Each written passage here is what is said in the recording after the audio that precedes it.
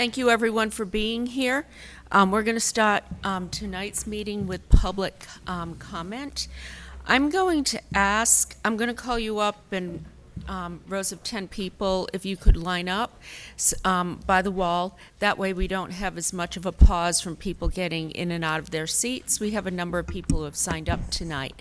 So first, if you could come line up over there. Ross Yeager, Terry Henderson, Frank Halima, Christina Jones, George Venters, Ryan Rulin, Margie Case, Lisa Huguet, Lillian Jones, and Malcolm Carroll.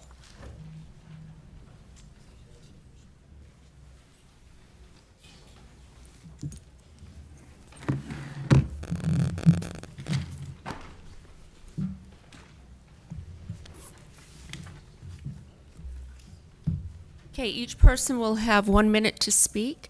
Please remember the rules of decorum. And we'll start with you, Ross.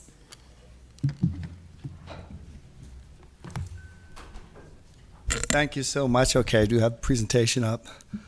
It's like the worst day ever to lose my voice. Okay, so in 1 minute, I have 2 words twice. First is thank you. Over at Glenwood, the last couple weeks, the garbage cans look awesome. People are using them, so I really appreciate it. It's making a difference. And then I just wanted to say to you all, I know 3 of you are transitioning off the board and 4 of you are staying. Hopefully, just God love you, as they say in the South. I know it's not an easy gig, so thank you for your service to the community. Second 2 words I want to say is of course, and of course, even though we have trash cans, my dog and I will still go out there and pick up trash in the morning. I don't know why it's taken me a year to figure out I should be using gloves, but I got there. And then, of course, every once in a while I'll come here and bring issues, but of course I'll always try and bring solutions along with that. And my final word is just 1 word once, and that's appreciate. I appreciate your time. We'll see you. And Ross, you know what I appreciate? I appreciate you coming here and bringing solutions for us to look at. Well, thank you so much. The trash cans were a direct result of you coming to council, and your cute little dog didn't hurt either. Thank you so much. Okay, thank you. Terry Henderson.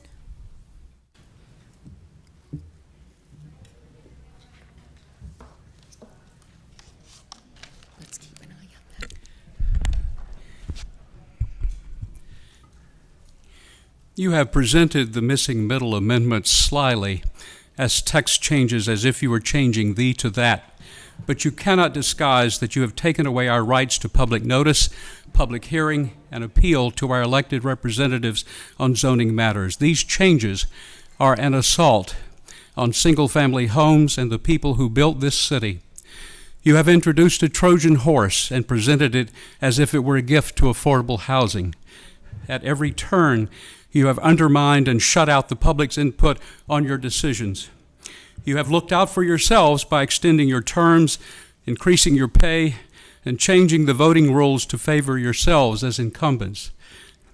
We see you, and that you have changed the balance of power from the citizens to private interests. This November will be a referendum on your wicked ways. To paraphrase Voltaire, I may not agree with what you are saying, but I'll be damned if I'll stand here and keep listening to it. I yield the balance of my time to the voters of Raleigh so that on November 8th they may have their say. Mr. Henderson. Restore Raleigh's zoning. I'm going to ask everybody to please respect the time that you have. Please respect the time limits and don't speak after that. That holds everybody up and prevents other people from being heard. Frank Helena? Helema. When I emailed those of you on this council that represent me about the compact subdivision proposal for 908 Williamson Drive, made possible by Missing Middle 1.0, none of you responded. So now I am here to express my grievances. In dissolving CACs, extending your terms, increasing your pay, and abolishing primaries, which favors your incumbency, you have succeeded in a soft coup of democratic city government. City government is supposed to engage and represent the citizens who elected you and not the big developers. Your proposed solution for public engagement of hiring a consultant, buying a $350,000 community engagement bus, and hiring 15 community connectors to tell you what you want to hear is going to cost taxpayers hundreds of thousands of dollars more per year than the $35,000 that previously were budgeted for citizens advisory councils. The most radical portion of Missing Middle 2.0, which took effect... Thank you, No. sir. Your You time is up. extended your term in office by a year. I will extend my speaking by 30 minutes, whether on mic or not. Turn it off. Turn off the The most radical portion of Missing Middle 2.0, which took effect 1 week ago, is that it will also allow triplexes, quadruplexes, and apartment buildings to be constructed for 1/4 mile or approximately 3 blocks on either sides of streets with frequent bus traffic. Approximately 75% of my neighborhood falls within the frequent transit areas. It has been only through community activists that homeowners are becoming aware of this radical change in zoning. I call on City Council within 30 days to formally and individually notify the 30,000 owners of the parcels of land in the frequent transit areas in easy-to-understand language of what may now be built next to and across the street from them as a result of stripping traditional zoning protections.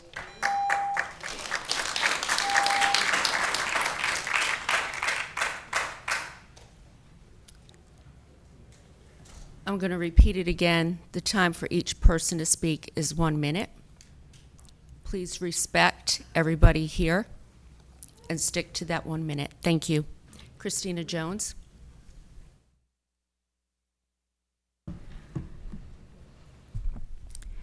$8,005 Finland Drive. Winning is easy, governing's harder. You walked into your term by eliminating conversation with residents and have pushed through an agenda focused on density without protection from exploitation of said density. Raleigh has a deteriorating infrastructure, severe lack of affordable housing, gentrification concerns, and a looming transportation crisis. In 3 years, you have ignored the voices of your constituents and amplified those who only wish to profit off of Raleigh's good fortune. This is my 39th time in front of you to discuss the issues that concern all Raleigh residents. Public comment is the only way we know how to ensure that you hear us. During my last comments, you told me there is a rule prohibiting campaign speech, and earlier today you discussed the possibility of adding that specific rule. You lied to my face in order to silence my voice, but you've only turned up the volume. Vote November 8th for Christina Jones, District E.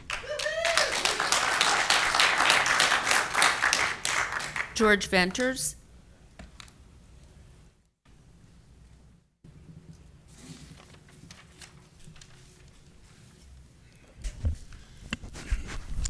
I live at 905 Williamson Drive, and about 8 weeks ago, an out-of-state developer called me and said he wanted to buy our house and lot to put apartments there. I really thought he was way off base. Didn't know what he was talking about until I started learning about the Raleigh's UDOs and missing middle map changes. I was never notified, nor was anybody else, of over 500 people that I've personally spoken to or been in contact by email. Public notices don't get it. Less than 1 out of 10 people in Raleigh, according to census figures, get the News and Observer, and I doubt many of them spend their time reading that sort of thing. I'd ask you to consider looking at this again and let the citizens, taxpayers who pay your salaries, be heard. Thank you. Thank you. Ryan Rulin? Is Ryan Rulin here?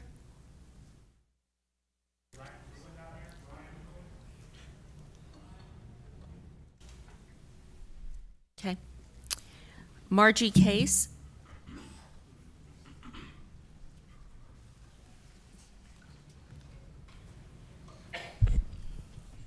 I'm Margie Case. The missing middle changes implemented by the City Council were a betrayal of trust. The citizens of Raleigh trusted the council to run this city in the way that we wanted. We trusted you to make decisions with effective notice to us and meaningful public participation. You betrayed us. We trusted that you would keep Raleigh's vibrant identity with our distinct neighborhoods that have made this fine city different. Different from New York, different from Minneapolis, different from Portland. You betrayed our neighborhoods. We don't want everywhere in this city to be like everywhere else. That's not Raleigh. That's cold, indistinct, and lifeless.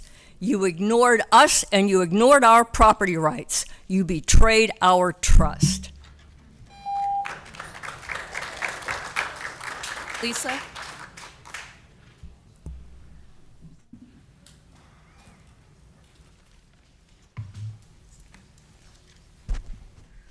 Lisa Hewitt, 712 Hinsdale Street. This council has been repeatedly criticized for their lack of fortitude in advocating for affordable housing. I can't think of any council meeting where you had a serious discussion about the need and your strategy for addressing it, besides the short quarterly reports on the housing bond. You learned at the August open house that people are desperate for help in understanding what the city is doing. I'd like to see you do a presentation that outlines the exact challenges you are facing in not providing and protecting affordable housing to the 30 to 60% AMI residents. And if you tell me that that information already exists somewhere on the Housing and Neighborhoods webpage, I'm going to tell you it's impossible to find, and what I have been able to unearth is vague or dated. My ask of you tonight is that you devote time during an upcoming meeting to have a discussion on addressing the lack of affordable housing in Raleigh. Give us the numbers, lay it out, tell us what you've done, and more importantly, tell us what you can't do and why. Thank you. Hey, I'm going to ask the city manager to schedule a workshop on affordable housing sometime in the future. I know we've already done that.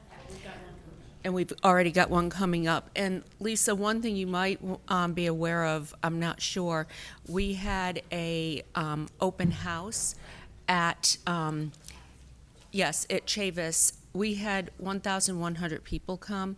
We had all our partners there. It was highly successful, and people were really informed about some of the services that are available. We're planning to do that again in the next 6 months, but affordable housing is something we do have a record on, very favorable record. Happy to share that with you. Okay. Next, we have Lillian Jones.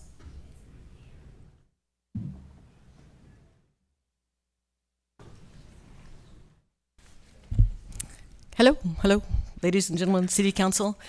I have my 60 seconds to point out an unexpected consequence, I'm afraid, of the missing middle policies that I'm concerned about. And that is the rise of the investors that buy all of this newly upzoned property. They redevelop it, but they don't sell it back to the citizens of Raleigh. I believe what could possibly be a danger, and this is happening in Charlotte, it's happening in Atlanta, is investors flush with cash come into the town, they buy rental real estate, and they hold it for their investment portfolios and drain our city of the rental income. I'm not really talking about mom and pop local investors, I'm talking about national investors. I really think that needs to be watched because it's becoming such a problem in other Sunbelt cities. And I'm afraid what might happen is. Yes, we had that very issue brought up by Mayor Pro Tem Stewart a month ago, I believe, or 2 months ago, and we have city staff looking at that, so thank you. Next, we have Malcolm Carroll.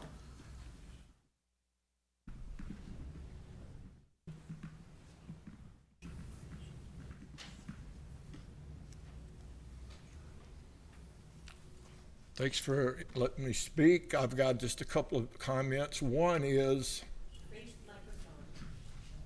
the city council is beholden to developers. The mayor, our representative, Mr. Knight, they got about 70% of their funding from developers. The mayor used to work for a builder, and their motto is good neighborhoods make good cities. You're destroying the neighborhoods. You're destroying the neighborhoods, and you're going to be you're going to have a rude awakening in November. That's all I got to say. Okay, thank you. All right, next, I'm going to call the next names, if you could stand up here. Haley Kinsler, Octavia Rainey, Mary Trice, Colin Bober, Johnny Hackett, Martha Brock, Joshua Bradley, James Grushkin, Bill Goodwin, Stephen Lessep. Haley Kinsler, 804 Gorman Street.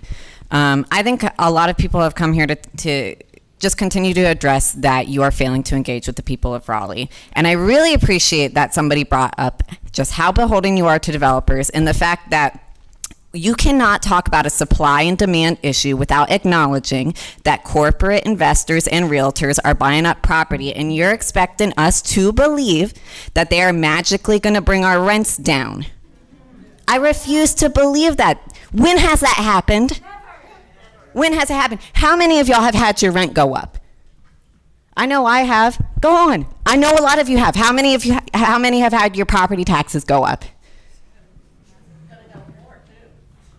And you're telling me that this is a solution?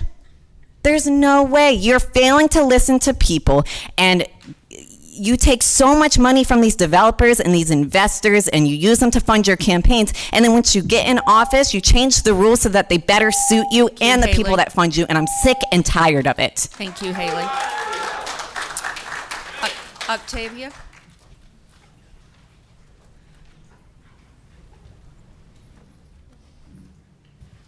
My name is Octavia Rainey, and I live at 1516 East Lane Street. I'm here tonight to speak about the taxes. You know, in my neighborhood, the NNO did a great story on my neighborhood. And they talked about people being left behind. They talked about gentrification. But I must be honest, I didn't hear this conversation at council. How can we address these issues? You know, everything that glitters and everything that's glamorous is not Raleigh. We don't have security anymore. Our taxes are just outrageous. And if you live in the redevelopment area like I do, and you see the buildings, and then here come us, we pay taxes. We pay high taxes, and it is a shame. My District C representative, I hate to say this, but I didn't hear a word from you. I did not. Octavia, thank you. Next, we have Mary Trice. Is Mary here this evening? Could you check, Lou?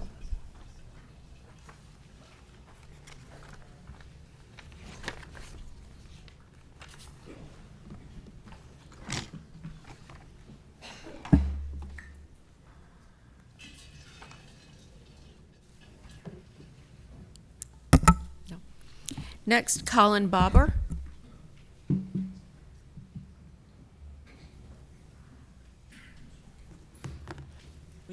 Hey everyone, my name is Colin Bober. I live at 3108 Hudson Hill Lane, and what I want to talk about was the social sipping district.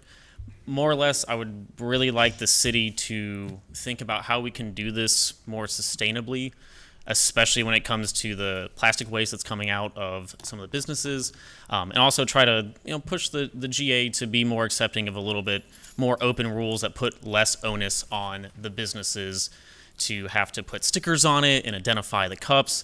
There's people are putting stickers on plastic cups, and then we're saying, oh, well, we're just going to recycle these. Like, that's not how that's going to work well. I just think we can think a little bit better on it and harder, and I really hope that we look to expand it, but also try not to put much onus on those that are trying to support it. That's it. Thanks. Okay, thank you very much. Johnny Hackett? Is Johnny here this evening? Okay. Good evening, Mayor, council members. Good evening. Thank y'all for the opportunity to speak this evening. Just came forward to, on behalf of business owners, we are running a campaign at our store, Black Friday Market, and the factory where we have this no fee till 2023 campaign. So since April, uncertain economic times, we've seen that hit small business owners, especially those in retail. Triangle is an area for built on research and tech, and we just want to make sure that we do our part for small business owners locally here in retail. The solution that we came up with was to waive our costs for Black Friday market. Business owners pay a flat fee to sell their products in the store. In the co-working space is just a similar co-working where you have membership fees, and we have waived that. We've got some support from a lot of our partners in the city of Raleigh, and we wanted to come to council in the city as well. Maybe talk about it at another time and about ways in which the city can support us and again to eliminate those fees for small business owners. Thank you. Thank you, Johnny. Could we put this on the agenda for future discussion? Okay, thank you. Thank you, Mayor. I was going to ask this same thing. Okay, thank you. Martha Brock?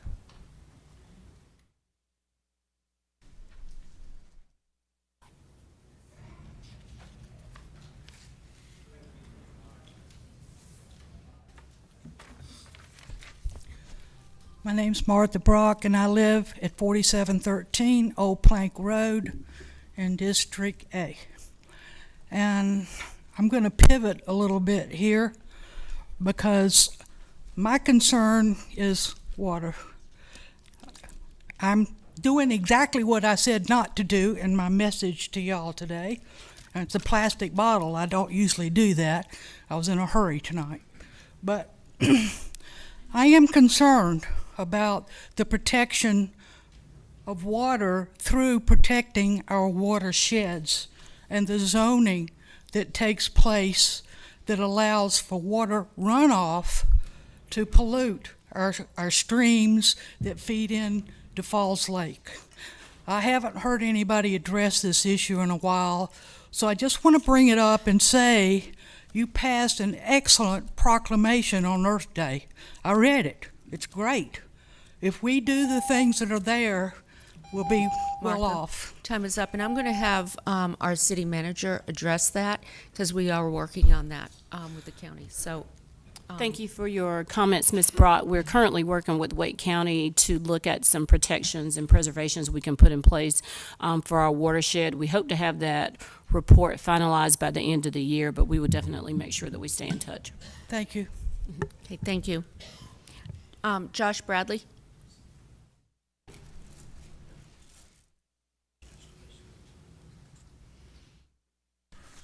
Joshua Bradley, 1324 Spring Lawn Court. Hey, everybody. Hi. One of the reasons I want to come in here was just I hate to be a critic, but to criticize community engagement, the missing middle housing changes, and you've got a bunch of people outside that normally are not the people that I am on the front line for.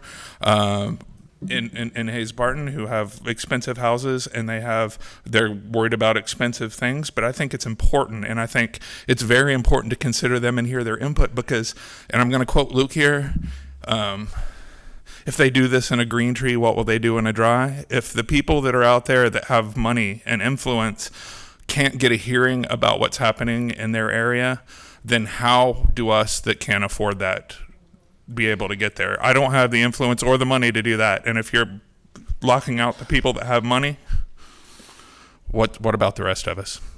Thank you.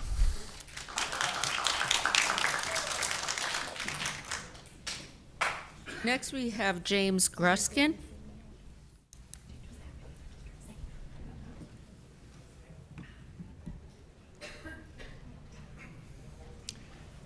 Thank you for your time. The development currently planned for 908 Williamson in the Hayes Barton neighborhood and others around town do not serve the interests of the city's citizens. Do not ignore their voices. Some of the ideas of the missing middle that this council has adopted are commendable and worthy of our support. We can work together intelligently and creatively to find better, affordable housing for Raleigh citizens instead of allowing projects inconsistent with the message to slip through out of bureaucratic inertia or other special interests. We're all better than that. The proposed development is disruptive to a historic neighborhood that may lack the infrastructure support to handle the population increase that would result It serves the developer and those who can afford to pay $2 million for townhomes. It does not serve the interests of other citizens. This is not about stopping a development for its own sake. This is about due process, listening to the citizens who elected you, including our fellow residents in Southeast Raleigh, who we stand with. They're also being displaced.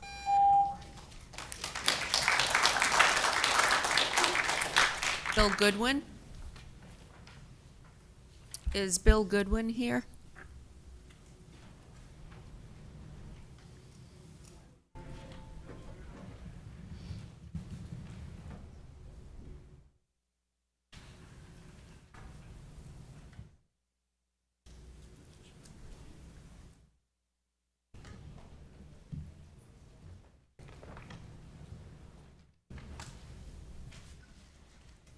Hi, I'm Bill Goodwin. I live at 1004 Cowper Drive, which is in the Hayes-Barton neighborhood, and I'm really concerned about the text changes that you've enacted for the missing middle piece. I think it will absolutely ruin our neighborhoods. Adding zoning density, everybody talks about the density being terrific, but there are a lot of destructive forces with adding zoning density, including just tearing down houses. I bought a 1928 historic home in the neighborhood and restored it. If I hadn't, there's no doubt it would have been torn down, and we'd have 15 townhomes in between two older homes in the city. I don't understand what was wrong with R4 and for denser. Your time is up. However, I'd like to ask you if you wouldn't mind staying. I'm going to ask Pat Young, who is our Director of Planning, to come up and talk a little bit about the objectives of missing middle housing and some of the plans that the city has moving forward. So if you'll please stay. Sure. Hey.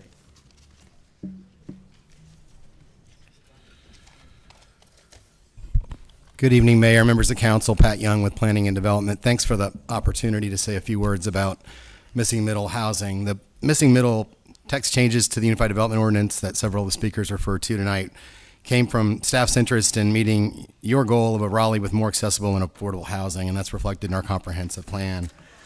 As you know, in North Carolina, there are two means to increase the accessibility and affordability of housing: subsidy and supply. Subsidy refers to public, mission-based, or nonprofit funding to help create new affordable housing.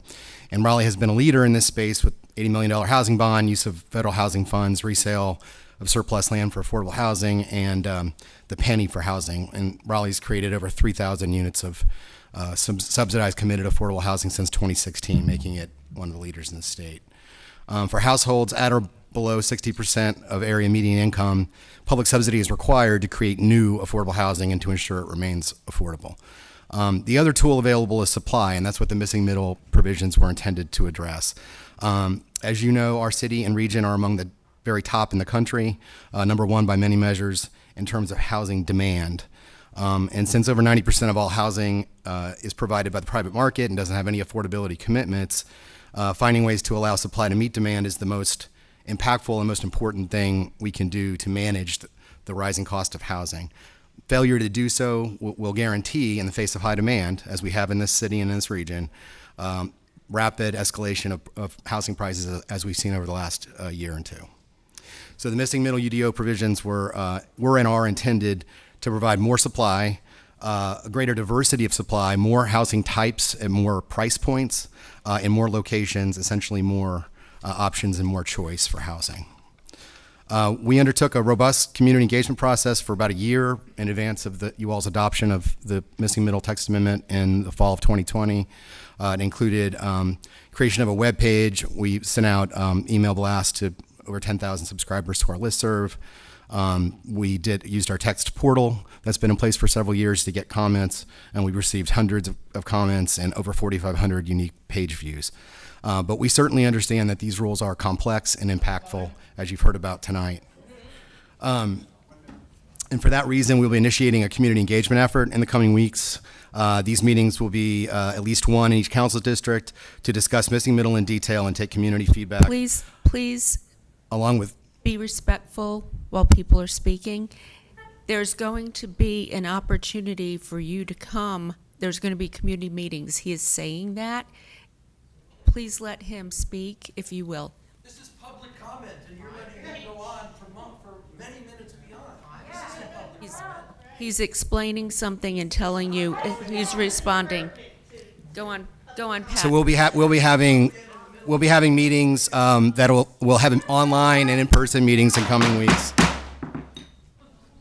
Madam Please. Mayor, I think, if I may. Councilmember Cox. If no. I may. Right now. And I'm a council member. I'm letting him I'm a finish. council member, and I'm I am asking for letting the him floor finish. for a minute. Not right now. You're also I interrupting. think the citizens. Councilmember Cox, please. I'm sorry, Mayor, but Finish, this and then you can stop. we need to follow the agenda. Let him finish. And This then is public you can comment. speak. I will speak after it's done. Please. So you're going to be doing, as you said. So for the reasons meetings. that I mentioned, we'll be having meetings in the coming weeks and months, in person and online, to discuss these missing middle provisions in detail and take community feedback, work through details about what can be built and what part in each part of the community, along with videos and other web-based material. Based on this feedback, we'll also look at the possibility of public notice, as council has suggested we evaluate. So finally, the staff-led review and approval process for missing middle development contains clear, objective, and strong standards to protect neighborhoods, including protections for stormwater and tree protection requirements, along with other strong, robust review regulations. So I'm happy to take any questions that you may have on this. Pat, I just wanted you to inform the public on some of the things that you were doing and would be coming up. So, thank you. Sure, thank you. Okay. Councilmember Cox? Yeah, I think what we just heard is all well and good, but it misses a big point. And the point is that over the past 3 years, we've lost our CACs. And regarding missing middle, we've lost review at the Planning Commission. We've lost review at the City Council. There is no public hearing. The public has no opportunity to be able to come and express their points of view regarding any of these development projects that are happening in neighborhoods. All of that has been taken away, and that's not being addressed. You're talking about supply side economics. That's all well and good, but you're missing the whole point of what's going on here tonight.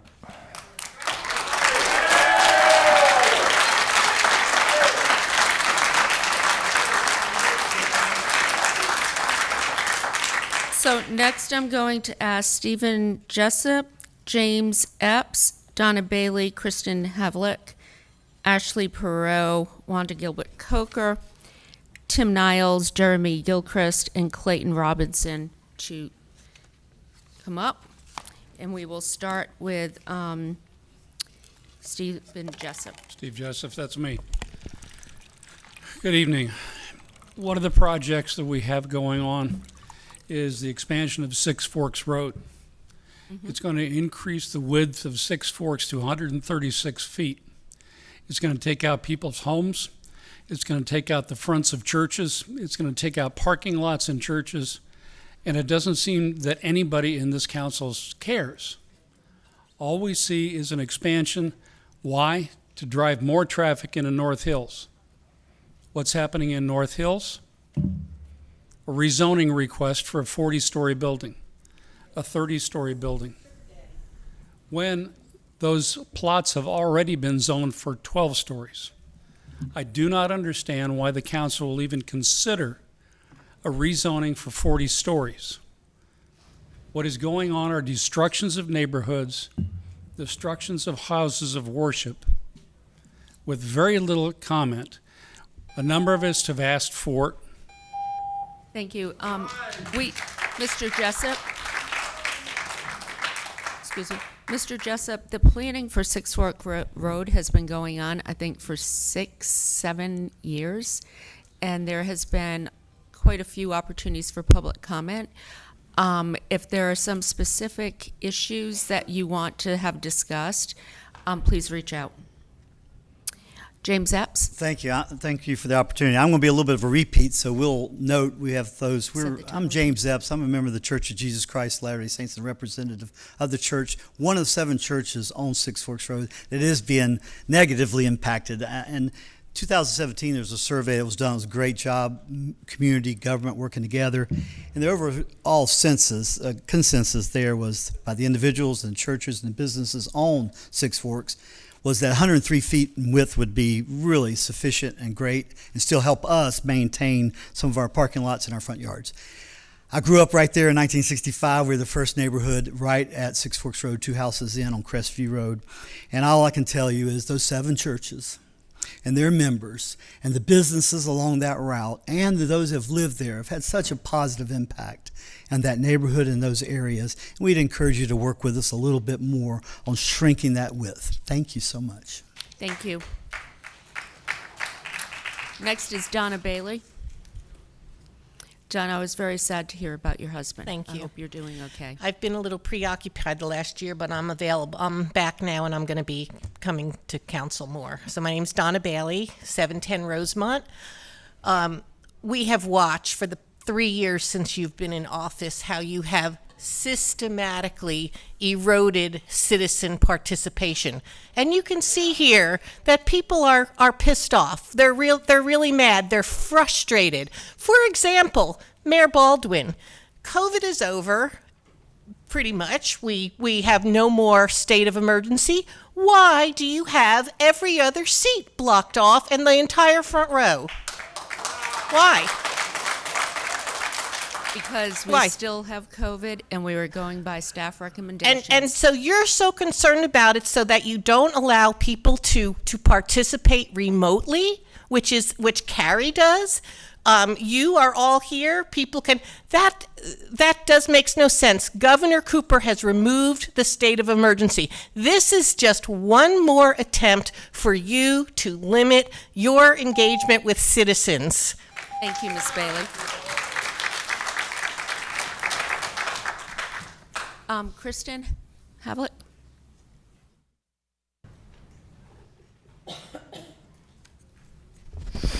Kristen Havlick, 11230 Ava Selling. Today, as you consider how to utilize the $5.2 million from the home ARP funds, I want you to also think about development outside of this that Raleigh desperately needs.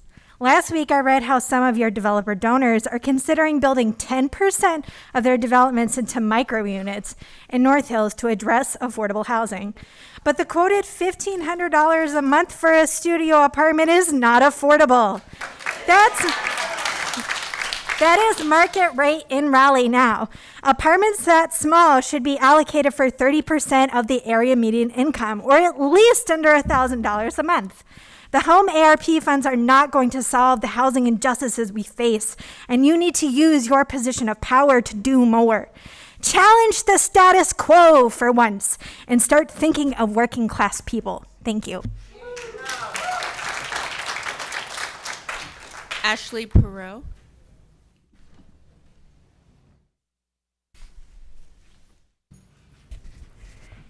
$400 West Hargett Street. When researching the latest development proposals such as North Hills micro units and the missing middle housing development in Hayes Barton, it feels like developers are gaslighting working families into thinking they are providing solutions to affordable housing when in reality they are not. A few months ago, I witnessed Ms. Stewart push back on a proposal for this very reason, citing limited verbiage around providing affordable housing. We need to see more of City Council calling this out. I would also like to hear more discussion around voluntary inclusionary zoning, which would provide incentives for developers to prioritize affordable housing. Dare County and the City of Durham have done this. Please use your position of power to push developers to provide more affordable housing. Thank you. Thank you. Wanda Gilbert Coker. Wanda Gilbert Coker. She outside?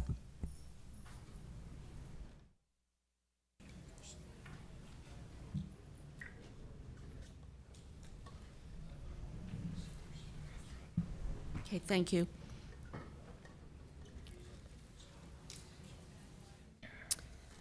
Timothy Niles.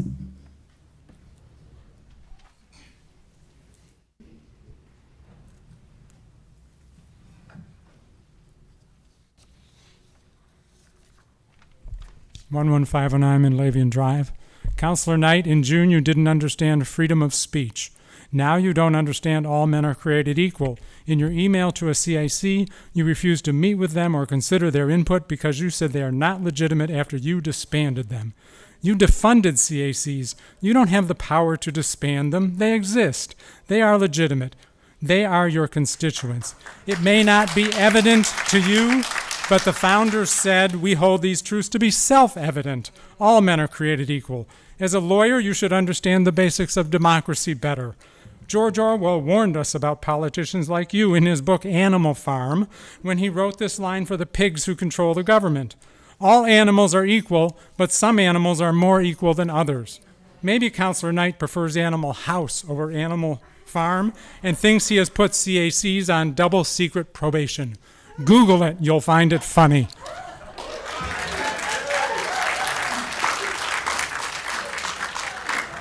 Next, we have Jeremy Gilchrist.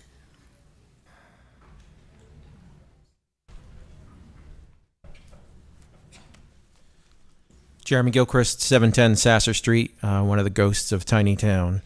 I want to say something here that is going to be one of the legacies of this city council, and that is the fact that the homeless population has doubled since 2020. That's over the whole county, but this is obviously by far the largest city in that county. And you don't have to go too far from this building right now to see evidence of that. I think we need to do more for them. I think the city needs to start providing housing for the homeless because studies have proven time and time again that keeping them out of emergency rooms and jails is far more cost effective, and obviously it's much more humane and a decent thing to do. I know that's hard. That's a hard thing to think about under the cruelty of capitalism, but we got to do better. Thank you. Mr. Gilchrist, we agree with that, and we have a number of initiatives we're working on, and we're happy to share that with you if you'd like some more information. Okay, thank you. Clayton Robinson.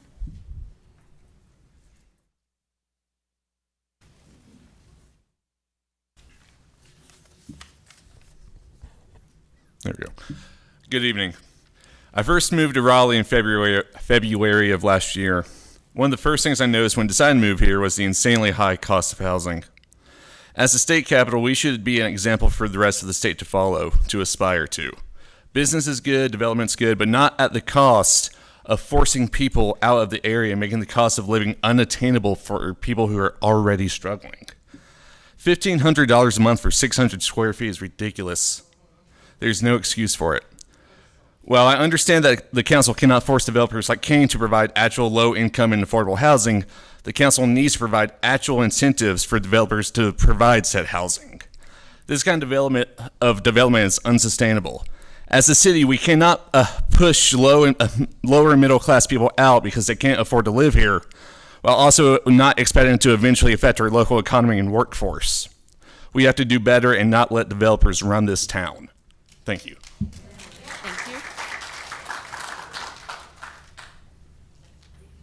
Okay, next, I'm going to ask to come up Laura Harris, Jody Anderson, Eleanor Ross, Benny Koval.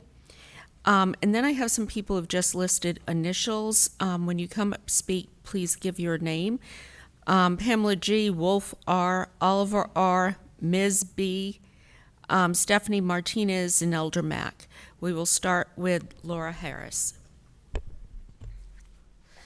I'm Laura Harris, 230 East Martin Street. Decent housing, in other words, housing that is more than the bare minimum of livable, should be accessible for all.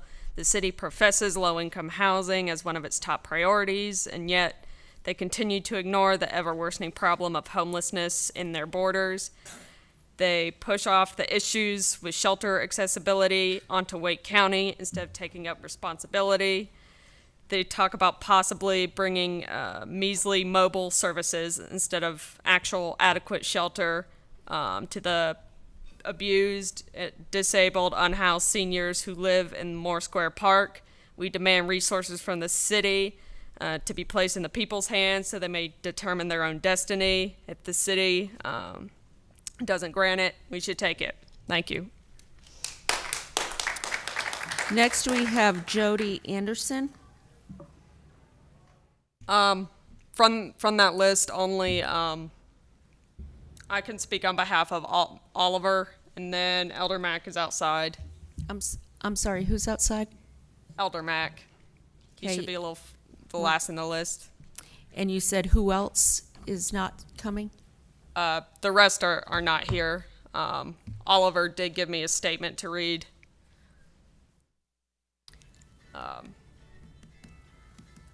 That doesn't go with our rules of decorum. Could you submit it, and I will share that? Sure. And then if you will have, if we could have Elder Matt come in.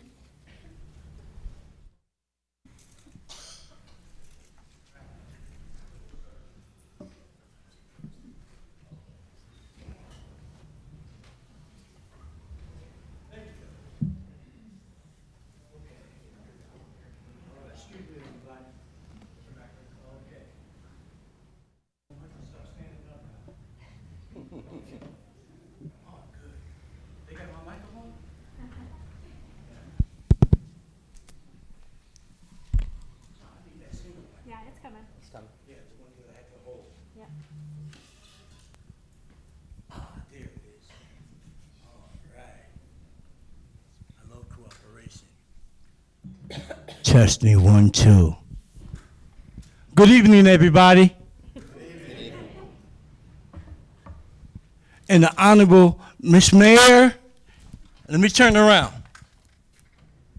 My name is Elder Mack, and I'm gonna be quick. I would like to know, is there anybody up here on the council, and y'all probably heard this over and over and over again 1,000 times. Where can we find some land here in Wake County and build a minimum of handicap units for men and women that are in power chairs, wheelchairs? What can we do about that? Is there any funding for that? If there is, let's look into that. Let's come up with a plan or something, because the elderly, they're old, they're weak. We have, problems, and we need your help. Justine, what time is up? Yes, sir. But your point is well taken. Thank you. I'll be back. Thank you, everybody. Man, that was cool. Casa at Kings Ridge, right? Yeah, there's several. Yeah.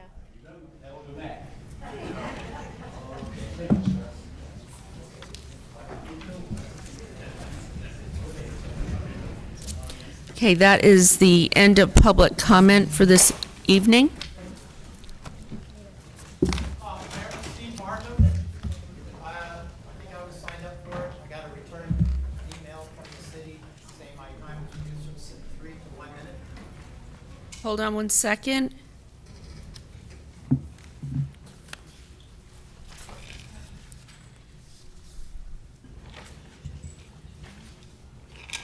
Do you see him on the, Steve Markham? Yes.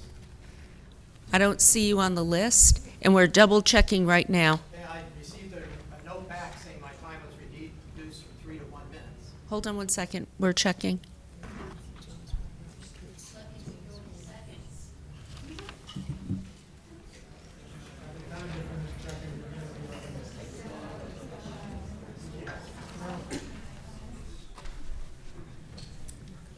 Give him a minute. He's not on it. See, we don't see your name on the list. What was your topic? 6 Forks. Okay, come on up. 1 minute.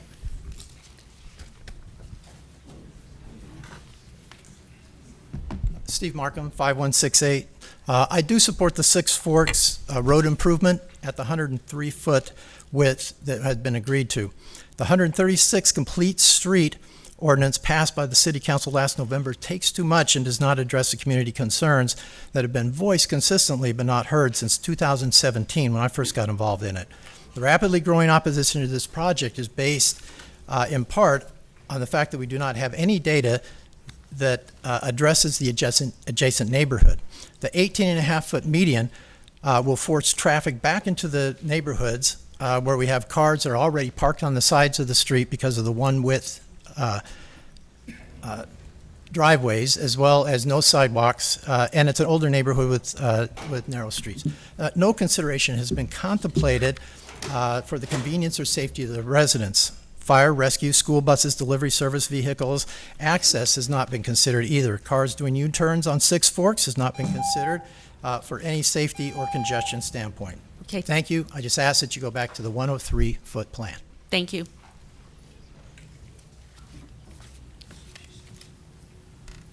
Next, we have matters scheduled for public hearing. This is on the American Rescue Plan funding allocation plan, Federal Hope Program, assistance to vulnerable communities. Good evening, Madam Mayor and City Council members. I'm John Niffnegger with Housing and Neighborhoods, and I'll be providing a brief presentation on the Home ARP allocation plan. The city was awarded a one-time allocation of $5,248,760 in Home ARP funds from the U.S. Department of Housing and Urban Development. These funds can be used to assist individuals who are at risk or experiencing homelessness and other vulnerable populations.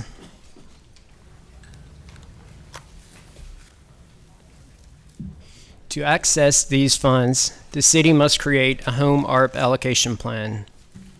The plan must include a needs assessment, gaps analysis, and describe how the city will use these funds.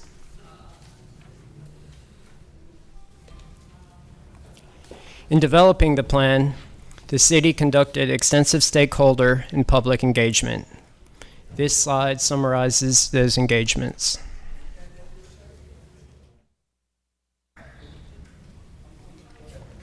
Key findings from the needs assessment and gaps analysis were consistent with the feedback received. Thus, we propose these funding allocations.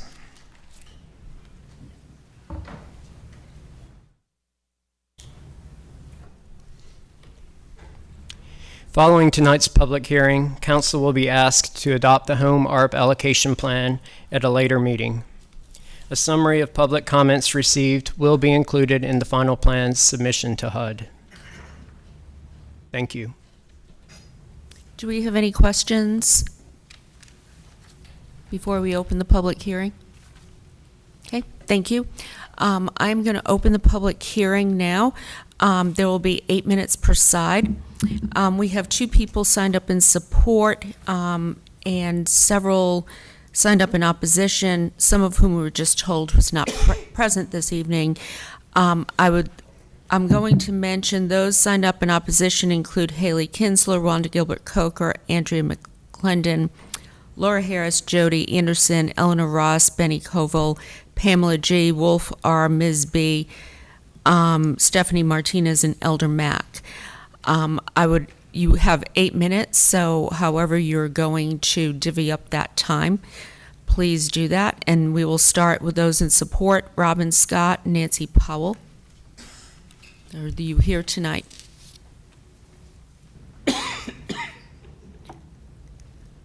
Is anybody outside? Okay. All right, Robin Scott, Nancy Powell, not here.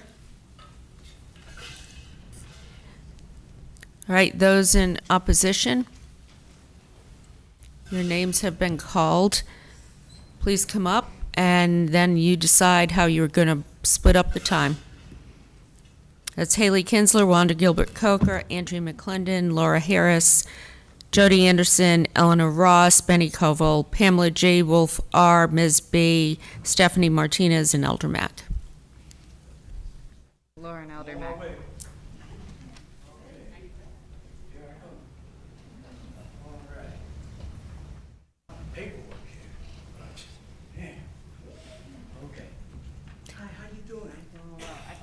come back over here, okay?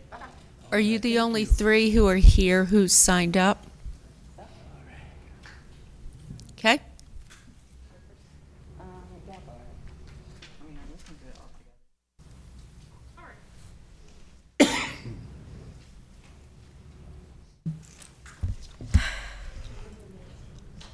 Okay, please start the timer. Laura Harris, 230 East Martin Street. The city has developed a plan for the allocation of $5.2 million of home ARP funds. I oppose their plan for three primary reasons. This plan does not grant any power over fund allocations to the people, those who know their needs the best. City officials who are far removed from the actual conditions on the ground are in charge of this money. Second, the city did not go to far enough lengths in their public outreach about the 30-day comment period. Instead of making some website posts, community outreach reps could have been sent to flyer vulnerable communities.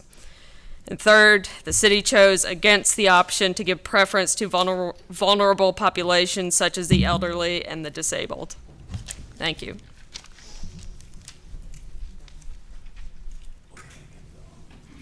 I need my mic.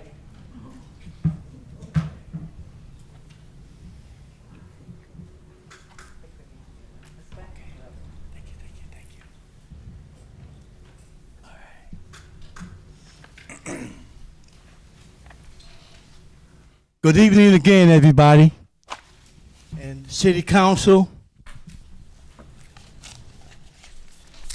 There's a lot of paperwork right here, and you really got to go through it, and it's understandable.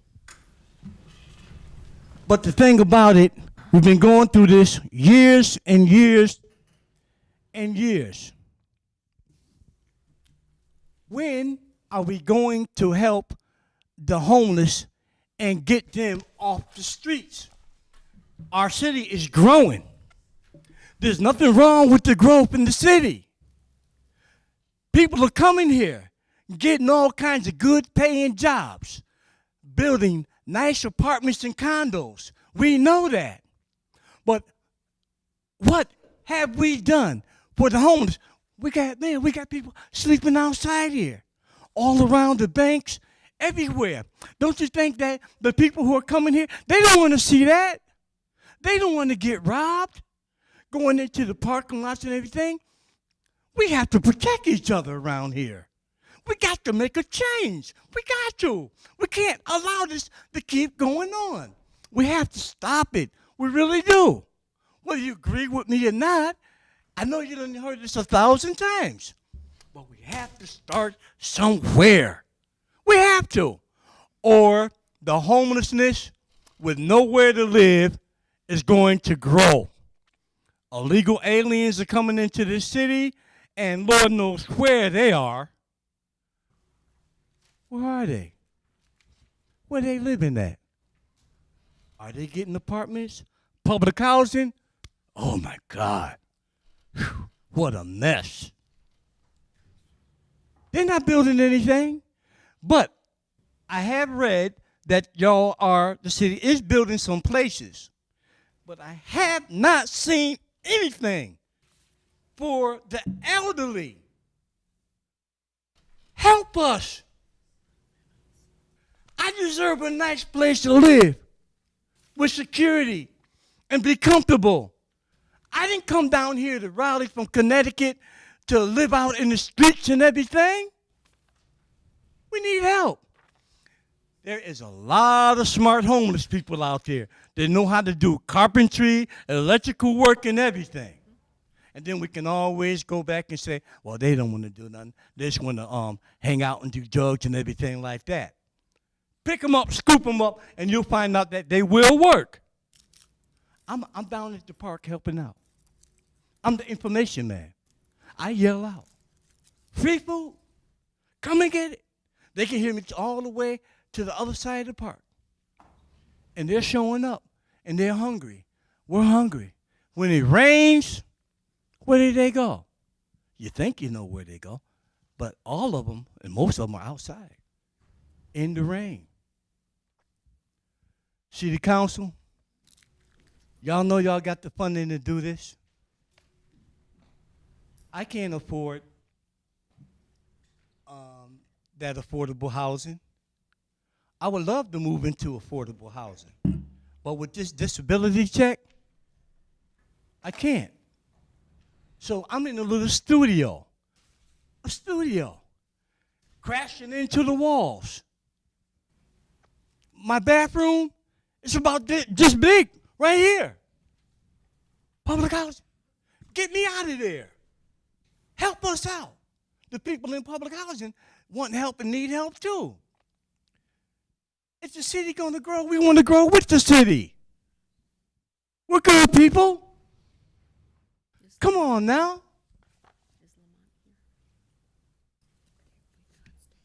Everything okay, Ms. Mayor? No, I was going to say that Lamont, our Assistant Director from Housing and Neighborhoods, is outside in the hall, and he will be happy to make connections for you and work with you. Please go talk to him. And I still have some ideas. And he's the person to share those ideas with. I'm gonna bring it to here. Bring Okay, it to you y'all. have 2.5 minutes left, and Okay. now Haley still needs to speak. Yes, so I'm gonna shut down. I'd like to thank each and every one of you, the council, for taking the time out to hear me out, and I'm hoping that y'all can come up with a plan to help us, and we really need it. And thank you, everybody. Thank you for coming.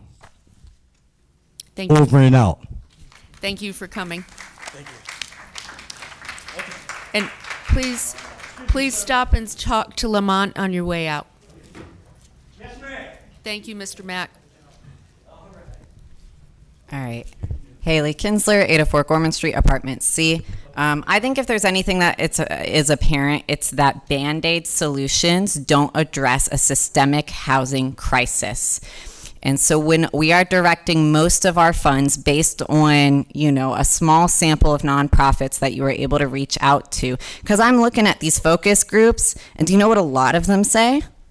They say feedback not provided by the agency. It also says things like landlords not willing to accept housing vouchers, which is interesting because aren't these the people that y'all work for? I mean, they fund a lot of your campaign donations. So I just thought that was interesting. But what gets me is, there's a couple of groups that go downtown every single weekend. Saturday and Sunday, everybody knows that is unhoused, that they can go there during the weekend and they can get food and they can get supplies and clothes and waters. I've never seen any of y'all there, by the way. But people go there for supplies. Sometimes they're unhoused. Sometimes it's people who need to get groceries. And what's interesting about the plot of land where people go to get that stuff? Y'all just opened an RFP because you want to sell that property, which is currently owned by the people because it's a public property, meaning that the city has funding in their pockets, and if they wanted to develop on it, they could. And when the city develops on its own properties, they can set the rent of that property. But instead, what do they want to do? They want to sell it to a private developer and say, well, maybe this % of the units will be affordable and low income for people. These types of funding allocations that go to Band-Aid solutions like shelters, they're great. Sure, we need shelters. Absolutely. I'm not going to disagree with that. But if you ask anybody if they want a place to stay for a night or a week, as opposed to just having a place to live in, they're going to pick having a place to live in every single time. And so how can we trust that you're going to use this funding in a way that is equitable when all your other actions show that that is not your priority, including what you're planning to do with the parcel at Moore Square? Thank you. Okay. Public hearing's over. I'm going to close the hearing and then ask staff, this will come back to us later, come back with their recommendations. Okay, next we have Buck Jones Road improvements. This is, let me see. hold on one second. Yes, Buckrow Jones Road Assessment.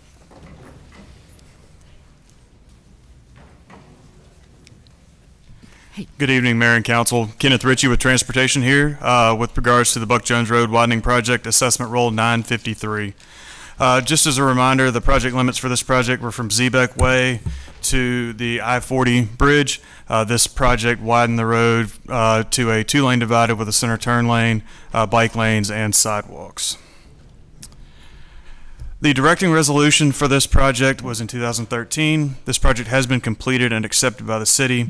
The assessments roll total $226,208 with $39,548 paid in advance. So the recommendations to conduct the public hearing, and at the conclusion of the public hearing, adopt the confirming roll as amended. There was one property that was identified that had already paid a fee in lieu of improvements previously. And then also there is a budget amendment that we need authorized to pay the assessment for 4 city-owned parcels along the property. And I will take any questions. Councilmember Cox.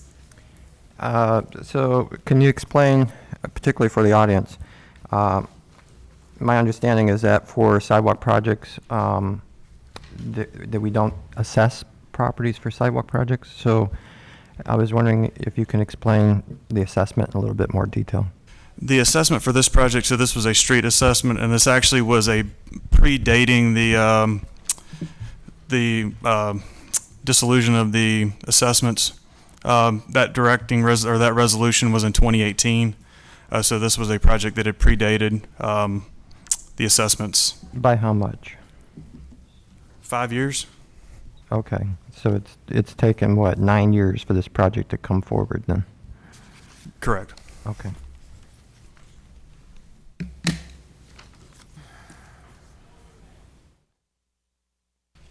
Any other questions? Okay, we have one person who signed up in opposition. No one has signed up in support. Again, if you could put the timer on. Donna Everson? Yes. Evanson? Donna Evanson. Historically, Buck Jones Road was a rural road into the city, but it became a busy road when I-40 was put in. People would cut through to go to their jobs in the park or to cut through to come downtown Raleigh. But I really want to tell you about the people that live on Buck Jones Road. This is an established neighborhood of very small ranch homes with an average size of 1,549 square feet. These homes are really for lower income citizens. The last home sold on Buck Jones Road was in April of this year, and it sold for $177,500. There have only been 6 sales of homes in the last 5 years. This is truly an established neighborhood. Of the 92 properties listed on your property assessment, 34 are not being charged anything because they already had curb and gutter of some kind on their property. 34 are the ones not being charged. 40 single-family homes are being charged. 29 are owner-occupied, and 11 are rentals. Of the 40, the first family has been there, or one family has been there since 1951. They still live on this street. They raised their family there. Another family has been there since 1956. At least 30 of these families have been there for 20 to 40 years. This is an established neighborhood of hardworking, probably blue-collar, fixed-income people, and they're just trying to live the American dream. My question for you is, have you considered the consequences that this assessment will have on these hardworking, fixed-income people, especially in this down economy? I'm sure many of these people have lost sleep since they got this letter in late July from you guys that told them that they would be getting an assessment, most of them for $3,200. And how are they going to pay for it? And they're probably worried about the lien that you're going to put on their property, because this letter says as soon as you all vote, there will be a lien on their home. And the resolution actually tells them that they do get the privilege of paying this assessment over a 10-year period for 6% interest. I'm sure they don't consider it a privilege. After paying this assessment on the ranch rental home that I own, after paying the assessment and the taxes to the city that I will owe, I will be left from rent to paying those things, I will be left with $18.33 for the year. I still have to pay insurance on that home. I have to pay any mortgage. I have to pay repairs for the roof or the HVAC or the plumbing, all those things. I don't know how I can do that. As I see it, I have two choices. I can go up on the rent, probably displacing a lower income tenant, or I can sell the home. I would go so far as to say that the 29 owner-occupied homes and the 11 rental homes on Buck Jones Road could all be classified as affordable housing. If you approve this assessment against these people, I will predict that you will see the end to this established neighborhood. Some of these people may even end up homeless. Just because the law says you can charge these homeowners doesn't mean you should. The application of this law is very inequitable. The people on Buck Jones Road can't afford to pay for thousands of other people to drive on their road. This assessment is unduly burdensome and unfair. Please put yourself in our shoes and do away with this assessment and leave these poor people to live their American dream in peace. And if I may say one more thing, you may wonder why there are no other people here to speak about this, but you have to consider the kind of people these are. They're kind of sheep. They kind of do what you tell them to do. Sure, they got this paper and they know they're going to have to pay a lot of money, but they don't know how to come down here and fight City Hall. They just don't know how to do this. So it is up to us, it's up to you to take care of the poor and downtrodden among us. And I trust that you will do the right thing and vote no to this assessment. Thank you very much.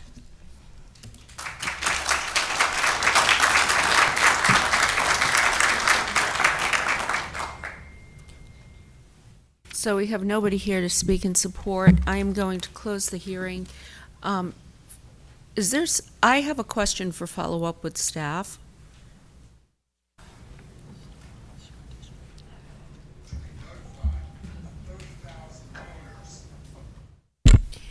So my question is this: is there a payment plan set up for people? How does that work? And what does that look like? It would be set up in a payment plan, and it would be paid back over 10 years. The interest that she referenced is correct. How did we arrive at that interest rate? That I do not have that information with me right now. Okay. What would that payment plan look like? Are we looking at, I mean, this is over 10 years. Can you give a concrete example? I think it's 6% over a 10-year period, and it's on the unpaid balance. It goes down each year. They get a bill in September, I think it is, and it's been a 6% interest rate for a very long time. I can't tell you the exact date. Okay, well, I guess my question, I'm trying to get a handle on what this would look like for monthly payment. And do most people pay monthly? Help me here. Help me understand what the specific is.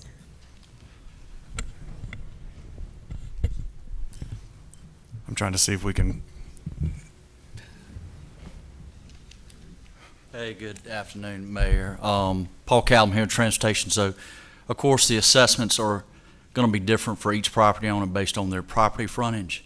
So we just have to take that in consideration. So there's no average price that I could give you here just based on everybody's property frontage is different, unfortunately.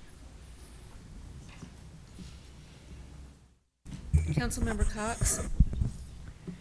How many projects predating the dissolution of the assessment are there remaining? I believe that there are, from a standpoint of capital projects that were assessed and not petition projects, I believe that there are 5 remaining. 5 remaining. And this particular project was not requested by any of the citizens. Is that correct? This is just a project that was decided by the city? I do not know that level of detail, but my understanding is this was one that was identified as part of the capital program. Okay, but it doesn't sound like the citizens requested this. I mean, is that safe to say? Does anybody know? I mean, can you find out? Certainly, we can find that out and follow up. Okay, so if this project is taken off, then there's 4 projects left? No, there's 5 additional projects to this one. 5, so with this one, there's 6. Correct. Okay, so what's the total amount of money that we would reap if we collected this assessment from this project?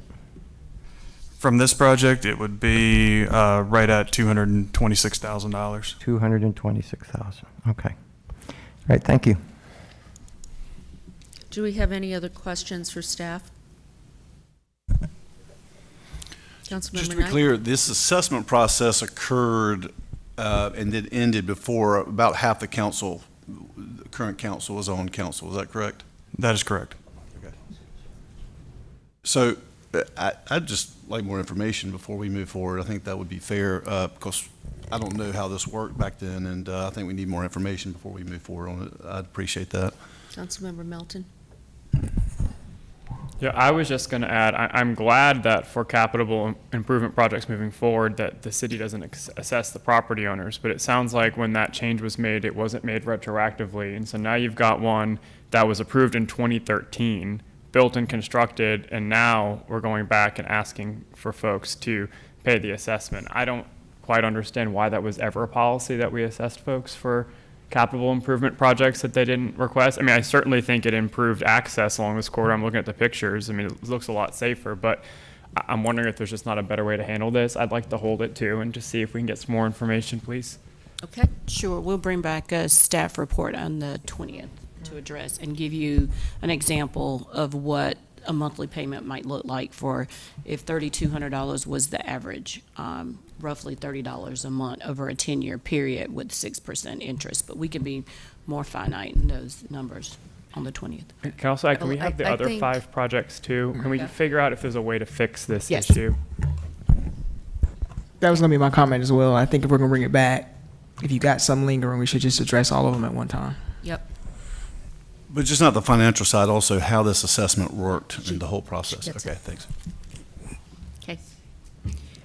All right, we will bring that back next meeting.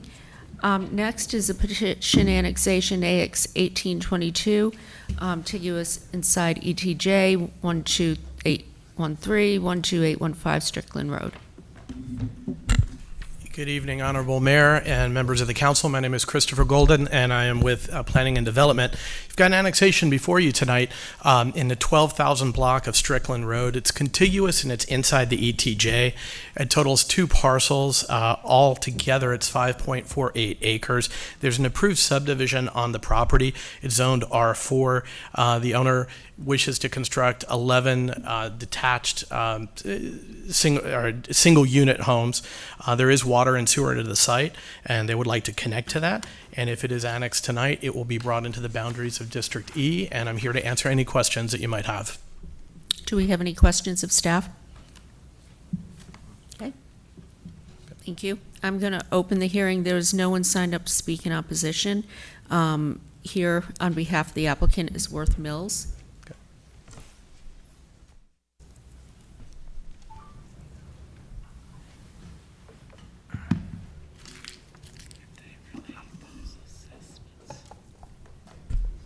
Yes, thank you, Mayor. Worth Mills, happy to answer any questions that council may have. Thanks. Start the timer, please. Okay. Do we have any questions? Okay, I'm going to close the hearing then. Do we have a motion?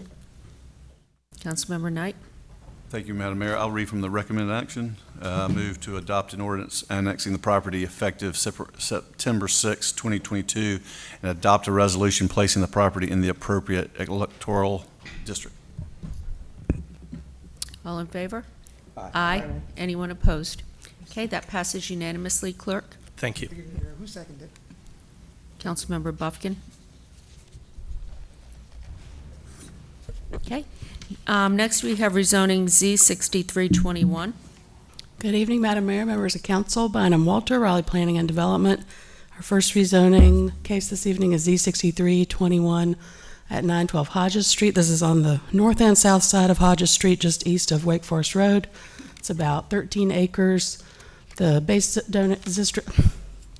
zoning here currently is a commercial mixed-use district with a three-story height limit, parking limited frontage on part of the property. There are also portions of the property currently zoned R10 and conservation management. That conservation management area is really hard to see on this map. It's a very tiny little green strip there on the bottom side of the finger. It is consistent with the comprehensive plan, but not the future land use map, and Planning Commission recommends approval. So again, aerial view of the site, a couple of street views of the site, and this is a planned development district, so it's a custom or tailored district drafted within the regulations of the code by the applicant. And so what they're offering here is that the north side of Hodges would only be used for recreation and parking, that the 7-story height limit that they're have written into their district would be limited to the northwest corner of the site, just on the south side of Hodges Street. The remainder would be limited to 5 stories or not developed at all. They have limited themselves to no more than 498 homes. They've also limited the office and other commercial square footage. The southern portion of the site where there's an existing pond would remain undeveloped, as would the portion of the property that's currently zoned R10, and they're providing for landscaping along adjacent residential areas in Mill Street. And then the applicant is also proposing, as part of a separate public-private project with the city, to construct a pedestrian bridge across the Crabtree Creek to connect the Crabtree Creek Greenway Trail. You'll see that separately, probably as a development agreement brought forward from the Urban Projects Group. They are satisfying their block perimeter standards with public multi-use paths rather than car-oriented streets.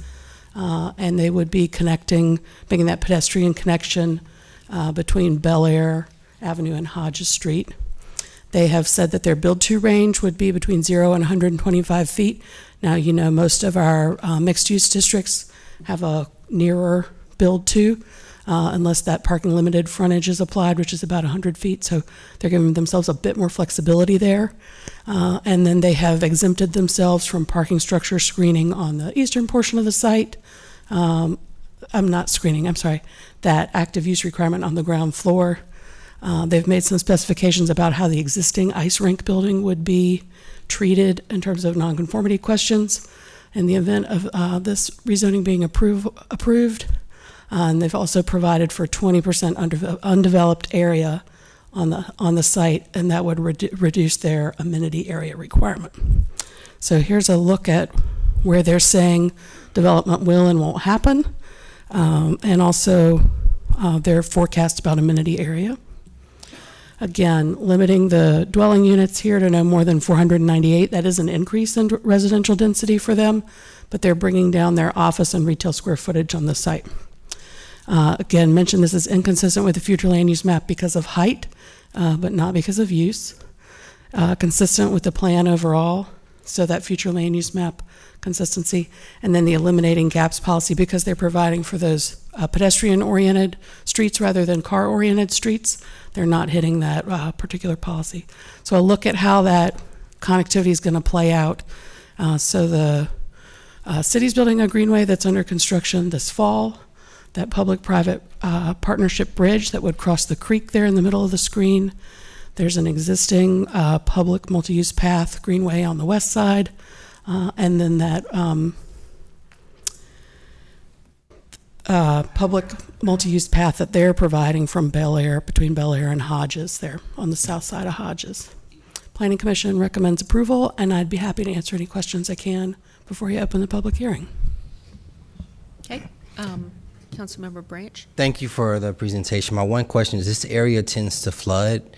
How are they dealing with their stormwater? Well, so they'll have to meet the city's stormwater regulations, and then I believe also a big element of that is maintaining the pond that's existing and limiting development. Remember, they've limited, specified a good 20% of the site would not be developed. So you can see that area on the east end, this end of the site, south of Hodges, is going to be undeveloped. And then also that area on the southernmost part of the site where the pond is currently existing would not be developed. Okay. But they will have to do some type of stormwater treatment for the new? Absolutely. They would be required to meet the city's stormwater requirements. Okay.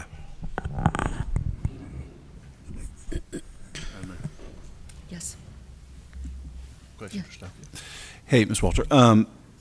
There was some concern by email questions that I got raising that that was not going to be a road, I guess, at the end of Bel Air, that is a multi-use path and not a vehicular road. I guess just confirm that again. We had a lot of conversation about that at Committee of the Whole. It is not a street that would accommodate cars. It is a multi-use path for feet, bikes, but not cars.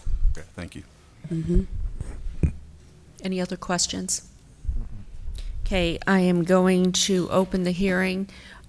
We have 3 people signed up in support. Matt Paul is here to speak for the applicant, and we have 1 person signed up in opposition, Nathan Cruz. Thank you, Mayor. Members of the council, my name is Walker Gorham. I'm the Triangle Market Lead for Beacon Partners, and speaking on behalf of the applicant. I'm just going to quickly provide an overview of the concept plan, and then would like to spend a few minutes just providing some feedback that we've received from the neighborhood, specifically the townhome HOA and board that's directly to the south of the property. We've collaborated with them over the last year to refine the concept plan, and at this point have the support of the board and the HOA president. I'm also joined by our senior project managers, also based in Raleigh. And I apologize, I live at 2420 Oxford Road. I'm in the neighborhood walking my twin girls on this section of the Greenway most evenings.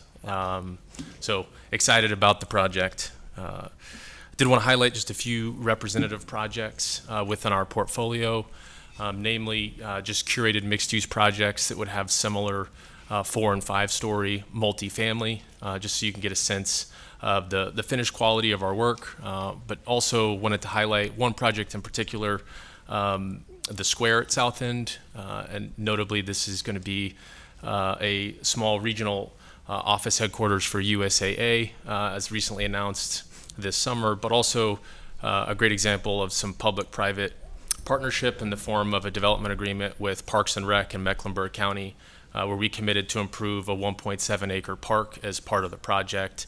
And again, as stated previously, our hope is that we can use that as a blueprint to make some improvements to not only the Crabtree Creek Greenway Trail that spans to the north of the project, but also some of the areas on our site. Again, this is just a roadside elevation of Wilmore Centennial Park. Our project contemplated 1 acre of city-owned land, as well as an assemblage of 4 acres that includes 4-story multifamily, a boutique office building, and then the new Wilmore Centennial that we constructed and then deeded back to Parks and Rec July 4th weekend. It has been extremely well received from the community. Again, just another aerial overview so you can get a sense of the scale of the park improvements that were completed. And then just a quick overview on the Hodges Street site. It's currently a defunct ice rink that was the old Raleigh Center Ice facility, Carolina Hurricanes practice facility, as well as a 7-acre laydown yard, most recently occupied by the city's site contractor that was doing some of the stormwater and sewer improvements along the Crabtree Creek Trail. Again, just some quick aerials of the site, showing the ice rink as well as the laydown yard. We also abut to the west Paula Street, pictures of some of the existing commercial structures, nightclubs, and again, just speaking frankly, this is an area that's seen a rise in incidents of crime, and our hope is that this project will be a catalyst Again, I'm in this section of town multiple times a week, and it's just currently not an area that's safe in the evenings. And our hope is that that our project again will be a first step in cleaning up some of the unsavory and unsafe events that have occurred on Paula Street over the last several years. So again, just quickly to show you illustrative concept plan. Wanted to specifically highlight some of the feedback from the Bel Air Townhomes HOA. First and foremost was their request to retain the natural pond. It does serve as a natural stormwater measure for overflow from the creek. There's a stormwater line that connects the pond to the Crabtree Creek that runs through the site. It has historically been deferred in terms of its maintenance, and so we've committed to address some of the concerns from the HOA there. Namely, it's been blocked over the years by wildlife. The beavers will dam it, and it'll back up and not operate properly. So we've committed to conducting increased maintenance, but also, as noted earlier, we'll also have on-site below-grade stormwater to augment the pond. They also asked for some enhanced buffering to provide some additional screening from some of the nuisance, both noise and light, from Paula Street, which we've committed to do. And then we've, as stated, agreed to more than double the required area of undeveloped acreage or green space and tree save area, which is reflective along the residential property boundaries with Bel Air and Mill Street, but also on the eastern side of the site and around the pond. Again, our goal is to pull the development forward, fronting the current commercial and industrial uses on Hodges Street, and preserve as much of the green space as we can adjacent to some of the residential communities. And then I guess lastly, just wanted to highlight the walkable Midtown plan for council, and this was really the impetus for our interest in this site assemblage. As you can see from some of the renderings here, we're just to the south of Hodges of the proposed waterfront park area, and the Midtown walkable report, really, which outlined the objective of creating a 10-acre waterfront park, but also just enhancing pedestrian connectivity along Industrial Drive and Hodges Street. And as stated earlier, our commitment to work collaboratively with the city to construct a bridge, not only the pedestrian connection, which would be multi-use for bike and pedestrians across our site, linking into some of the development to the south, but also to cover the cost for the construction of a bridge crossing, which again we hope to use the blueprint from our recent development at Wilmore Centennial Park with Parks and Rec. With that, I'd like to just turn it over. We've got an adjacent resident to speak in support of the project, as well as Mac would like to read a prepared statement from the HOA president of the Bel Air Townhomes. Good evening. Jennifer Smith, 2133 Bel Air Avenue. We have a very close-knit community. We spend a lot of time walking together. A lot of us have dogs and or children, so we spend a lot of time walking on the sidewalks. Where the sidewalks end, we walk in the street. Most of the cars in the neighborhood are also residents, so they are pretty mindful of everybody. We keep each other's space. There's always a hello, how are you? How was your weekend? It's a great community. So we do talk. A lot of our neighbors are in support of this development. Unfortunately, they cannot come, but we all share the same sentiments of being very, very supportive of the walkthrough. We're interested, especially in the greenway connectivity. A lot of us enjoy running, biking, and I said walking with kids and dogs. They also talked a lot about the beautification. That's going to be really great. Right now it's a gravel lot, which we know could be a lot nicer to look at. We're looking forward to increasing and improving our community. We also like the idea of all the different green spaces that he showed previously. There's a lot of wildlife in the area. I live right next to the pond, and I can confirm that it does flood quite often. I pay a hefty flood insurance fee for it. But if they can improve it, which I think they certainly can, and maintain it, they won't be much better off. So we know that this parcel is in a prime real estate location, and that it will be developed eventually, but this seems to be a well thought out plan to improve the walkability, stormwater management, and connectivity. So me and the other neighbors are in support of it. Thank you. So we're about out of time. So 7 seconds. I've got a statement from the president. Do you want to distribute that, Mac? and then we can. Yeah, it was sent over the weekend. I only have one copy. Okay. I'm happy to answer any questions. Okay, why don't we do this? Let's hear from Nathan Cruz, who's in opposition, and then we will open up for questions. Is Nathan Cruz here? Let me have staff check. There are, I think, 20, 30 people in overflow, Michelle said.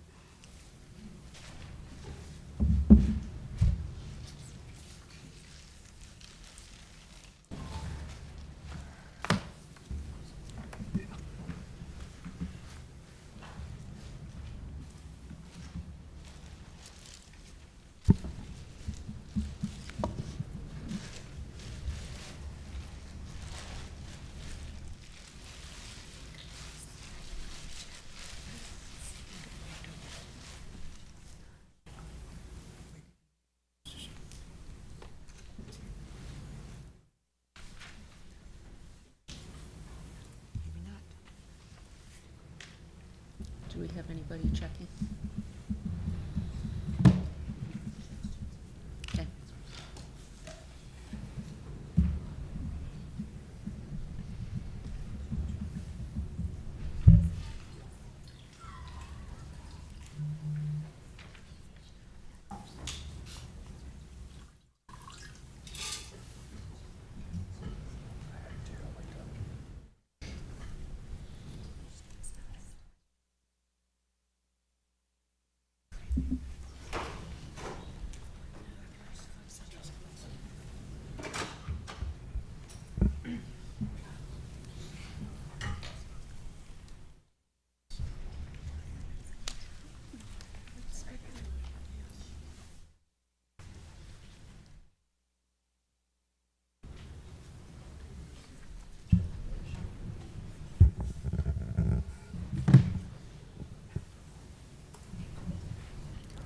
Lou? Okay. Let's call for Nathan Cruz. All right. I am going to close the hearing then. What questions do we have for the applicant? Mr. Cox? Actually, I have a question for staff. Looking at IMAPs, this property looks entirely to be in a floodplain, so I was wondering how this conforms to our prohibition on development in floodplain. I'm going to let Wayne Miles from Stormwater answer that for you.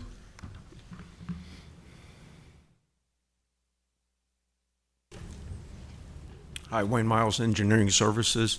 So the recently enacted changes to the floodplain regulations only apply to properties that are vacant. This property is currently developed and would be redeveloped, so it falls under the previous floodplain regulations, which say if there is a structure whose value is improved by more than 50% of the building value, would have to be brought up to current floodplain code, either through elevation or other floodproofing, or new structures would have to meet those regulations as well, either through elevation or floodproofing.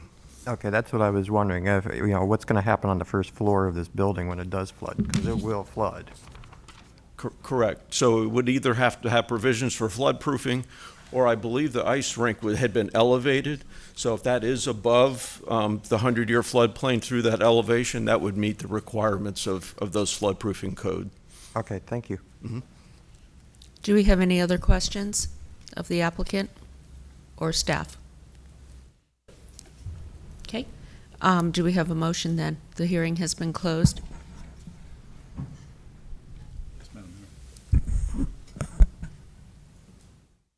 I would move to adopt the proposed consistency statement dated September 6, 2022, contained in the agenda materials, and to approve the zoning amendment with the adoption and effective dates described in the agenda item under recommended action. This approval is also deemed an amendment to the future land use map to the extent described in the adopted consistency statement.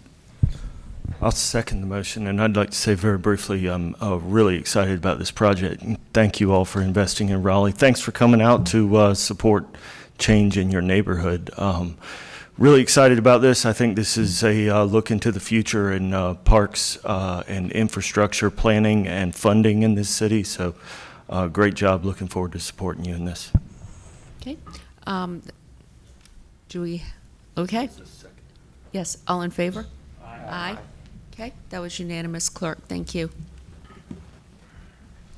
Next is rezoning Z6621, 3900 Mitchell Mill Road. Yes, ma'am. This is a request to rezone 2 acres from R4 to commercial mixed use with a 3-story height limit and conditions. You can see this is on the south side of Mitchell Mill, just west of Forestville. It is inconsistent with the future land use map, but consistent with the comprehensive plan overall. Planning Commission recommends approval, and I just want to note that after you acted to schedule the public hearing, the applicant, in consultation with the city attorney's office, did revise the conditions to remove some provisions that were illegal and could not be enforced by the city, that spoke to regulation of tobacco sales, which is something the city is not enabled to regulate, and so just want to call that out. It's a little bit unusual, just want to make sure you all were aware. So here's a view of the site. Street views and aerial. They have prohibited the apartment building type and also a handful, a pretty big handful of a variety of commercial uses. They've limited the hours of operation of eating establishments and other retail uses, except for retail use that sells prescription medication, so you can imagine that would be a pharmacy. They have prohibited a drive-through and have also provided for an easement to the Rocky Branch Greenway corridor at the time of site plan or subdivision.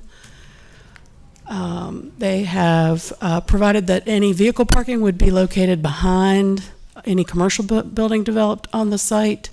And they have also made some specifications about planting along the right-of-way on Mitchell Mill Road. So the residential density is increasing here. The setbacks are adjusting, reducing a bit. The office and retail square footage are adding. That's new entitlement with the request. It is consistent with the plan overall, would result in an amendment to the future land use map to community mixed use. So this area that's currently highlighted with the black bar would be red, like the parcels to the northeast here on the future land use map. And the Planning Commission does recommend approval. What questions could I answer for you before you hear from the applicant? What questions do we have of staff? Okay. I'm going to open the hearing. No one is here to speak in opposition, and in support is Charlotte Thaxton.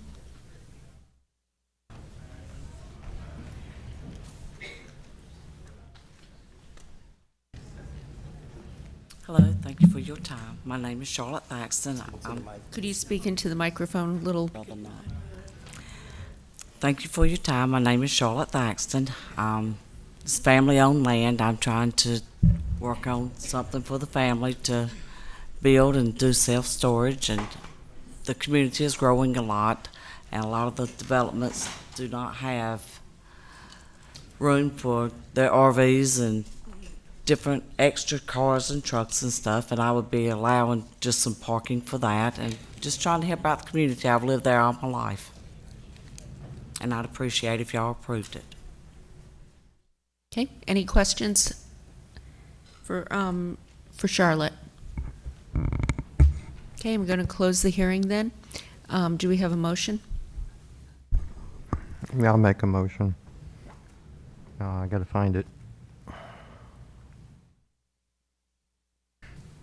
I move to adopt the proposed consistency statement dated September 6, 2022, contain the agenda materials, and to approve the zoning amendment for the adoption and effective dates, with the adoption and effective dates described in the agenda item under recommended action.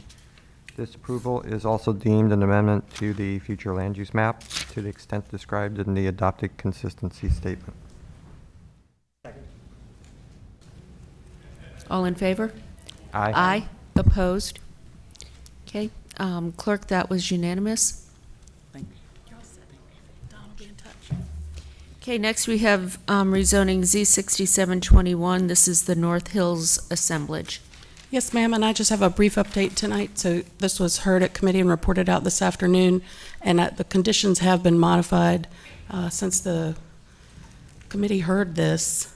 And so I just wanted to highlight those for you. So conditions 1 through 4 remain the same, as do 5 through 7. They've added 2 new conditions. They've provided for a building step back on the building faces adjoining Rowan Street. And then they have also made a provision for smaller square footage units to be at least 10% of a multifamily dwelling that's built in the Six Forks node. And I can answer any questions you might have. I believe the applicant's here, and I think you also have some folks signed up in opposition to this request as well. Okay. Any questions so far? Councilmember Branch? Yeah, just one question. It's probably for transportation. The questions come up about a TIA. Can they explain what triggers the TIA? Sure. If this were to be approved?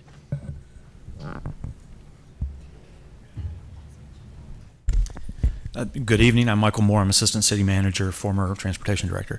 The TIA, as you know, for this particular development, we looked at a vehicle miles traveled model to determine initially for the rezoning how that would work, and that's really to look at issues more like internal trip capture that we see in these mixed-use developments. When they come in for site plan, when the developer comes in for site plan, depending on what is actually proposed at the time, that will trigger a TIA both for review by the city and likely by NCDOT as well. So it will depend on the number of trips that the new, whatever is, the final development plan, when that is, generated and presented, that will be the trigger. We'll do an analysis and say whether or not that triggers the full TIA. Can you explain what you mean by internal capture? Certainly. So with a lot of mixed-use development, sometimes our traditional models for looking at TIAs, we're really counting more the number of car trips that we see that a development generates. A lot of mixed-use developments, particularly those with density, you'll see when there's a good mix of uses, as there are in the North Hills area, you'll see more of those trips happen on foot or on on a bicycle or something like that. A lot of trips like that don't get captured. Traditional traffic engineering is capturing the trips that a vehicle makes. But for someone who lives in an apartment and wants to utilize, say, a restaurant downstairs in the development, they'll use that as the trip, or they'll use they'll traverse Six Forks to go to the grocery store on a short trip to pick up something rather than actually get in their car and go. So much like we do with downtown, you figure a lot of those trips are going to happen, again, more kind of on an on-foot in a more casual basis than you would get in a car and drive across the street or go somewhere else. So, Just to follow up too, could you explain just what this rezoning will do in terms of Six Forks Road? What is captured there? We keep hearing about bike lanes, whatnot, but just kind of curious how that all impacts the rest of the road, because we keep hearing about traffic. And so I know that we've heard from some people who are opposed to the widening of Six Forks tonight. Tell us where we are with that and how the southern part all fits into this as well. certainly. So, we do know that there's a lot of traffic and a lot of congestion that happens on Six Forks today. A lot of folks trying to make it to that interchange with 440. The portion south of Dartmouth already has a traffic island. We know that it's a very constrained right-of-way today because we've got buildings built to the right-of-way line on the east side of Six Forks. The developers committed through conditions to do bike improvements behind the curb and sidewalk behind the curb that sets back into the property. So we'll see that happen as part of the project. The TIA, when it gets in front of NCDOT, may have further requirements, may require a right turn lane or a through lane to into the interchange as well. Again, we'll see that when we get to the full TIA, when the development is finalized and proposed through site plan.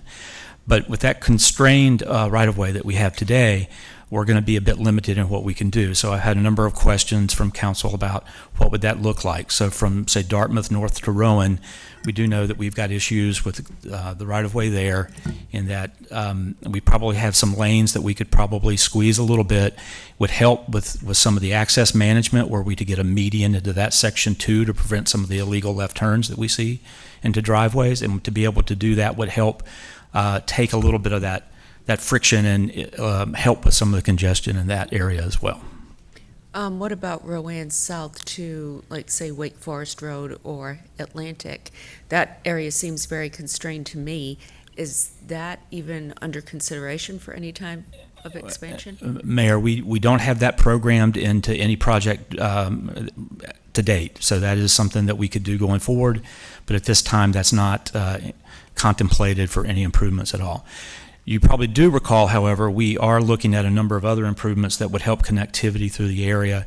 We are doing some work with the developers to the east off of Navajo to look at how we might be able to do that multimodal bridge that was identified in the Midtown plan, and to see how we can do that. We have staff working with a consultant on a functional design that would help us find an alignment for that bridge that's less impactful to properties and would continue to help with development, but we're still a little bit out on that too, and again, that project is unprogrammed and unfunded.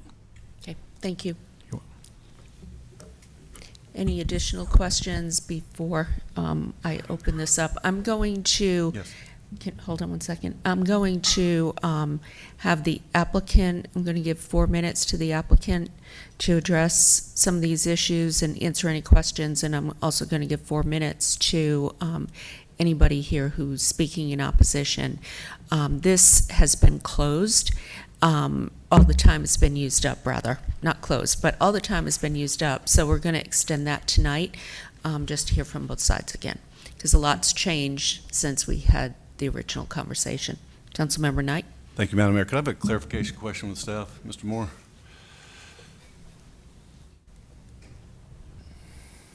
Just for clarification, the TIA being triggered is only triggered in our current process at the site planning stage. Is that correct? So we can do a TIA at rezoning. In this case, we did the examination through that vehicle miles traveled model rather than a traditional TIA.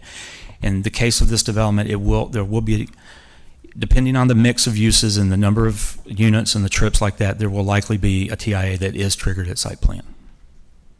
So there's no answer to that question until the site planning stage? Correct. As you know, the actual development could come in way under the entitlement that you're considering tonight. So could council request the TIA before we approve of any rezoning? Now, that's going to be a question I'm going to have to ask my staff on. So, is that correct? That is correct, yes. We could. Thank you. Okay. I'm not in the Transportation Committee, so I don't know if the chair would like to answer this or staff. I know the Transportation presented.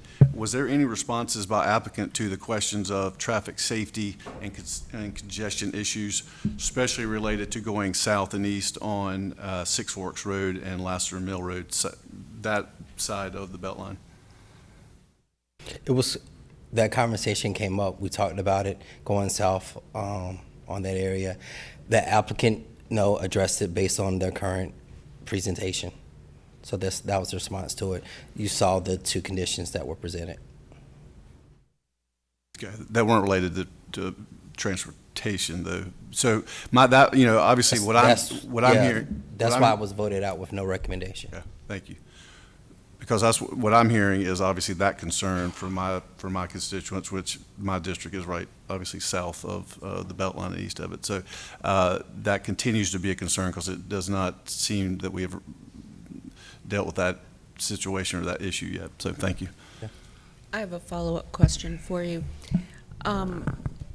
You said that we looked at vehicle miles traveled. What criteria do you look at in that case? I know there's a lot more than, and vehicle miles traveled is new to us.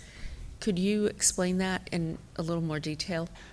I will do my best. Again, typically we look in a traditional traffic engineering TIA that we would look at a number of units or a number of the size of square footage or in the type of development, and using some general rules of thumb, you look at the number of trips that would be anticipated to be generated by that particular case. In a mixed use development, what you're looking at is the types of units, the number of units rather, The other types of uses that are there that are complementary, for example, again, grocery stores complementary to residential developments, neighborhood services complementary to residential development. You're looking at those types of uses and saying what of those trips would be captured internally, which ones would be the trips where, again, a person may make that trip on foot rather than making that trip, or on transit being a short trip, rather than being in a vehicle and having to go and search for, take a car out of a parking space and go to a parking garage and then reverse that to get back home. So the criteria we're looking at, again, comes down to the number, units, other complementary uses, whether office, hotel, those sorts of things, looking at the anticipated trips generated, and then the number of trips you anticipate that would be captured internal to that development itself. Okay, thank you. Councilmember Buffkin? Thank you. So, Mr. Moore, when you say Six Forks Road or the bridge over the Beltline, whatever transportation infrastructure projects in the area are unprogrammed and unfunded, could we, as a group, take some action to change that? Maybe look ahead to a future transportation bond, make some commitments about getting those projects going? Well, certainly you could suggest the priority for that. Again, I don't think, it's my belief you can't bind a future council to a future action, but you can certainly state that as a priority. Well, it's certainly a priority for me. I'd like to have staff bring us back an agenda item to do that. To be specific in what you're asking for, please. Well, to get it funded and programmed. To get what funded? Six Forks Road. Okay, don't we already have a plan that you've gone over from Rowan North? From Rowan North, but from Rowan South to Dartmouth, we have a design that's in the master plan, but we do not have that program nor funded. So. Okay. And if you're not familiar with the area, Rowan is north of the North Hills District. Right. So the road project we've been talking about and been hearing about, and I hosted 2 community meetings to give direct access to our transportation planners and explain what decisions were being made by the NCDOT. That doesn't touch the North Hills District. Yeah, so could you be specific in what you're asking staff to come back with? Yeah, I'd like to see a plan to program and fund Six Forks Road in front of the North Hills District to try to accommodate some of the increased pressure on the road. I've been trying to see some commitment from the council to get some of this infrastructure funded under the Walkable Midtown Plan, and I'm not seeing it, and we've reached a point where I'm not sure we can approve more development without a commitment to build the infrastructure to support it. A new transit center would also help us in that regard. And, there's no one solution. And that one distinguishes itself because we had the funding under the Wake County Transit Plan. Mm-hmm. The other stuff we need, there is no plan to fund it. Mm-hmm. Councilmember Just Branch? so I'm clear, are you talking the part between Rowan and 440? So you're talking about the part directly in front of North Hills Midtown? Are you going all the way down towards the other side? I'm just trying to get clarity so I know what you're I'm asking. trying to get clarity too, so that's what I'm asking. And I'm not for. a transportation engineer. We got smart folks working for us. I don't know how they think we should phase the project. Okay. There's a bridge to be replaced there. Right. Or could be impacted, let's say. I mean, that could be enormously expensive. Do we know if, Madam Mayor, if I may, Mm-hmm. do we know if NCDOT has I know they do projects every year. Do they have any plans to do any improvements on that bridge over 440 directly?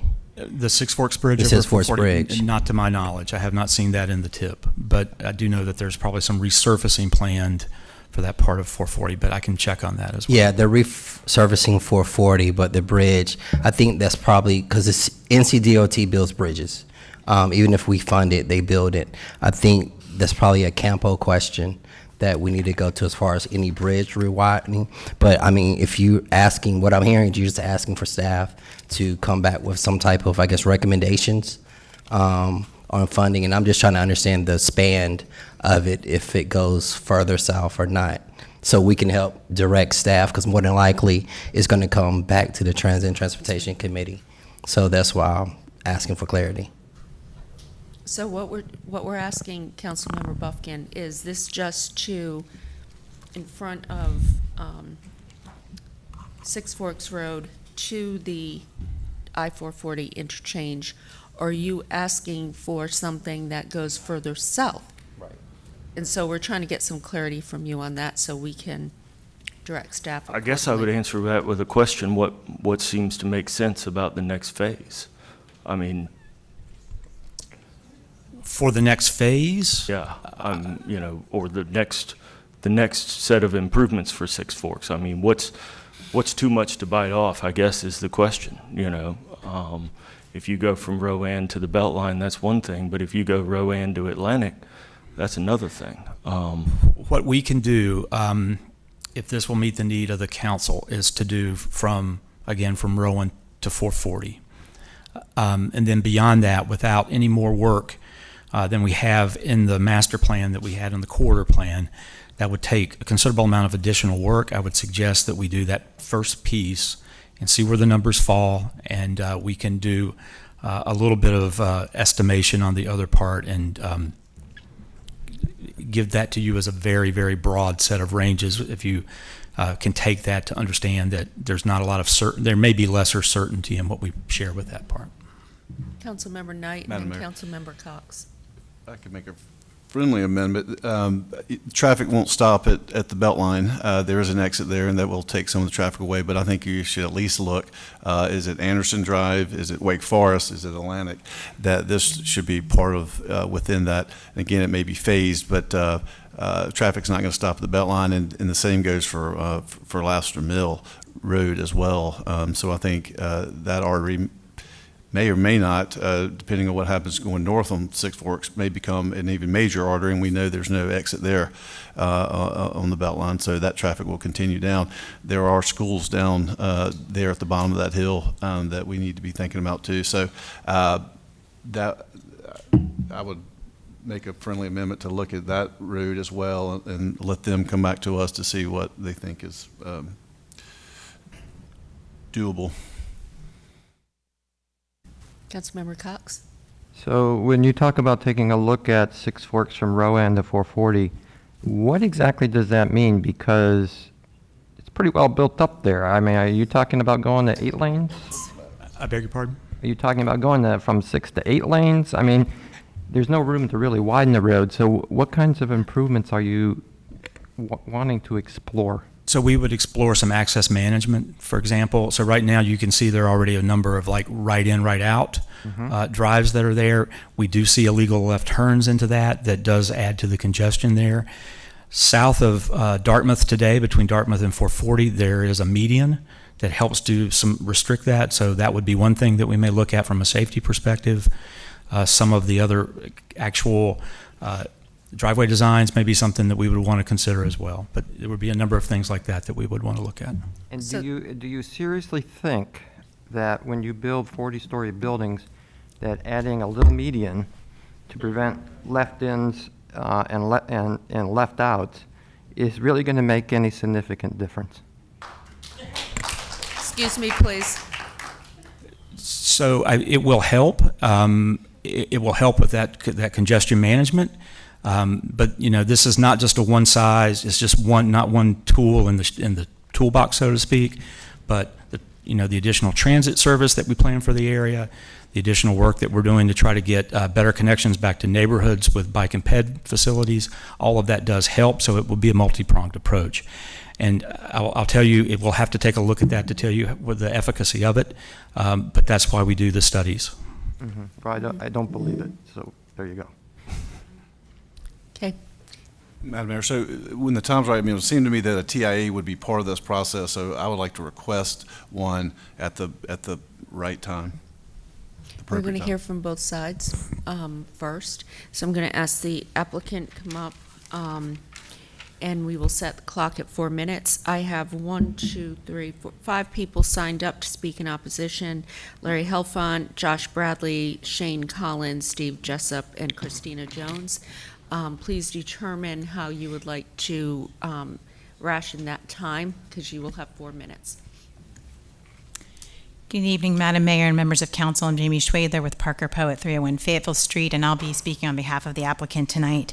I'd like to focus just on the two new conditions that Bynum explained that were presented to the Transportation and Transit Committee, then submitted to the city, and focus on conditions and issues raised by citizens and by this council, including District Representative Buffkin, and we really appreciate the feedback there with respect to height transitions and affordability.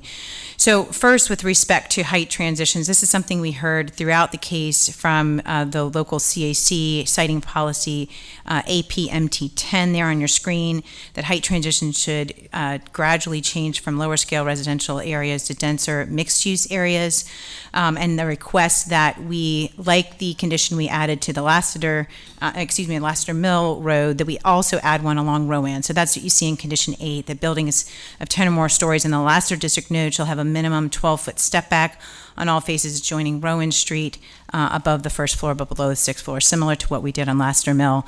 With that condition added, that not only meets the policy of the Midtown Plan, but it also provides transitions everywhere that we're adjacent to single-family housing, and does this in request with the Midtown CAC, with whom we met extensively throughout the case. The second condition focuses on affordability, and we were charged by the council to think about how we could bring this case more in line with the Midtown Plan and its goals for affordability, which is on your screen at APMT 13. Rezoning proposals that request 7 or more stories of height, such as this, and include residential components should include affordable units. At least 10% of additional units beyond the current entitlement should be affordable at 80% of area mean income for at least 10 years. Now, it's a little bit different in how this applies to this case. First, there's no guaranteed residential, and so we can't say it's going to be absolutely residential and here's the overage and so here's how the policy applies. But even assuming that it would apply to our case, we were charged with how can we bring ourselves more in line. And so what we did was we looked at the what 80% AMI means in Raleigh.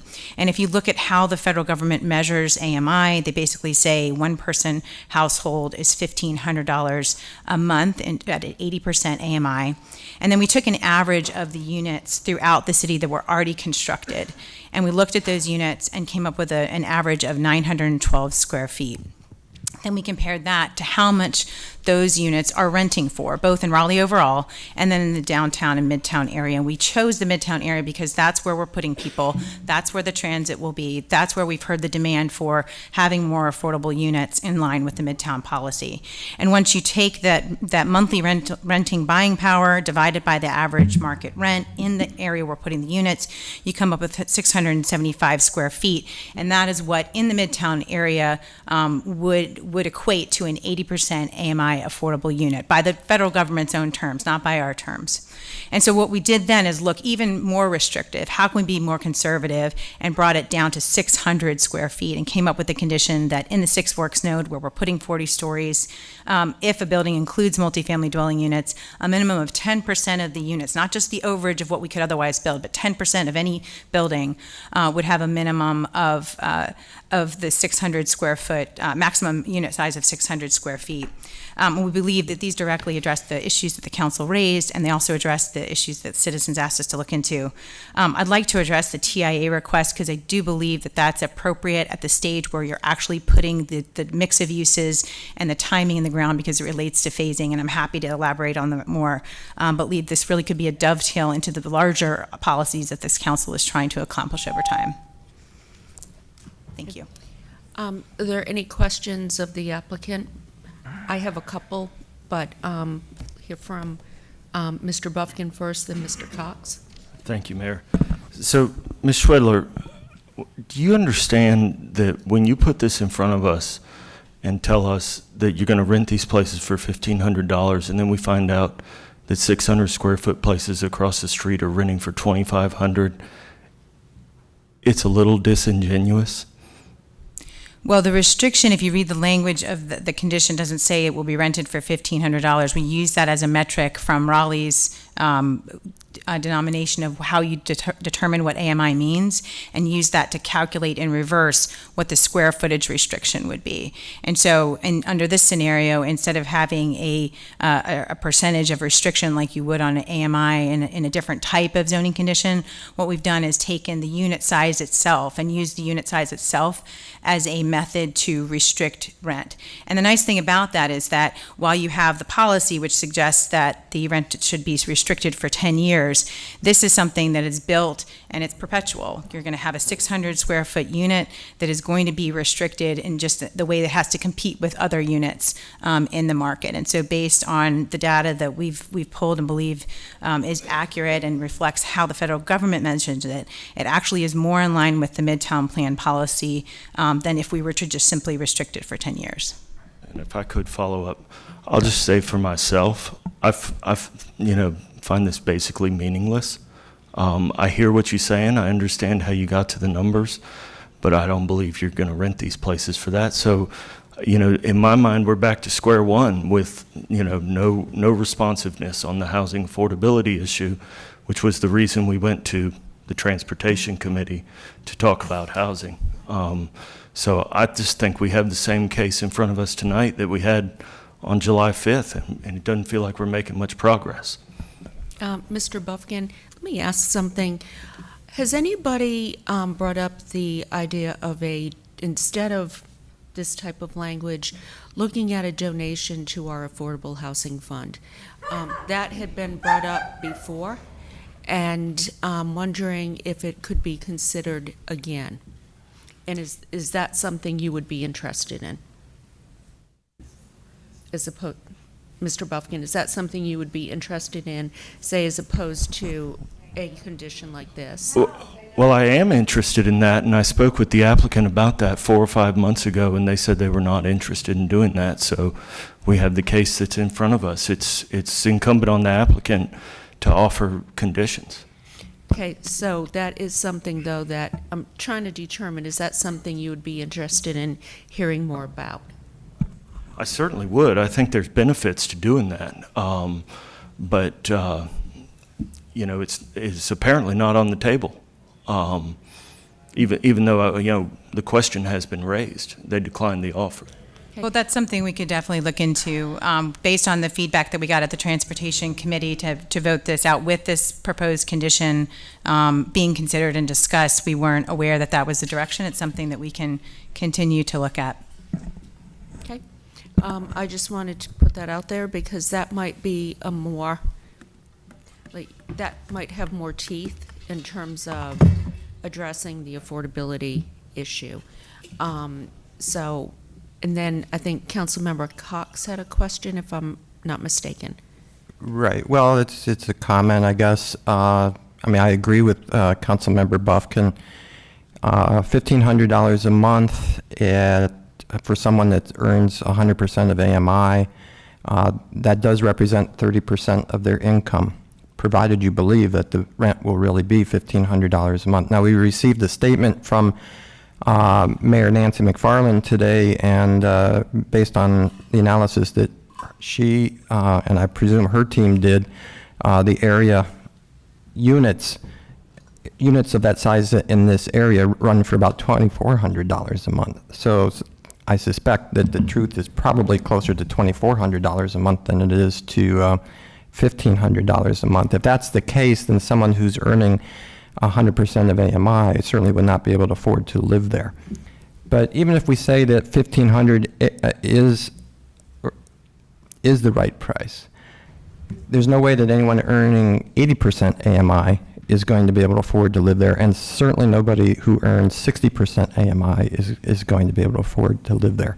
So the community benefit, the claim is that the community benefit is that these micro units are providing affordability, and we've heard a lot in the news about that. But the truth is, these micro units do not really represent affordable units, and they do not represent the kind of housing that we need for the people that are in need of affordable housing in the city of Raleigh. Thank you for sharing that. The community benefit in this case is the transit center and the land that we have offered to the city, which is close to $20 to $22 million. The affordability on your screen is what we were deriving based on some of the comments we heard at council. We're certainly happy to look at other ways to meet that attainability and affordability, and appreciate the clear direction so that we can get there.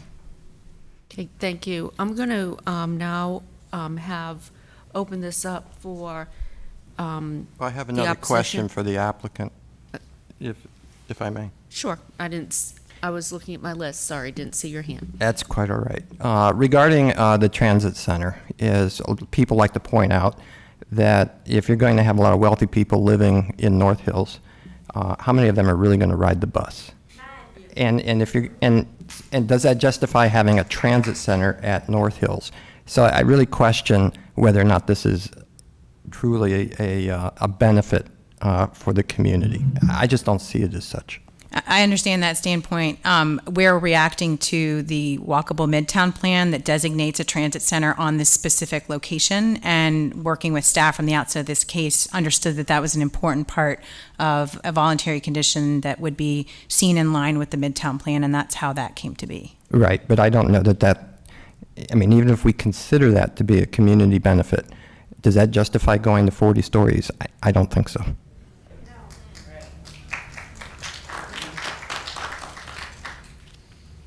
I have one other question.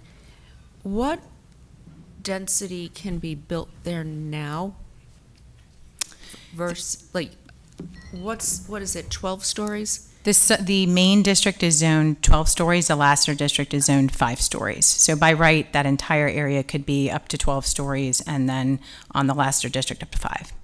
So that would mean then no transit center, no amenities, no open space. Correct. If the developer were to build by right, they wouldn't be required to build the transit center. And I'm sure there would be discussions through the TIA process at site plan where you could look at phasing and what the impacts would be as to whether the bicycle lanes would be something that would be required, what those street sections would look like, whether the bike share would be included, et cetera. So there's lost opportunity on that side as well. And I mean, if it's built by right, no transit center, no expansion for the fire station. And then, no, we still need that expansion. And then what are, I'm trying to size up the opportunity here. Like, what is the community benefits? And those are the two major ones. That's correct. There's no, as And far the as... bike lanes. Sorry, the bike And lanes? bike lanes. The bike lanes would have to be discussed in terms of the TIA. There's a two-way separated is not a current standard, I don't believe. But as for certain, the transit center land and the fire station land are not requirements of the code.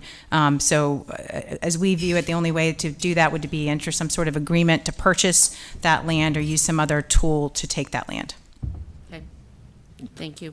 Could I just, on that point, you know, I think it would have been nice to have a development agreement along with this case. It would have given us a lot more flexibility. It would open opportunities for us to purchase the land. We already have the funding through the Wake Transit Plan. I do think this transit center is important, and I hope we can find a way to make this work.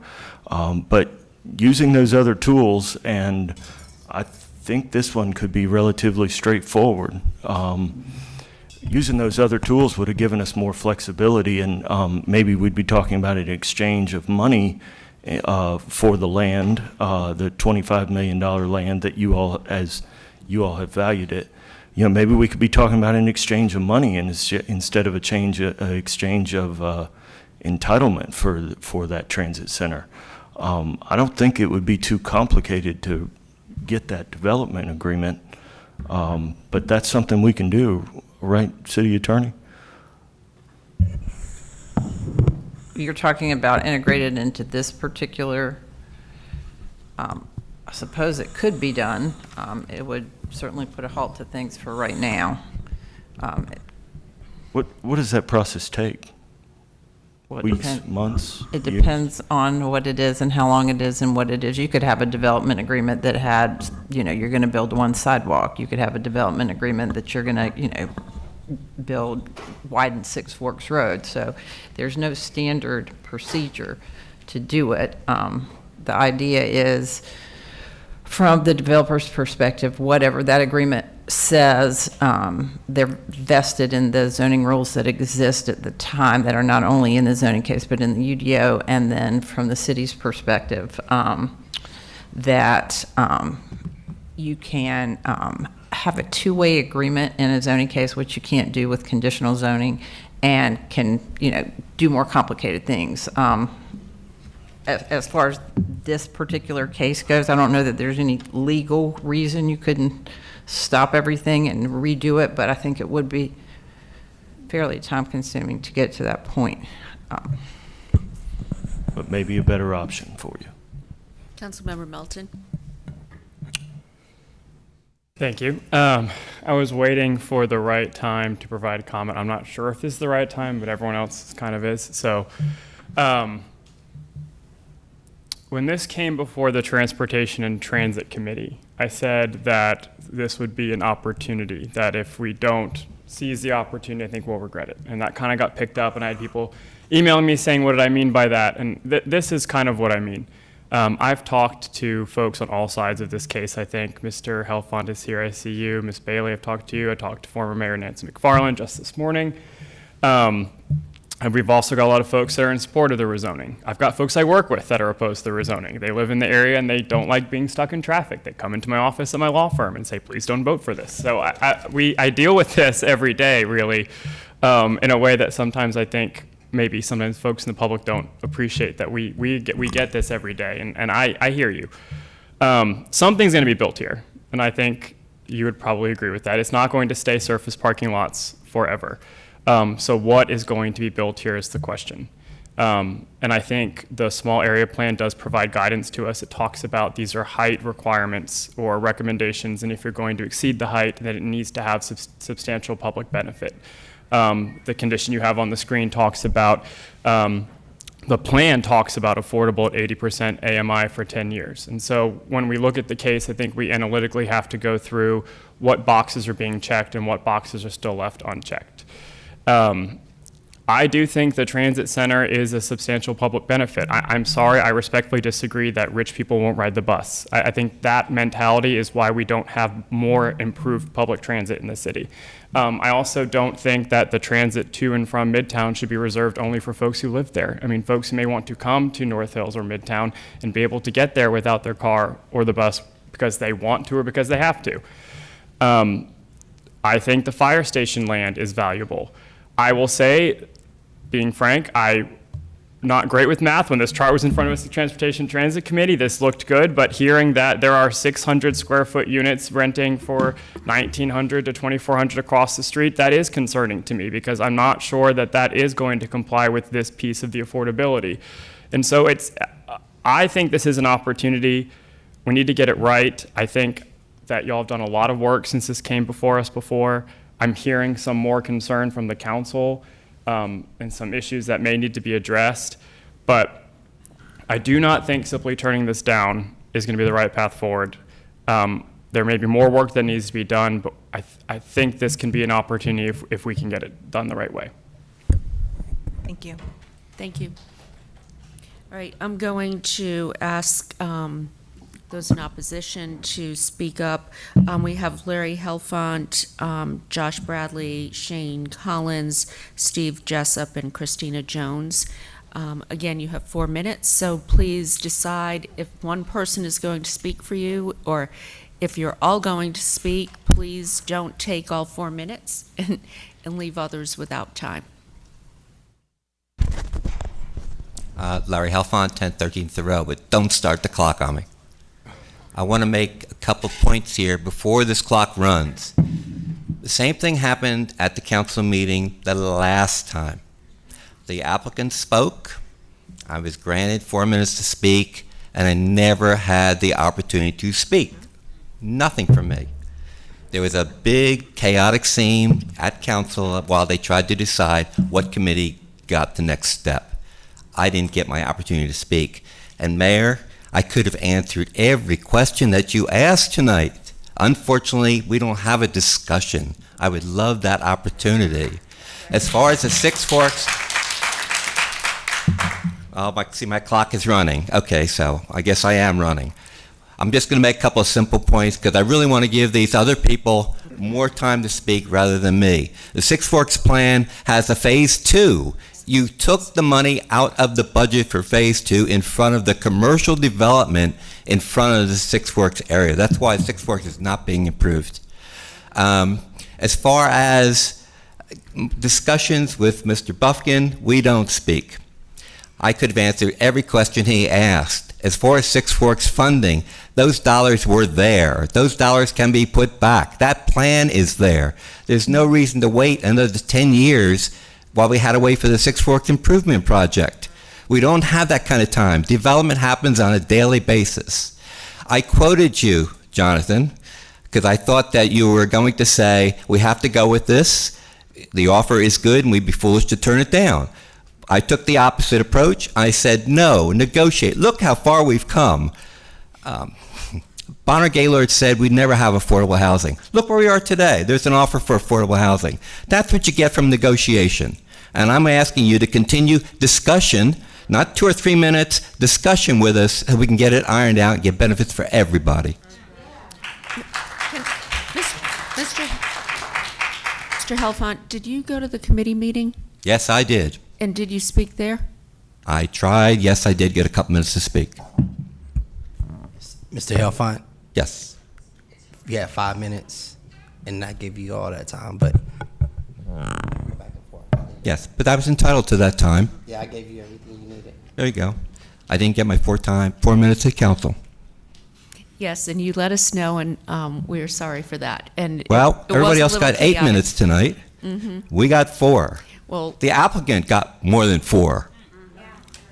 well, and we could very well have some questions for you too. So can we get through the rest of the group, and then we'll see. I'm going to ask if there's any questions. I'm going to let everybody else speak, and if there's extra time, I'll come back and say what I originally intended to say.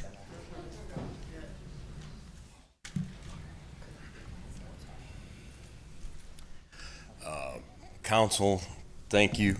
My name is Shane Collins. I live near North Hills. And I'd like to, it's not working.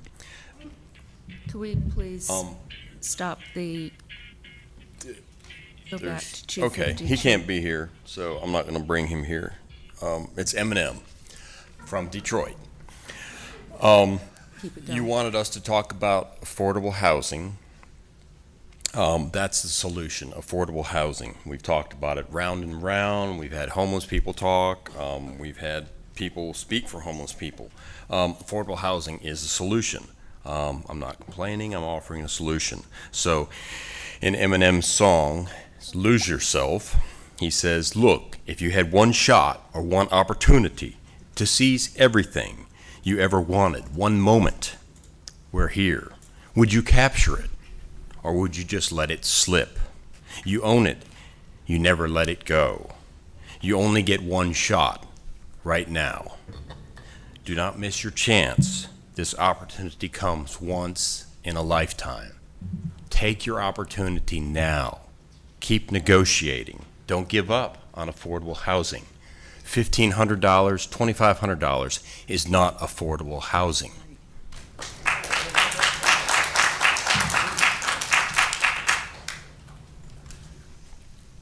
Next, we have Josh Bradley or Steve Jessup, who. Steve here? Bill? Here's Steve. No, go ahead.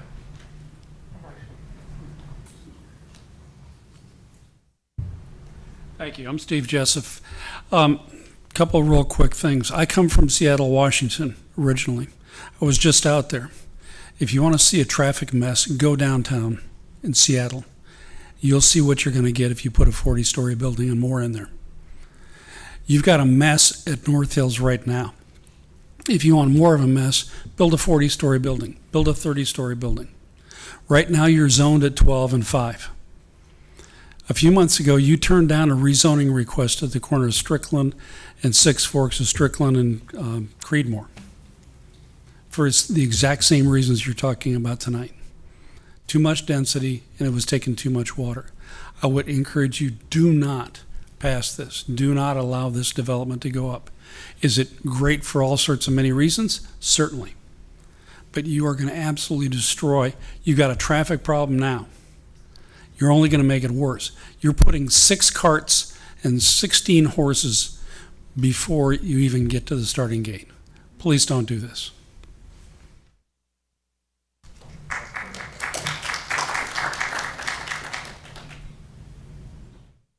Give me just a second. I'm going to take a breath because I got 28 seconds.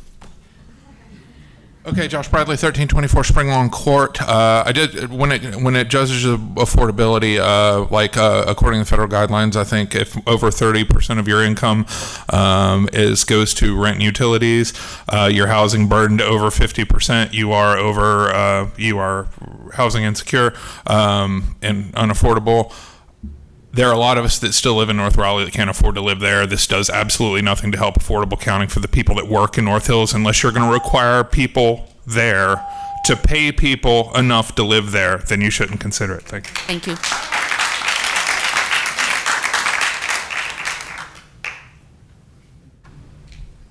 Okay, I'm going to leave this open. It appears we don't have consensus yet, and I would say if there's certain conditions anybody would like to see, I've already mentioned an affordable housing donation to our fund is a possibility. And if others have some suggestions, please let them be heard. Councilmember Cox? Yes, before we close it tonight on this particular issue, I do want to read into the record a statement that we received today from Mayor McFarland. Dear council member, as the former mayor of the city of Raleigh, I continue to have citizens reach out to me with their thoughts and concerns. Lately, there has been an increased number of conversations around, quote, what is happening to Raleigh? Raleigh, like every growing city, is facing the issues of housing affordability and increased traffic congestion, to name a few. A few years ago, the City Council worked diligently for almost 2 years with the input of many citizens and all stakeholders to develop a future land use map that was then approved. This map provided predictability for both homeowners and developers. Some of the most important parts of this were transitions between different densities and future transit corridors that would help with both density and affordability. Transitions were especially important during the development of this plan. The plan calls for the step down in height and density from higher, denser core to the surrounding single-family neighborhoods around them. For example, you may have an intersection with a 20-story mixed-use buildings surrounded by 12-story buildings, then 3 to 5-story residential adjacent to the single-family homes. The recent request for rezoning at North Hills has raised many concerns throughout the community. The current North Hills development was planned under a planned development district. In the past few years, in response to the increased development in the area and an impact on the surrounding neighborhoods, a small area plan was developed and approved for this area. This small area plan had participants from neighbors, developers, business owners, and planners. Nowhere in this approved plan was there a call for 40-story buildings. The current rezoning request for 3 40-story buildings and 1 30-story building in the North Hills development has caused great concern for many, especially in the area of traffic. Yet my understanding is that the City Council has not required a traffic impact analysis to be done. It is also my understanding that the petitioner has offered to build 10% micro units in one of the nodes. These micro units are supposed to be around 650 square feet. It is also my understanding that there are existing units of this size currently on the other side of Six Forks Road across from the project that rent for $2,400 a month.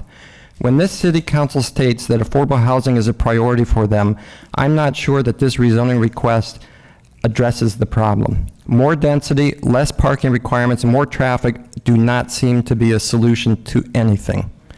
North Hills is a gray area, but it is not downtown. When we build a tall building in downtown, we have a traffic grid that allows entry and exit from many different options. North Hills is built in a suburban area where you have an area of density served by just a couple of roads, which are all surrounded by cul-de-sacs, which empty onto those main roads.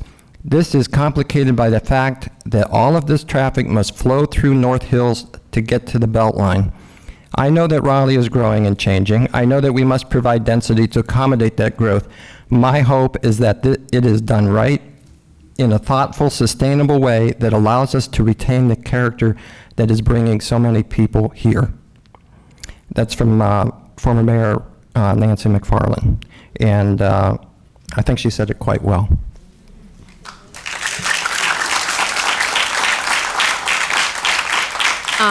I have been asked by Mr. Helfont.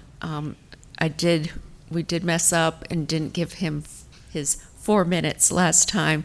So he asked if he could have 1 minute, and I said, absolutely. So we'll hear from you, sir. I just want to leave you with a couple of thoughts. I read the conditions that the applicant asked for. I think you should read them a little more carefully. The only thing in there about affordable housing, despite what you have heard, is if there are multifamily units being built, they will do such and such. They could be commercial buildings. There will be no affordable housing. The other thing is on the transit station. Councilor Buffkin, you asked for a lot of amenities for the transit station. They're in the conditions, but they're by contract. Somebody has to pay to get those things done. That's all I wanted to say. Thank you. Thank you. Mayor, Okay. could I just very briefly? Yes. Some of what we heard tonight, the reference to the to a rezoning case at the corner of Strickland and Six Forks was a whole different situation. That's in our Falls Watershed. I, of course, was very involved in that case. I know exactly why the council turned it down, and there's nothing comparable about that. And secondly, if staff can help us out tonight or in a follow-up memo, I'd like some of that background on the funding decisions for Six Forks. I wasn't here when that happened, but what we heard tonight doesn't exactly align with my recollection of the events. So if you're ready, I'd love to hear it now, but if you're not, we'll get that in a follow-up memo. Thank you. Okay, well, this is still open, and we will reschedule it back on our next meeting, which is what, September 20th? And when would conditions be due for that case, Bynum? Yes, ma'am, that would be Friday this week. Friday of this week, okay. Well, thank you, everyone, for your input. And now Mayor, can I say, the traffic questions that we asked for, I don't see that being ready to go in 2 weeks. It would seem like we would wait to get that information back. what are you talking about? The information that we, I think, at least Councilor Buffkin and I asked for, maybe Councilor Cox. I can't remember who exactly asked for that information. from Councilor staff. Buffkin just asked for an explanation on how the funding for Six Forks Road, because I think there's some confusion about, that's what you were referring to, correct? Well, I was speaking to the history that one of the commenters had raised about this shift in funding, and I guess the first point to be made was that wasn't this council that did this. And this council has done everything they could to get that project funded, which I greatly appreciate. And we're hoping for the best from Campo's grant process. But I think Mr. Knight was maybe suggesting a traffic analysis earlier in the process, which is something that the applicant could do through a zoning condition. Well, I requested a TIA, which I think that staff said that we could do now, as opposed to it being plan. possibly triggered at the site plan. Would we need a vote on that? about whether you're going to require a TIA before it comes back? Yes. I would say yes. Go for it. But Mr. Knight's, sorry, Mayor. Mr. Knight's question is, can we do it in 2 weeks? Oh, well, that's a question probably for the traffic people, not for me. Isn't that the question? I mean, are we going to have anything when we come back? That was the question, right? Yes, Michael Moore spoke to that earlier, so if Michael can come back and address. Thank you. There is a lot of data collection that has been done, but a lot more that would need to be do. I don't think there's a physical way that we could bring a TIA back in 2 weeks. Okay, so, well, first off, we have to have consensus that we're going to ask for the TIA. And if you want to make a motion, we can vote that up or down. Okay, sure. I move that, I guess staff, who will provide, or what's the terminology that I should use? The staff provide or the applicant provide a TIA, or how do we want to, at this stage in the process? Michael Moore to come back here. I think normally it would be the applicant, and then they would bring it to the staff, but so typically that would be something we would request of the applicant to do. But a staff-approved TIA that the applicant does? Yes, sir. We work with them to develop a scope, and then we do the review to make sure, to ensure its accuracy. Can I ask a question before you, I don't know what you're going to do, but Madam Mayor, may I ask a question?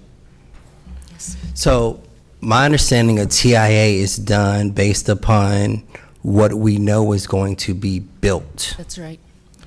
So though they're asking for a certain height, we still don't know what's actually going to be built. So how would a TIA be done on theory? Because you can have 40 stories, but you can have 40 stories office building, you can have 40 stories apartments, or you can have 40 stories mixed between office and apartments. Like, how would we do a TIA and we don't know what they're saying is going in the building? Can I respond? No, could Mr. Moore respond? To the council member, we would have to make a number, we would have to work with the applicant to make a number of assumptions, and they are exactly that. So we would say, work with them to say what that would be, whatever the particular mix would be on the particular portions of the site, number of units and so on. And but again, that we would come back based on those assumptions rather than what's actually proposed in a site plan. So may I respond, Madam Mayor? Yes. So here's the problem we have, right? The scale of this project, there's too much unknown for the council at this point to approve it, and a TIA at least will help make some assumptions that are in writing, and that we will know that they can't come back afterwards and change, because the TIA would be based on that. So that puts us in an area of less unknowns. There's too much unknown for us, because a lot of these conditions are based on at the site planning stage, way past approval by council, way past anything we can do about it. And I think we need to have more control and management over something. It's one thing if it's a very small project. It's another thing with the scale of this. There are so many unknowns based on what the uses in those buildings are going to be and the sizes of those buildings, which we don't know either. So I think the TIA will help tighten that up to a large degree, so we know more what we are actually approving. So I respectfully... Councilmember Branch and then Melton. I respectfully disagree based upon the simple fact of not knowing. I mean, we could do worst case scenario and just say it's 100% apartments, but how many apartments? So I disagree, because site plan tells you exactly what's in it. So, and that's the policy that changed, that predated me on city council. And I would just like to ask, before Councilmember Melton speaks, Mr. Moore, could you kind of explain? So we could make assumptions and generate a TIA. That does not mean in the future, when a project comes in for site plan, it could be something completely different than those assumptions. Our assumptions would just be to do that level of study, but would not lock the development team in. So, I mean, for example, we've seen how market conditions have changed in the last couple of years. There could be a new market for hotels, which would change the dynamic on a TIA considerably. It could be the office market explodes, would change the dynamic on a TIA considerably. Again, we would have to go through I won't say an infinite number of permutations, but a number of permutations to try to get at every single one of those possibilities. But that's true with the conditions that they put forward too. Those things could change, and then those conditions may not even be in existence. No, the conditions don't change. The micro units are based on future use of those buildings, which we will approve before we know what those are. Councilmember Melton. I don't think we should be trying to do anything that is simply performative at the table. And I think at this point in time, demanding a traffic impact analysis for everyone at home who doesn't know what a TIA means, that's performative. It's them guessing about what's going to be. I disagree. I mean, it's them guessing about what's going to be. What do you mean by performative? They It's can't them. happen? Councilmember Knight. Can I talk, please? It's them guessing about what they are going to be there, and when they go for site plan, it could be something totally different. And we could have, if you approve it based on a speculative TIA and then they change, you may not have wanted to do that approval. If you do it at site plan, it's because it's when they're submitting what they're actually building, and they can't get a building permit. They can't get a building permit if they don't clear a TIA at site plan. Is that right? If the numbers or what they're proposing comes back and would say, yes, a site plan is required, they build to the entitlement, for example, yes, we would say a site plan is required, and NCDOT will likely say a TIA is required. And if they don't pass levels of service, can they build? That would be a part of their permit, yes. So it would say where all their access would be, all of those sorts of things, how the site planning would work, but that's correct. And then I would also like to add that we have actually started looking at whether we want to switch to vehicle mile traveled analysis, because it actually better captures, and that was already done. And we did talk about it in transportation and transit. So I'm going to vote no on this step right now. Councilmember Cox.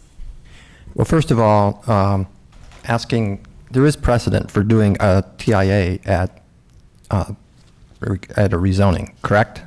Yes, sir. So and rather than site plan. So to say that we never do TIA at rezoning because of too many uncertainties is simply not true. We have done them at rezoning. Yes, sir, we have, and those generally look at a particular case where a developer said, I plan to do X, and we use that as the model for which we are basing the numbers from. Right, and he is saying he's going to do X here. I mean, he is saying what the rezoning is going to be, and so based on that rezoning, we can do a TIA. The other thing about this is that we haven't had a conversation about is asking the applicant to add conditions to cap their development based on traffic. We can say, we will approve this rezoning. You can have 40 stories, but if the traffic goes at site plan, if the TIA shows that the traffic has this level of impact, then you can't build that 40-story building. We can cap traffic such that we're never going to build a 40-story building if the traffic impact is too great. And we haven't had that discussion. That didn't happen in the Transportation Committee. And I think we need to have that discussion. We need to say, okay, what is the impact? What is the probable impact of developing to this rezoning with these conditions? And then we can come back and say, well, what is reasonable? What does the community want in terms of the traffic impact? And then we ask the developer to put a condition into the rezoning request to meet that. And we need to have that conversation. So are you interested in making a motion? Sure. I move to require a TIA now before we proceed and have that come back to us and for us to see the results of that. Now second. Go ahead. Seconded by Councilmember Buffkin. All in favor, please raise your hand. Aye. Okay, those opposed? Aye. Okay, it's 4-4. Motion fails. Okay, we will take this up at our meeting on September 20th. Next, we have rezoning Z522, 707 Seamart Drive. I want to thank everybody for your patience in getting to this point, and we will start by hearing from staff. Thank you, Madam Mayor. This is a request to rezone just under 3 acres from downtown mixed-use district. That base district is not changing. The height would increase from 7 to 20 stories. The frontage would be removed, and the applicant has offered a number of conditions for the site. This is inconsistent with the urban form map, but consistent with the future land use map and overall with the comprehensive plan, and the Planning Commission does recommend approval. You can see on the map the rezoning site is a very long, thin parcel that runs parallel to the railroad here. We're on the west of Halifax Street and north of Peace. And the site is outlined in yellow on this slide, just to the left of the middle of the slide here. View of the site, more views of the site. So the conditions here, they have prohibited some uses. They have provided for a sidewalk adjacent to Seamart Drive. So Seamart Drive is not a public street, so would not necessarily be subject to public right-of-way development standards, so they're offering a sidewalk there. They've provided for a plaza on the southern portion of the property, and that a minimum of 50% of that should be dedicated to the public. They've provided for a pedestrian connection to Seaboard Avenue, from Seaboard Avenue to the southern property line. They have put in place a condition around the Seaboard Station train station building. So they have said it would be evaluated for feasibility of preservation, and then they've set up some options that they can avail themselves up. One is that 50% of the building, including the eastern facade, would be preserved in place. A second option is that 50% of the building, including the eastern facade, is relocated either to someplace on the property or off-site but contiguous. They have said if neither of those two options are feasible, that a minimum of 100 linear feet of the platform canopies would be preserved in place or relocated on site. They have said documentation, the present location of the building, and evaluation be required. And then they have said that unless the building is relocated, a minimum of 1,000 square feet of existing building materials would be preserved. That's if they don't avail themselves of A or B.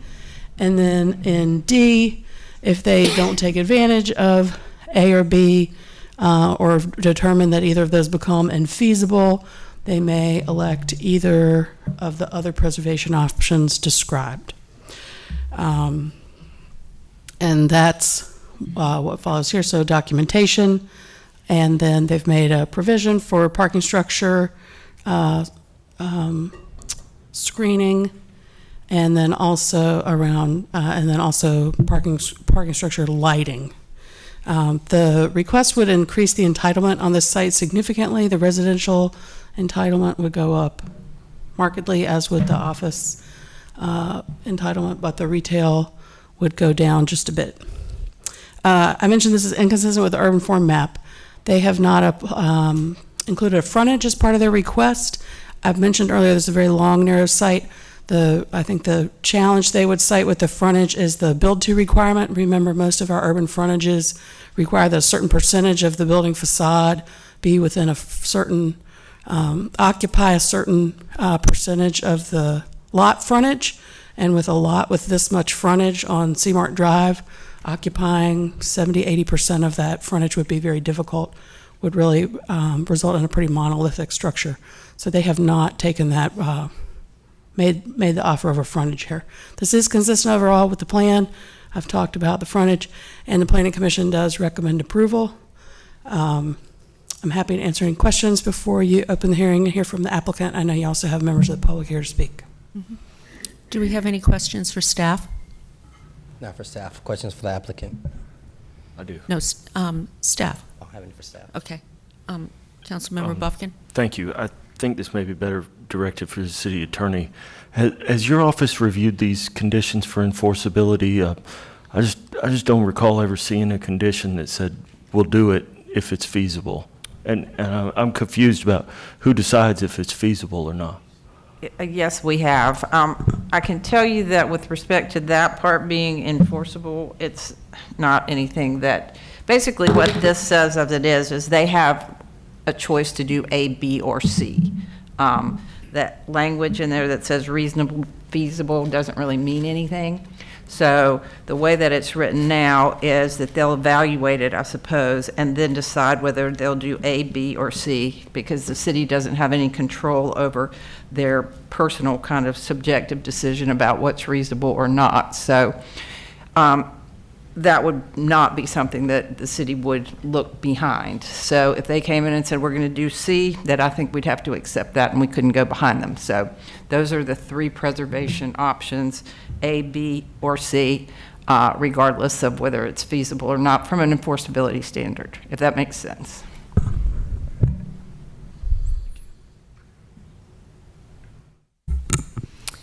I would like to ask staff to kind of go over the current state that we are in here. This was never designated historic property, and as such can be demolished by right. Could you expand on that?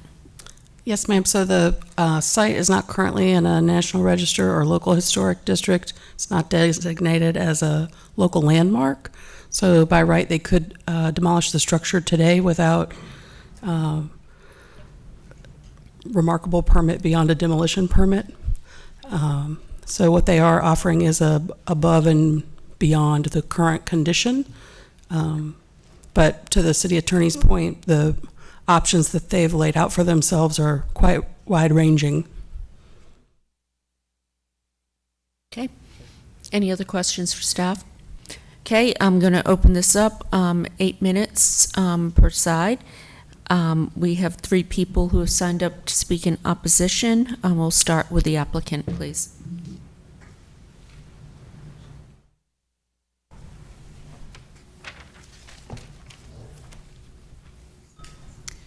Good evening, Madam Mayor, members of council. I'm Jamie Schwather at 301 Fayetteville Street here on behalf of the applicant, Turnbridge Equities.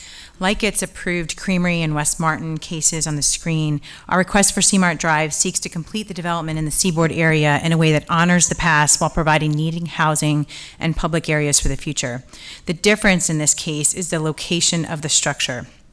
We have an extremely constrained site that has no historic designation today, and still we're going well above and beyond the UDO and existing historic preservation cases to provide multiple preservation goals that otherwise would not exist and protect the building.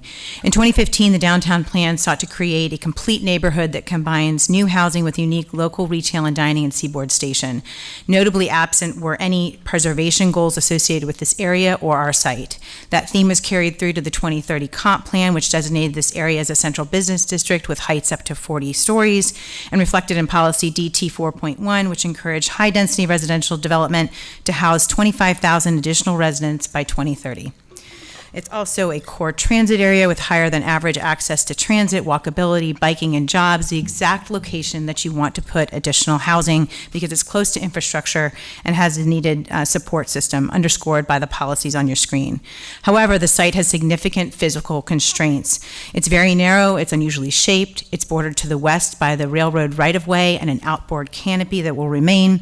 To the south and on our site is a 50-foot high-voltage transmission line. To the north and on our site is an unrecorded stormwater easement, which significantly restricts the developable area and forces it to the center of the site, directly where the Logan's building exists today.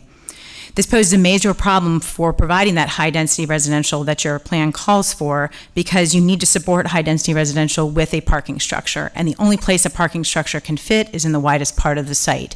We tried to shift that further north to respond to our only immediate neighbors, which are the Cotton Mill condos, and shifting that further. And what that does is provide very little developable opportunity without impacting the building. We started the public engagement process in November of last year and completed 8 months and 25 meetings, sharing our plans and getting feedback with all the groups that you see on your screen and adjusting our plans significantly in response. That lengthy and thorough public engagement process resulted in significant changes to the plan and conditions to address specific concerns which we made before coming before you tonight. The feedback boiled down to comments from immediate neighbors on the one hand who wanted us to look at form and massing and screening, and then on the other hand, persons interested with the train station building and whether it could remain. The changes we made before this hearing were directly related to those concerns we heard from both groups, providing gathering space, walkability, parking deck screening, and several options for different levels of preservation that otherwise would not exist. Commitment 2 commits to a sidewalk to increase walkability as requested by our immediate neighbors. Condition 3 responds to the public plaza need and requests from the cotton mills immediate neighbors. And Condition 4 provides a pedestrian connection from Seaboard Avenue to the railroad street at the south of the property, all creating more meaningful gathering spaces in direct response to what we heard from the neighbors. This rendering of the Southern Plaza shows the public amenity that otherwise doesn't exist today and a potential reuse of the train canopies, again, inspired by that community outreach. We're also committing to the draft parking deck screening and lighting with a tweak so that it applies against Seamart Drive, which is private, which is also why there is no frontage because it doesn't apply to Seamart Drive, and the parking deck screening and lighting along the right-of-way for the railroad to protect Cotton Mill residents as they're requested. Based on these conditions, the staff report finds this case consistent with the Flume multiple comp plan policies related to downtown housing, and there are no regulations in place today, meaning that it is consistent with the 2030 comp plan regardless of the treatment of Seaboard Station. However, because of that community outreach, we spent a significant time working with the community to develop a framework that sets us apart from other preservation cases. And it also sets us apart from other cases we've done in the city. To the left of the screen is the creamery that was approved. To the middle is Martin Street. And both of those cases present a historic structure with designation on the corner of a square block with adjacent right-of-way and plenty of area to develop on the center of the site. By contrast, the Logan's building to the right of the screen is squarely in the center of the site and doesn't have any designation. Still, those months of meetings produce a very complicated set of preservation options on the screen that while they do leave us 3 options, they commit to some serious preservation exploration, some of which we've already begun. Before site plan, we would evaluate whether we could preserve or relocate at least 50% of the building. And if we determine that it's not feasible, both financially and physically, to relocate or preserve 50% of the building, then each of the 3 things you see under C would be committed to. 100 linear feet of the platform canopies will be preserved, documentation of the present location of the building, including the evaluation of options A and B would be displayed, and unless the building is relocated off-site, a minimum of 1,000 square feet of building materials will be preserved or repurposed on site. Each of those things were done in response to requests from Save the Station, from the Mordecai CAC, from Mr. Brown, Matthew Brown himself, who asked us to include the eastern facade in the definition of the 50% of the building that could be preserved or relocated, and as well as members of the RHDC who asked us to come before them voluntarily because there is no designation on the site, which we agreed to do, and incorporated the ideas into conditions 5A through C. We also pulled out Commission 6 to committing to photographs and dimensional documentation before any kind of construction that would impact the building. This is the 50% of, this is the building definition, in Condition 5, and the 50% would be a minimum of 50% of this area, again, including at least the eastern facade, which we understand from our work with the RHDC members and the community to be the most significant cultural aspect of the station. So each of these would provide an ability to have some preservation that doesn't exist today.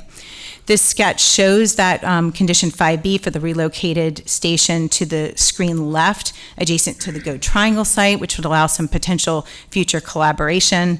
Another model showing the relocated station there to screen right, and the new public plaza to kind of complete that development as responding to our cotton mill neighbors.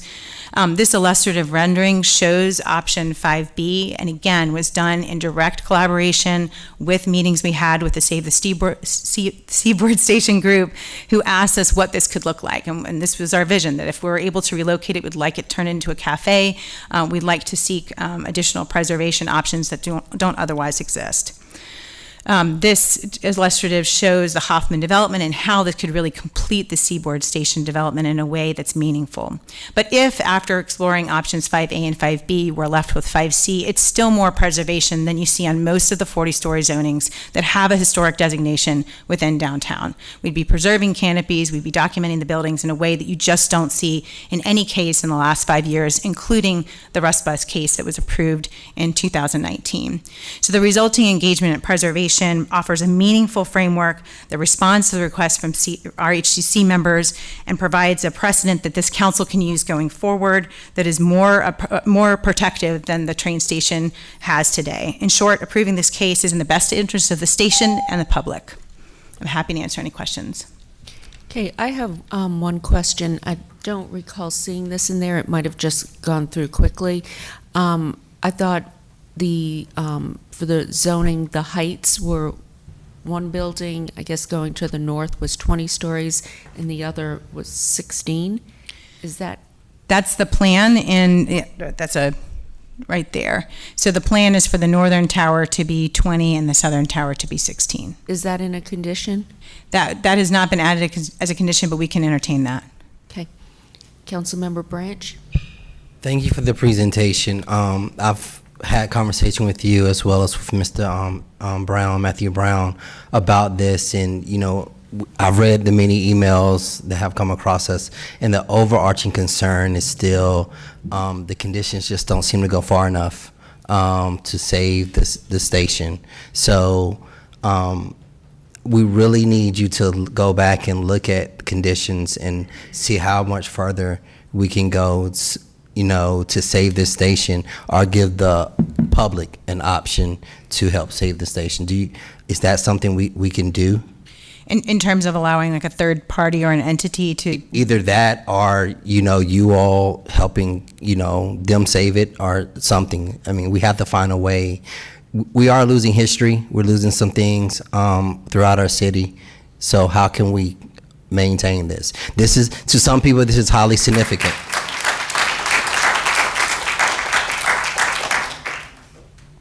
We understand that, and we're happy to look at those solutions. That's something that we've talked about with groups, of whether there were any groups that would come forward and relocate the station or be interested in taking it. No one has stepped forward to do that, but we're happy to include that as an option to provide an initial step before we would go to another option. So the way that the conditions are set up now is that we would have to explore A and B before we would go to C, and we could entertain a condition where somebody else could come forward, or we would advertise it. You see that in a lot of cases where it's advertised for relocation before we could go to C, if that's something that... Yeah, C is definitely an issue, so whatever we can do, like tonight I'm not prepared to support this, but we have to do something to make sure that this station is preserved in a meaningful way. And I think what we're asking for is a tighter, like maybe there's another step there, a tighter condition, and how can we achieve that? Councilmember Melton? I was going to hold my comments for after the public hearing, but hearing Councilmember Branch, I wanted to add, and it doesn't sound like we're prepared to vote on this. I just want to say, Jamie, I'm glad you put up that 8-month slide, because I can't remember how long I've been engaging with you on this, Mr. Brown, a bunch of folks.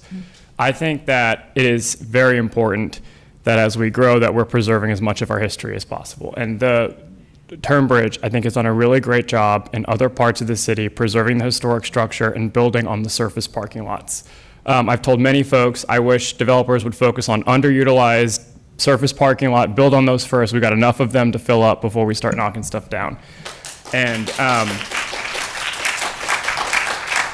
I do believe that Turnbridge plans to do the right thing on this site, but that belief and what's written in a condition are two separate things. And so we need to make sure that we get the conditions right, because quite frankly, I think that this station would enhance this overall place. It's called Seaboard Station. If we can get it moved and folks can continue to interact with it I think that's how we need to do it. And so I've seen all the emails. I agree with all the signs. There is one sign here I didn't agree with because it says deny the rezoning. And I will just add that I think this has sort of gotten flipped because the only way we're going to save this station is this rezoning request. There's no protection on it right now. We actually got an email from the Logans earlier today saying that they never sought protection for the building, but asking us to please approve a rezoning with the protection in place. And so deny the rezoning is not the way we're going to save Seaboard Station. Approving a rezoning with the right conditions is. And so I'm thankful for your work on this, and let's tighten it up so we can have this be a win for everybody.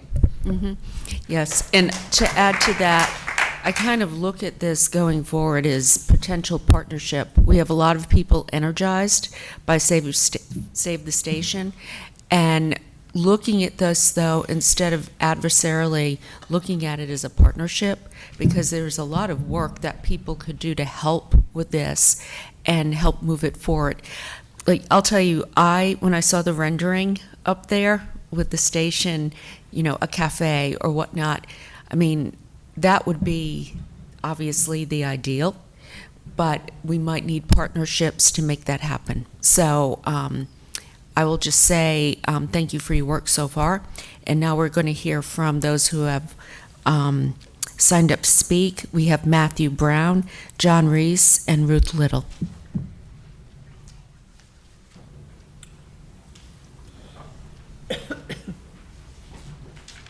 Good evening, councilors. I'm waiting for my first slide. Thank you.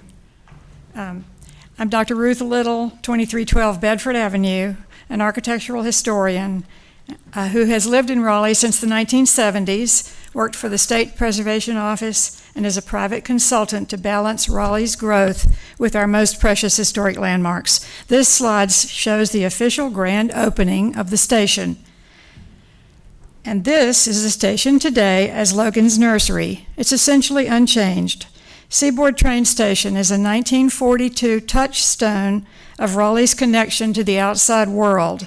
It's the only historic passenger station we have. It's a colonial revival style brick building with classical entrances and a historic train shed. Each entrance porch has a decorative symbol suggesting train wheels. Originally, it had 2 waiting rooms with separate entrances for whites and blacks. But of course, the station later became a triumph of integration. The previous private owners refused to list it on the National Register and to be locally landmarked, despite efforts at the state and local level. The station is now threatened with demolition only because it has no protection. In the 1970s, I used to catch the Silver Star here to Washington, D.C. When I got married, my husband and I boarded the train to travel to our honeymoon in New England. So many Raleigh citizens are deeply attached to this building. For anyone here before 1986, this was their portal to the outside world. This beloved station is in perfect condition, and it can tell the story of Raleigh's history for generations to come. If Greensboro can restore its Amtrak station, this historic Greensboro station, for continued use for Amtrak, surely we can preserve our only surviving historic passenger station and grow with it instead of erase it. My name is John Reese. I live at 719 Devereaux Street in the historic Glenwood, Brooklyn neighborhood. I am a registered architect in the state of North Carolina. The American Tobacco Complex, slide, pictured here, is a prime example of how the past can reinvigorate the future. So what other examples exist, and what questions do we need to ask for ourselves? What value does this little brick building have, and why does it matter? As we heard Ruth Little remind us, Seaboard Station is not just another little brick building. It dutifully greeted our families, collected our war dead, and found purpose without significant modification. Let's discuss how it can become a development asset that saves us from any town USA. How do we preserve the building's soul without butchering its bones and making mockeries of its skin? Moreover, if we truly value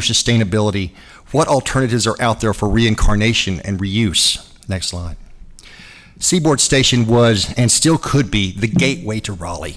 This building could become a landmark for the district and a center of the new era. For example, the former Kansas City train station, pictured here, has been celebrated and revitalized as a landmark museum and gateway for new visitors. Seaboard Station was and still could be a backdrop for Raleigh's collective memory and architectural heritage. If we can't save the building as it stands and relocate it, we should be obligated to provide the station a new soul. Here in Washington, D.C., an existing historic street front is incorporated in a dignified manner as part of a new building. Seaboard Station was and still could be a future transportation hub. If the developer chooses to relocate the building, it could be a mass transit stopover for residents and visitors alike. This rendering shows Durham's transit rail hub, but the building could also function as a transit portal. Seaboard Station is indeed an endangered resource that has served as Raleigh's railroad gateway for 40 years and found new life thereafter. In its 80-year-old lifetime, it has been a cherished place and never considered an albatross. As one Raleigh resident described it, this handsome building still has stories to tell. Won't you consider choosing an alternative other than demolition? We can do the most sustainable thing and not waste what we already have.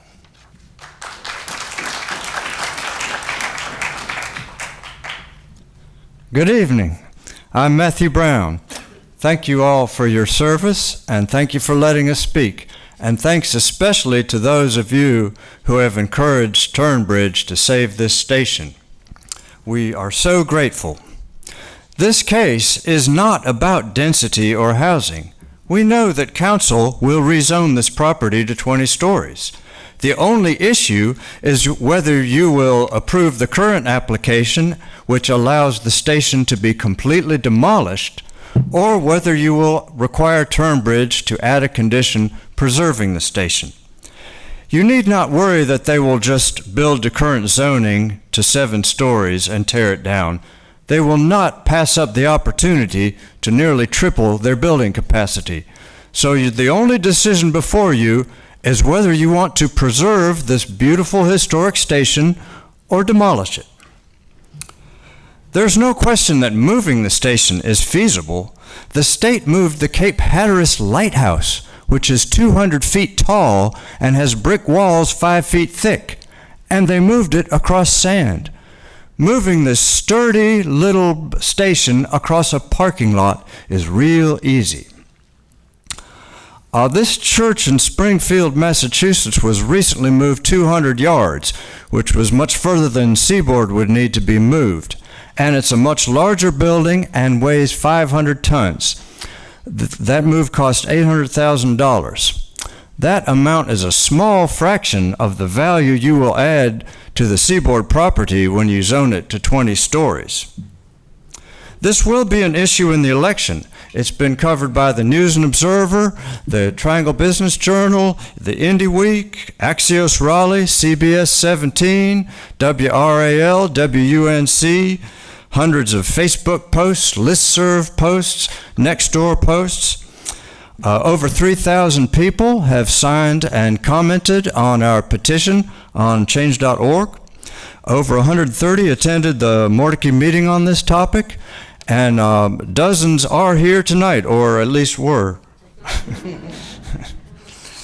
The citizens of Raleigh want to live in an interesting and beautiful city.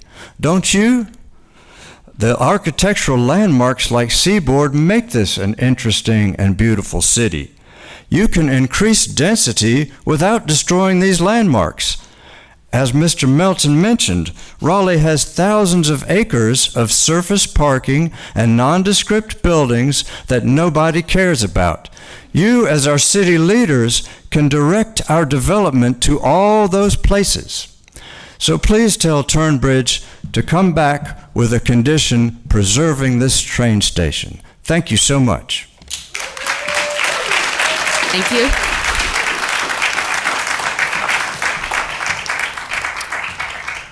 So since Matthew alluded to this, how many of you are here tonight from Save the Station?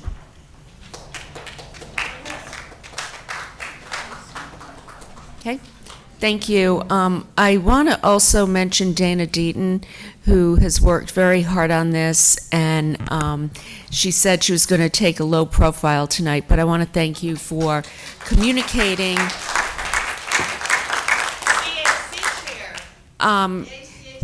And yes, and she was head of my CAC and did a wonderful job. Thank you, Dana. And I want to say thank you for bringing the group together and also having very responsible and reasonable conversations and being part of a partnership and not adversarial. So thank you. And I think that we can make great strides because of your leadership. So thank you on that. I don't think we are ready to vote on this tonight, as we have all indicated with our comments. Bynum, you're up and obviously want to say something. I just thought you might ask me when revised conditions are due. That was coming.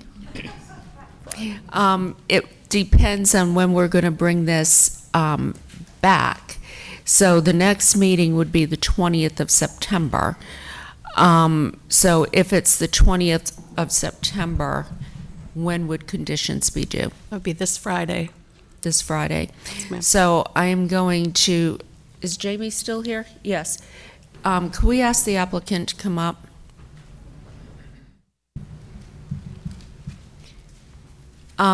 Do you think you could have, based on what you've heard tonight, I think what we're looking for are tighter conditions in terms of the protections. I'd like to see the 16 stories and the 20 stories mentioned as a condition.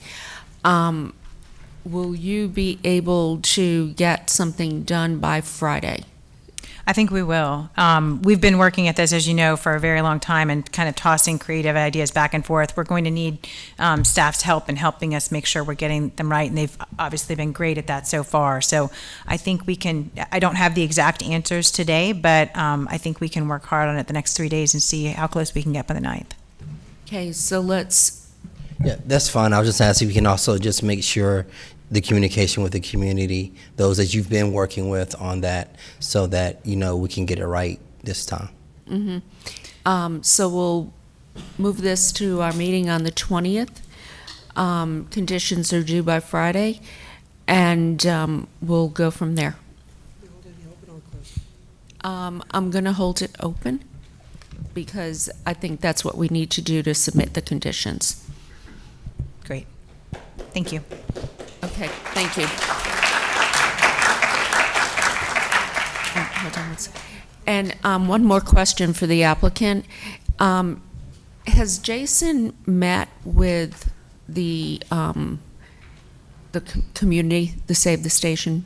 Jason Davis with Turnbridge Equities? Yes. Yes, multiple times. He's been in almost every meeting that we've had. I've had a couple that, you know, folks on the street or down the street and having kind of one-off conversations. But in every community list that you saw on the screen in those 25 meetings he's attended, and they've been great. The community meetings have been very respectful.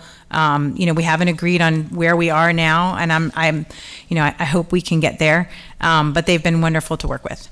Okay, well, I'm glad to hear that he has listened. So thank you. Okay, Councilmember Melton? Yeah, before the next case, may I just real quick? When we were talking about the traffic impact analysis for North Hills, I used the word performative for the request, and that's not the word I should have used. I don't think it accurately captures my sentiments. I think I made my comments clear. But I apologize to Councilmember Knight if I diminished your concerns. I value your opinion. I'm sorry, and you know, that's not the relationship we have at this table or away from this table, so I just wanted to say that before the meeting ended. Okay. All right. So, very briefly, back to the previous subject. Did I hear correctly that our planning documents, and I wasn't clear as UDO comp plan, some downtown plan, doesn't have any goals of historic preservation? There's certainly goals for historic preservation in the comprehensive plan. There are regulations around preservation in the Unified Development Ordinance, and I can't speak specifically to the downtown plan, but I believe it does identify some preservation aspects. Okay, maybe I heard I don't look at that incorrectly. plan as often as I look at those other two documents. Okay, I'll follow up with you offline. Thank you.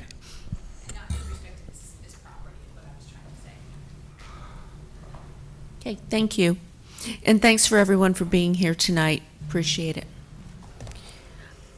Next is annexation petition AX 1022 for 6700 and 7002 Capitol Boulevard.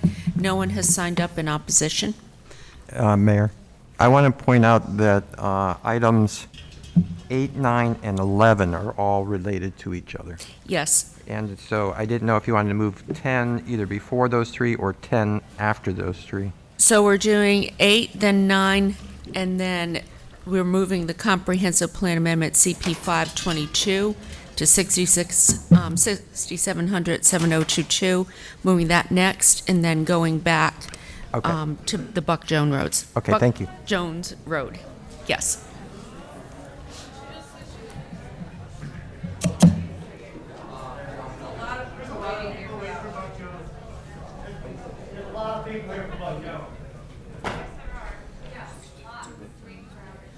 Hold on 1 second, let me look at the list, okay? I'm fine if you want to do Buck Jones first.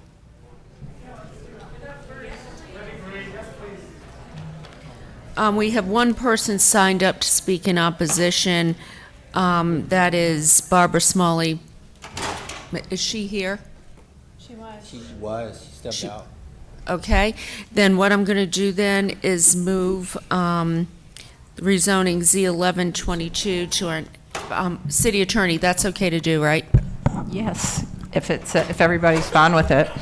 Okay, so we will then take zoning Z1122 Buck Jones. We have 2 people signed up in opposition, 2 people signed up in support.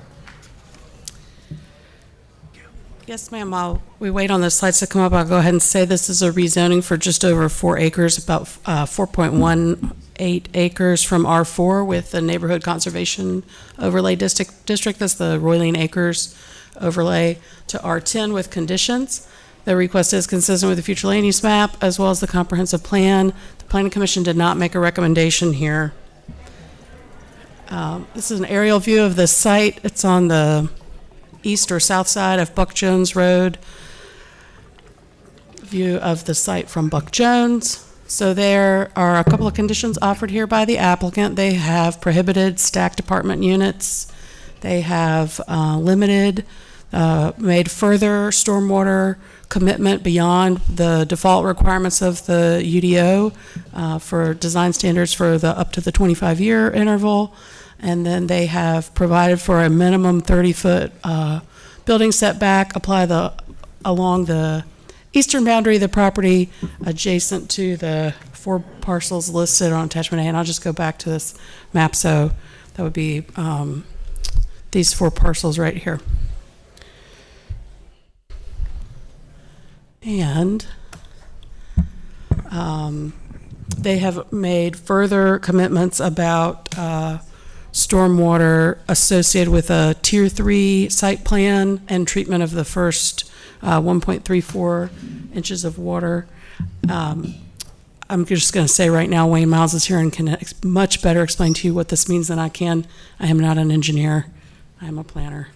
So the change here is an increase in residential entitlement. The setbacks are reduced, and the overall number of units, the lot size requirement, all adjust and change. And then the type of building that's allowed also would change. So that you remember they said no stacked apartment, but they could still build a townhouse building type here that could be rental and not fee simple ownership.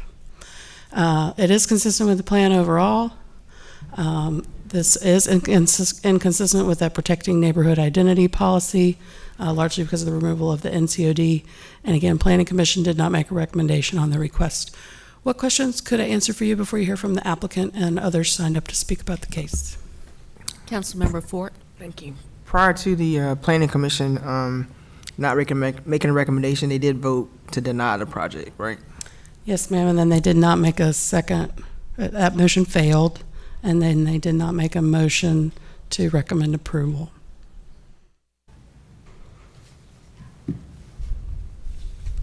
So that's the equivalent of what, like a 4-4 vote?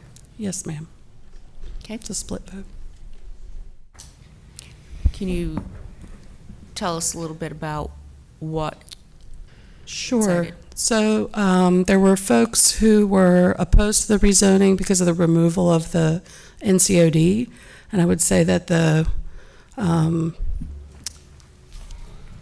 wasn't so much support for the NCOD as a desire to see a more comprehensive addressal of NCODs throughout the city.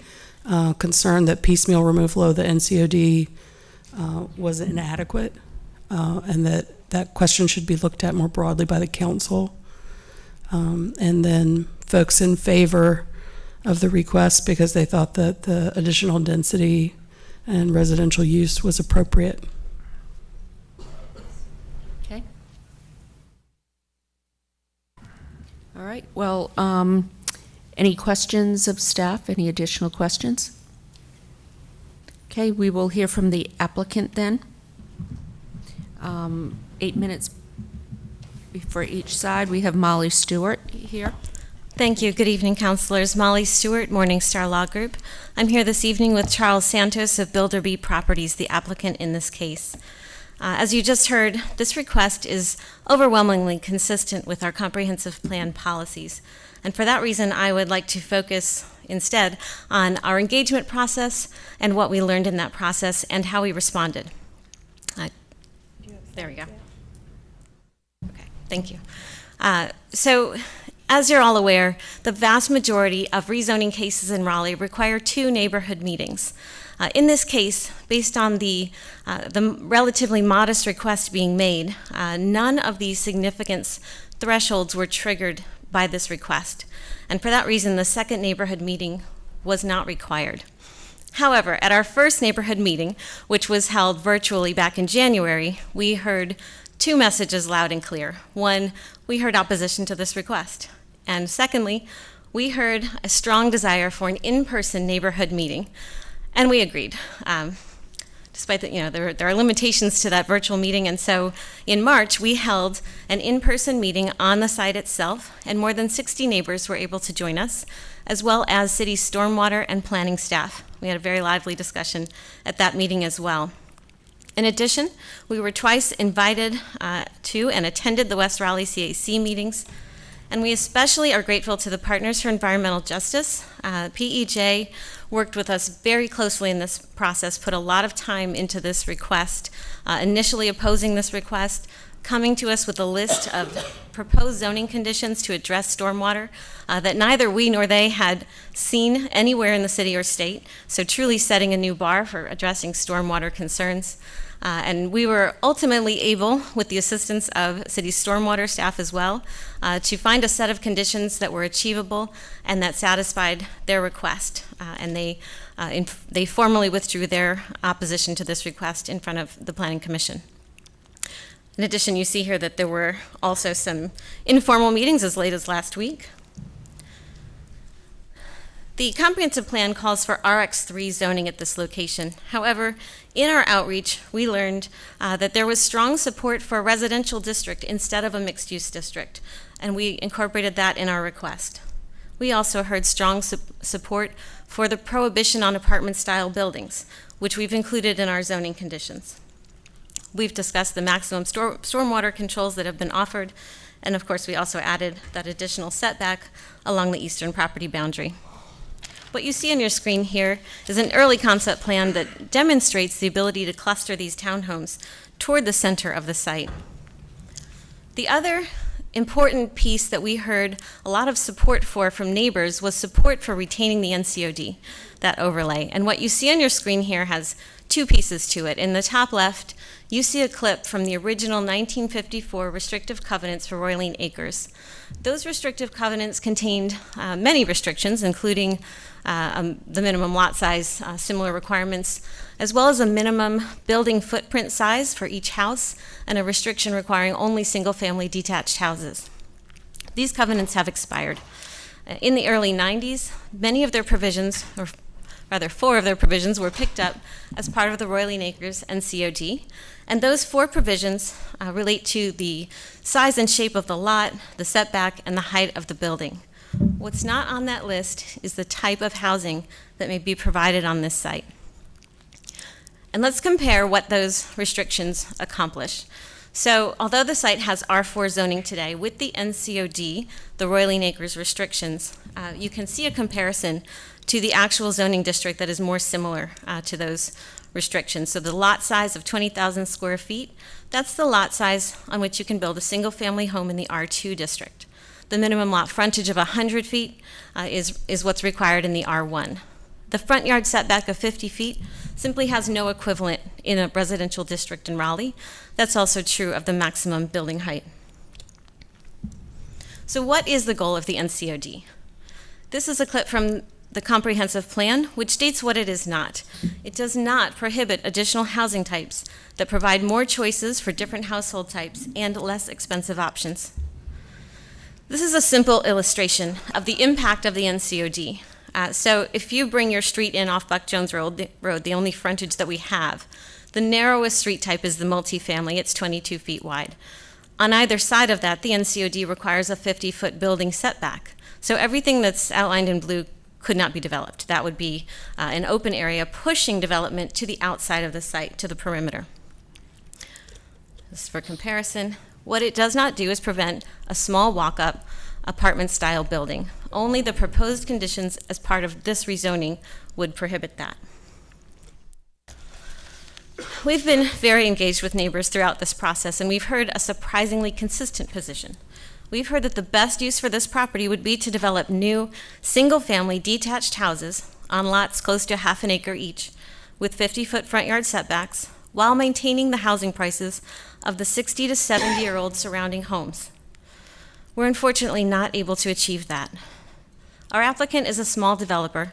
He's proposing approximately 2.5 dozen townhomes without public subsidy.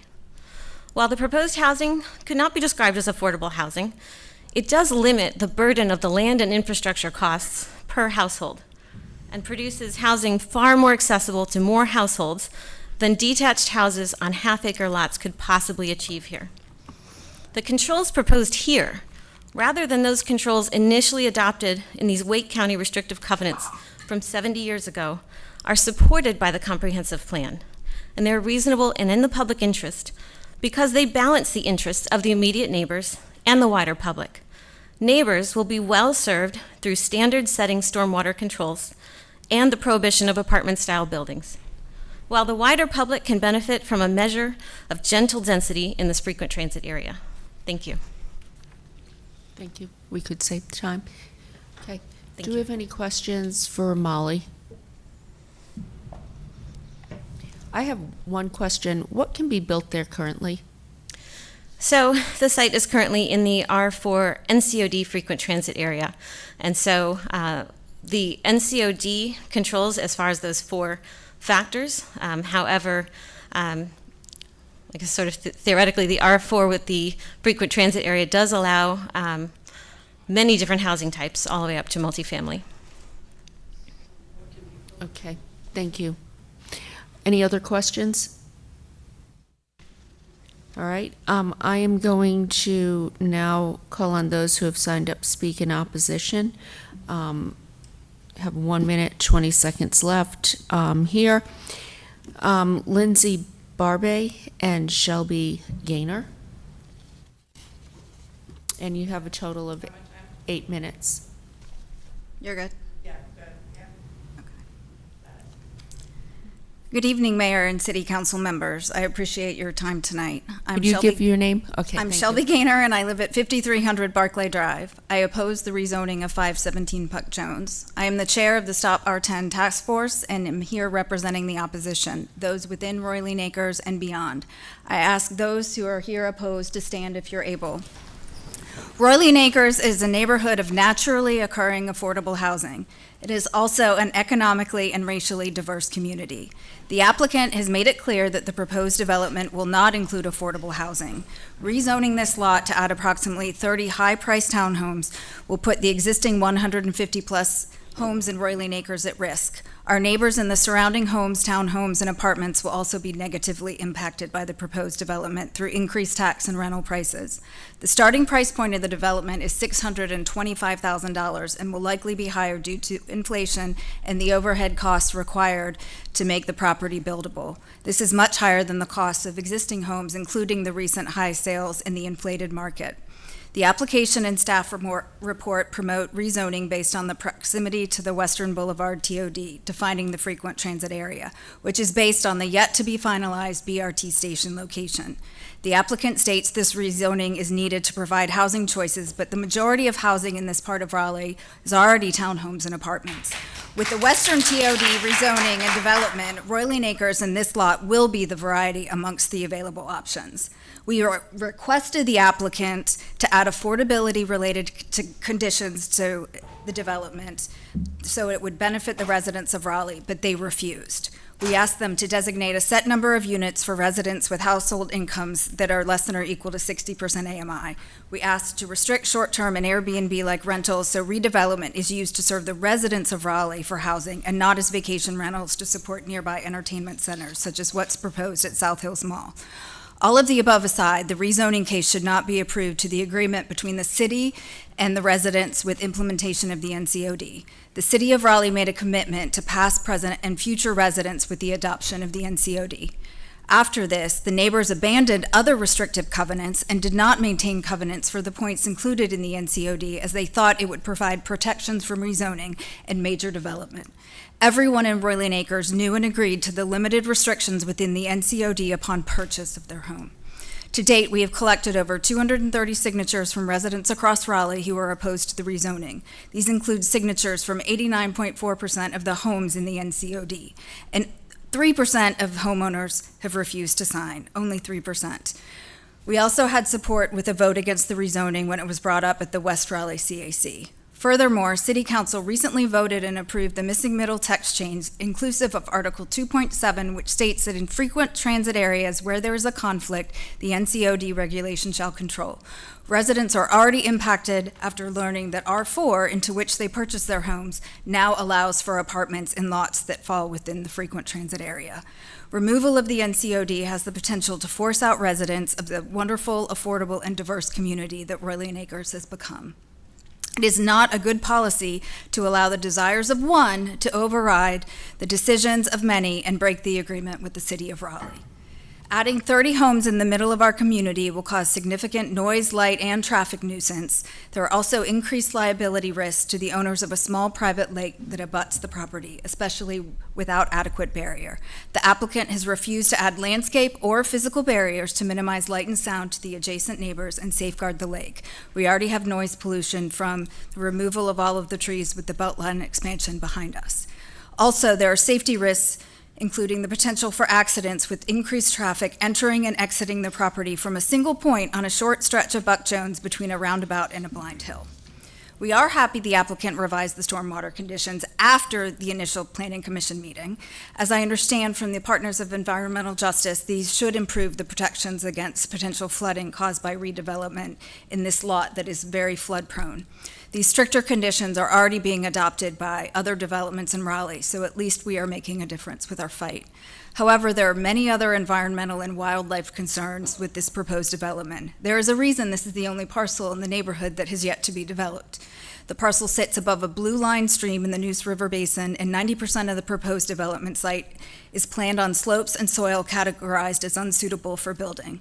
The USDA soil survey shows only a small area of the property is suitable for dwellings and roads and parking, which is located where the existing house is. The topography will require significant land manipulation to build 30 units, and it could harm this ecologically sensitive area. This also could impact other lots adjacent with the ability of water to move through the stream and change the hydrology. And similar issues have been noted in Powell Drive, resulting from sediment movement from recent builds. The lot is also one of the only large green spaces in the area and currently offsets the high-density developments as seen in Raleigh and the Heat Island maps. Developing this property is the antithesis to an environmentally friendly city, increasing the impervious surface, risks of stormwater, deforestation, gross and unnecessary land manipulation, runoff, and the potential to impact the watershed. The city has proposed a greenway along the property in the Western Boulevard Corridor Study, which you all approved on June 7th. If this lot is to be used outside of the NCOD, its use as a preserved green space, park, or community center would be a much better, safer, and earth-friendly land use for this unique topography. Overall, the rezoning application provides inadequate protections for the residents, the watershed, and the environment, and there are many areas where it is indeed inconsistent with the policies in the comprehensive plan. Let me start by saying, please do the right thing for the residents of Royal Acres, West Raleigh, and the environment, and vote against this. However, should you insist rezoning go forward, I urge you to be responsible by ensuring the intent of redevelopment is achieved in the frequent transit area and minimize damages. Require the applicant to add additional conditions, including but not limited to physical and landscape barriers to minimize light and noise pollution and protect the owners of the lake, add conditions to conserve the natural topography, the wildlife habitat, floodplains, and reduce excessive cut and fill grading and loss of significant trees and vegetation in this sensitive area. Require a minimum number of units that are set back for affordable housing. Add conditions to restrict short-term rentals and ensure these units do not become corporate investment properties with high rental prices. Add conditions to ensure compatibility of the new development with the existing neighborhood to protect the integrity, including a decrease in the number of units to ensure adequate transition to the single-family homes.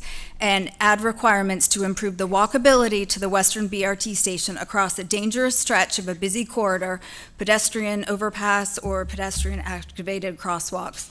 Something, because it is not easy to walk across that street right now, and it would not be safe for people to do that, even though that's the whole intent of this being part of the frequent transit area.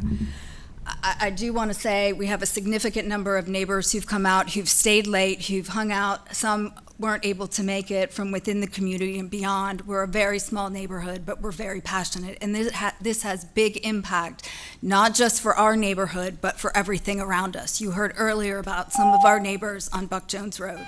Thank you for your time.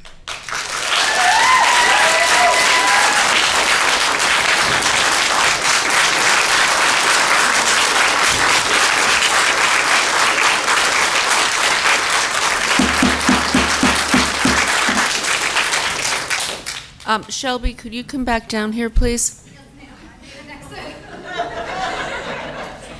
I'm like, I'm done. Sorry, it's past my bedtime. Yes, ma'am.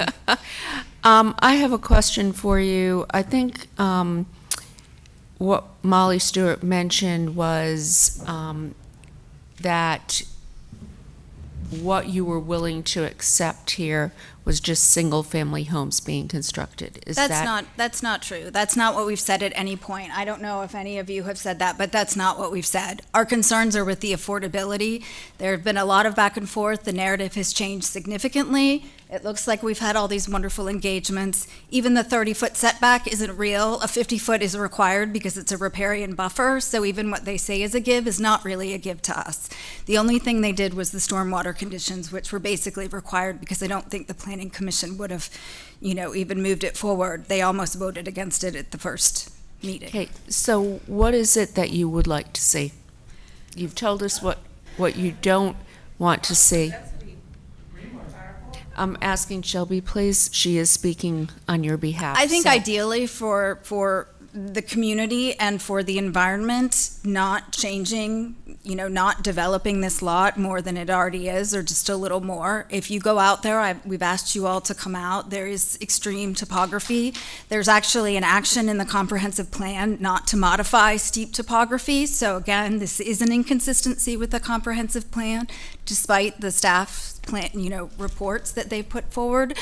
If you go out there and you see it, and some have, it's extreme. It's not really buildable, and the soil is not suitable. So to make this buildable for anything, even within, what is allowed by right, I think is what you say, it will require significant land manipulation, which I think is part of why the price of these units would be so much higher, because he's basically going to have to bring in tons and tons of soil to make it strong enough and supportive to put that many units on.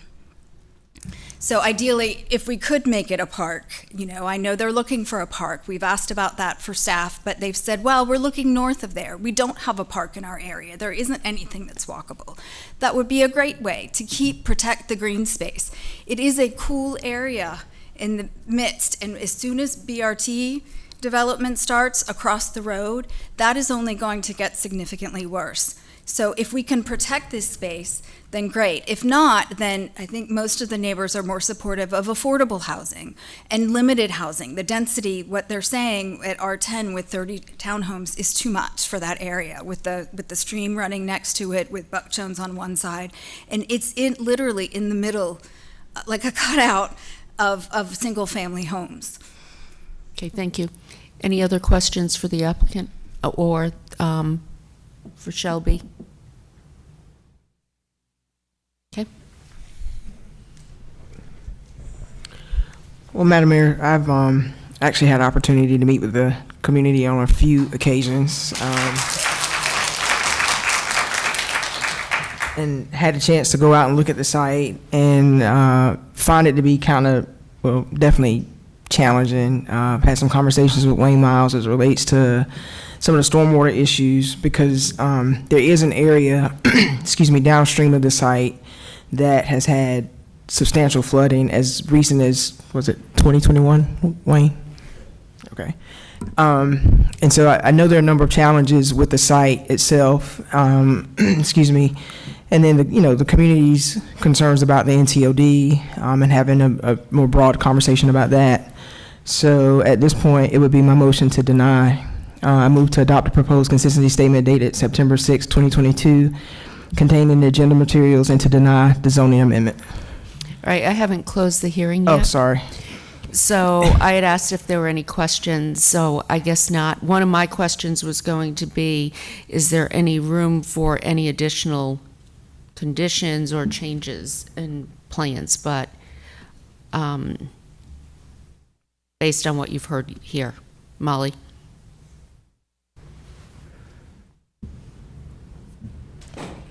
So, although we had previously heard support for no change of zoning and for single-family homes on those lots, what we heard tonight was request for the single house that's there today. We heard a request for a park. We've previously heard requests for a 10-foot solid wall encircling the site. We're not sure why some additional neighbors would cause the need for these extreme measures. As we mentioned, we did work closely with PEJ. We were able to meet those stormwater concerns, so I'm not sure why there are others remaining. If the site is as undevelopable as we just heard, the zoning won't change that. It will remain that problem. Although the site has not been designed, we have had some initial feedback from our engineer that nothing more than a 5-foot retaining wall would be required. So, given the things that have been put on the table in front of us, we're not sure what to offer. If there were some specific requests, we could respond to it, but the kinds of requests that we've heard, we haven't been able to accommodate.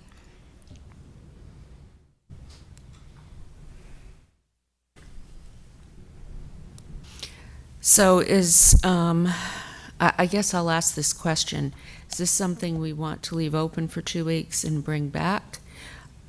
Just to let the applicant ponder on what makes me a little nervous about this is we're hearing apartments could be built there.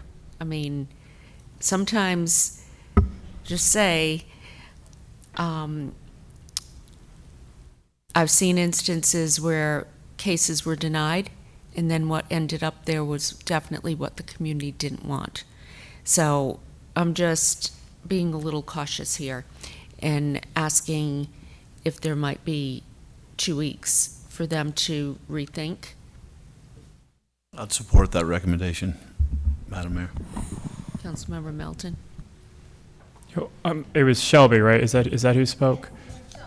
In your comments, there was a point where you started listing some things that you said, if it's going to be rezoned or developed, this is what we'd like to see. And a lot of what you were listing felt like things that you could talk to the applicant's attorney about. I already did. Okay. I had a conversation with her. We talked through it on the phone. She keeps insisting the initial request was to put a physical barrier, as the owners of the private lake were quite concerned that they would have a liability issue with people trying to access that lake. So we actually were asking for a physical barrier to really protect access or limit access to the lake. We then stepped back and said we would at least like to have, say a 10-foot landscape barrier with heights. I've even looked at other conditions that have been put in place. We also asked about affordability. That is very important in our area. This is one of the most affordable areas in the community. Again, you've heard what the conditions are like, or the types of people who live along Buck Jones Road, part of our neighborhood. A lot of our neighbors are on fixed incomes. We have single mothers raising families who've been able to afford there, single women, single gentlemen. We also have families. We have a lot of immigrants. We're a very racially an economically diverse community, and putting $625,000 townhomes, not only impacting the environment and the overall area, including the townhomes behind us potentially, but it has the risk of raising the tax prices and the rental prices. We have a ton of renters in our neighborhood. They would be forced out. We're concerned about the future of our neighborhood, of our community, and it is an amazing community. Just look at what we have here. This is what we have. We support each other. We get each other here. We drive each other. If we were to have some affordable housing there, the majority of the neighbors would probably support that, even if they're townhomes or apartments. If they're supporting teachers and firefighters and the people who can afford to live there, who support our community, then they would like that. We have a lot of retirees on fixed incomes who were professors at NC State, or all sorts of things. I've sent you emails. I've detailed out sort of our demographics. I mean, this is what you're destroying. And honestly, the fact that you've put this neighborhood within, or part of it within, the frequent transit area, even though it is very challenging to walk from the homes that are within the lots that are within the frequent transit area to the proposed BRT station, you are talking about destroying it and ripping our neighborhood apart. I mean, I don't know what to say. It's not really what you're asking me to say here, but please reevaluate what you're doing. You didn't sort of cherry pick or go through like you did with the TOD, with what the frequent transit area is. It really should have started across the street, where there's already set up to have high density housing. So yes, now they can build apartments that wouldn't be the best, will still damage the environment, and they've actually threatened that they will do it without putting in any conditions, meaning they're going to flood people out behind us and they don't really care. That's on their conscience. I hate that. But, there should be other protections in place when there are significant challenges. And it is in the comprehensive plan to have protections in place. Okay, thank you, Shelby. I'm going to go back to Molly. And again, you've heard that there's been a motion made. It would have to be remade and seconded to deny this case. Does the applicant want to consider any changes based on what he or she heard here tonight? We would be happy to take additional time and to have that conversation. I would love to have some specificity. I have my notes from my previous conversation with Shelby about the points that you've heard. We did talk about the fact that none of the surrounding properties have a restriction on short-term rentals. It would be targeted to this site in particular. So I'd love to find something that doesn't single out these homes as being somehow different or less desirable than what's around them. And we are very open to those kinds of changes. So I'm going to ask Council Fort, would you be okay holding off for 2 weeks or 30 days, whatever it is, to have them have the opportunity to relook at this? Well, I'm getting a lot of no's from the community folks that they don't want to do that.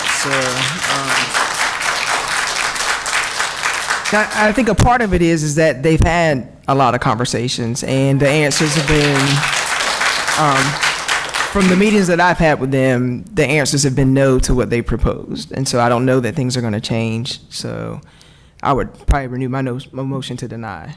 Okay, Mayor Pro Tem Stewart. There are a lot of emotions in this room. There's a lot of emotions. And I think there's a lot of emotions in this city. And I think it's on us to kind of recognize that, that we're growing, right? Like, we've been growing for a really long time. And I think that past leaders have felt that. And maybe we haven't always been the best at really recognizing that and owning that and preparing for that and planning for that. And yet here we are, and we're still growing, and we're feeling it at every corner of this city and every corner of this county, and it's scary. I've got multiple new infill developments in my own neighborhood, and it's scary, and change is messy. And you don't know what to do with it, and you lose like a sense of control of what's happening in your neighborhood, and you don't know who's going to move in. And holy crap, the price of the new houses are insane, right? Like, compared to what I bought my house for 15 years ago, it feels nuts. But that's what's happening. So we can't build brand new affordable housing without an $80 million affordable housing bond. Ma'am, please, no yelling from the gallery. And we have 60 people moving a day to Raleigh, and we have to figure out where we're going to put them, and we all have to make room for them. And so here we are. It can already build 12 apartment units without setting a precedent for removing the NCOD.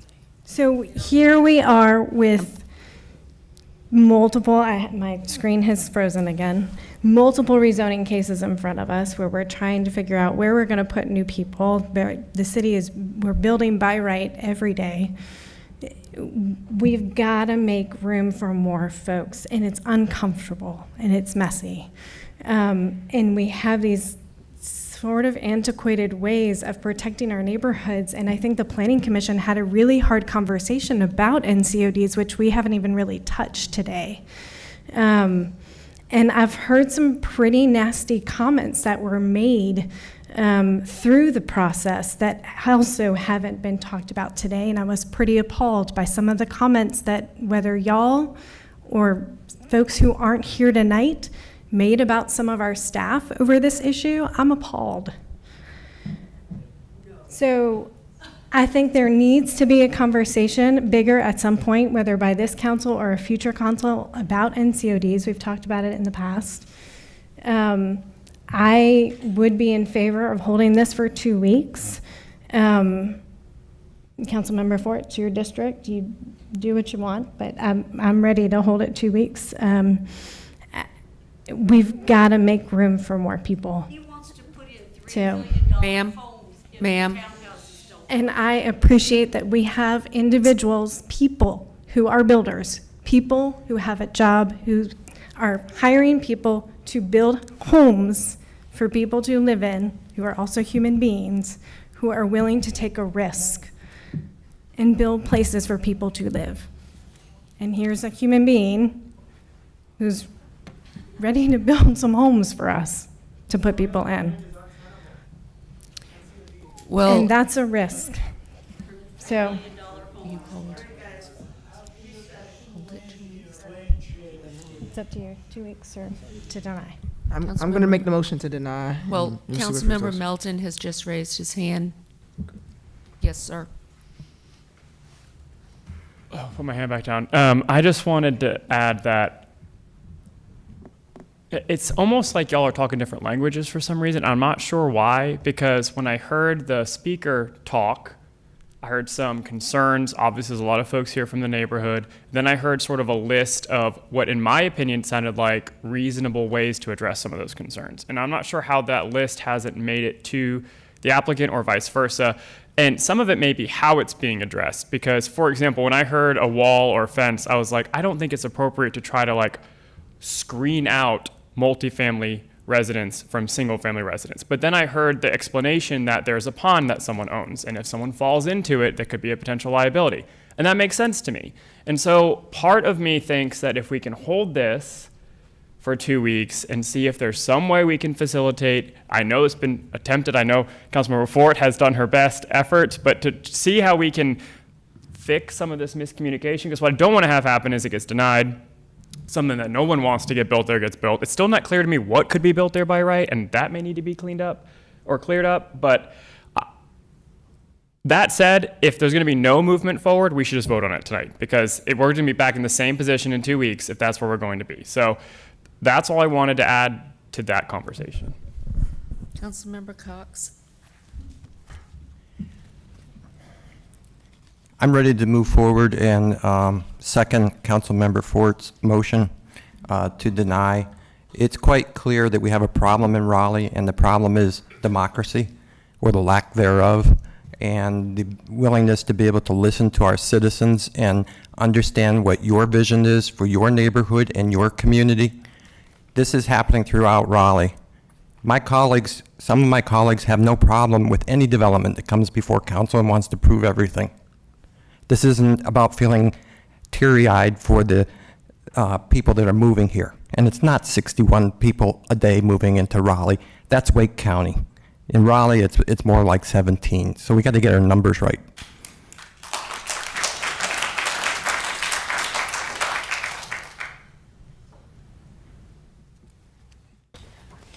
Repeating my motion to deny.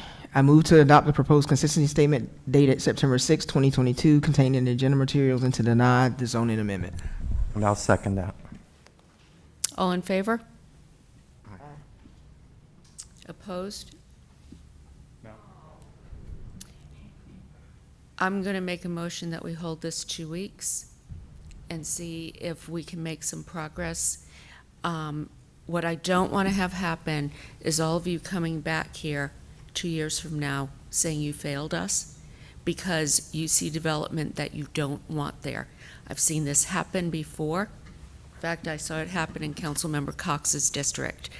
And the people telling me we should have listened, we got exactly what we didn't want.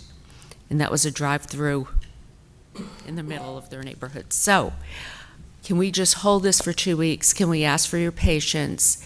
Can we see if the developer will come back with some conditions? We are interested in affordability as well. And I think it's ironic, we've had cases today where we have groups saying we want affordable housing, and then we've had other cases where we have people who are not happy about $2 million townhomes in their multi-million-dollar neighborhood. And so there's lots of crazy discussions going on right now. We're trying to deal with growth. We're trying to do what is right, and we're trying to listen to all of you. So I would just ask that I'll make a motion that we extend this for 2 weeks and see if any progress can be made, and ask the applicant to please have discussions with the neighbors. Keeping it open? I'm going to keep it open. And seconded by Mayor Pro Tem Stewart. All in favor? Aye. Aye. Can you raise your hands, please? Okay. And then opposed? Okay. Let's revisit this in 2 weeks. Let's see if we can make some progress. And if we can't make progress with the applicant, just come back and say we can't make any changes. Then we can deny it. Thank you. Okay, thank you.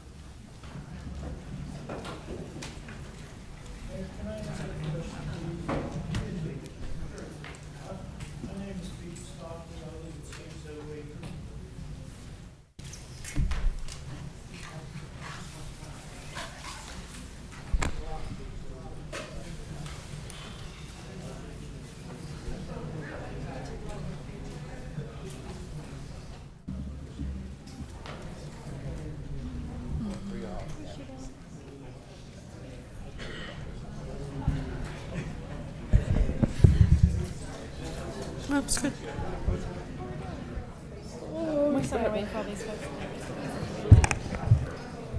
I think the next three happen.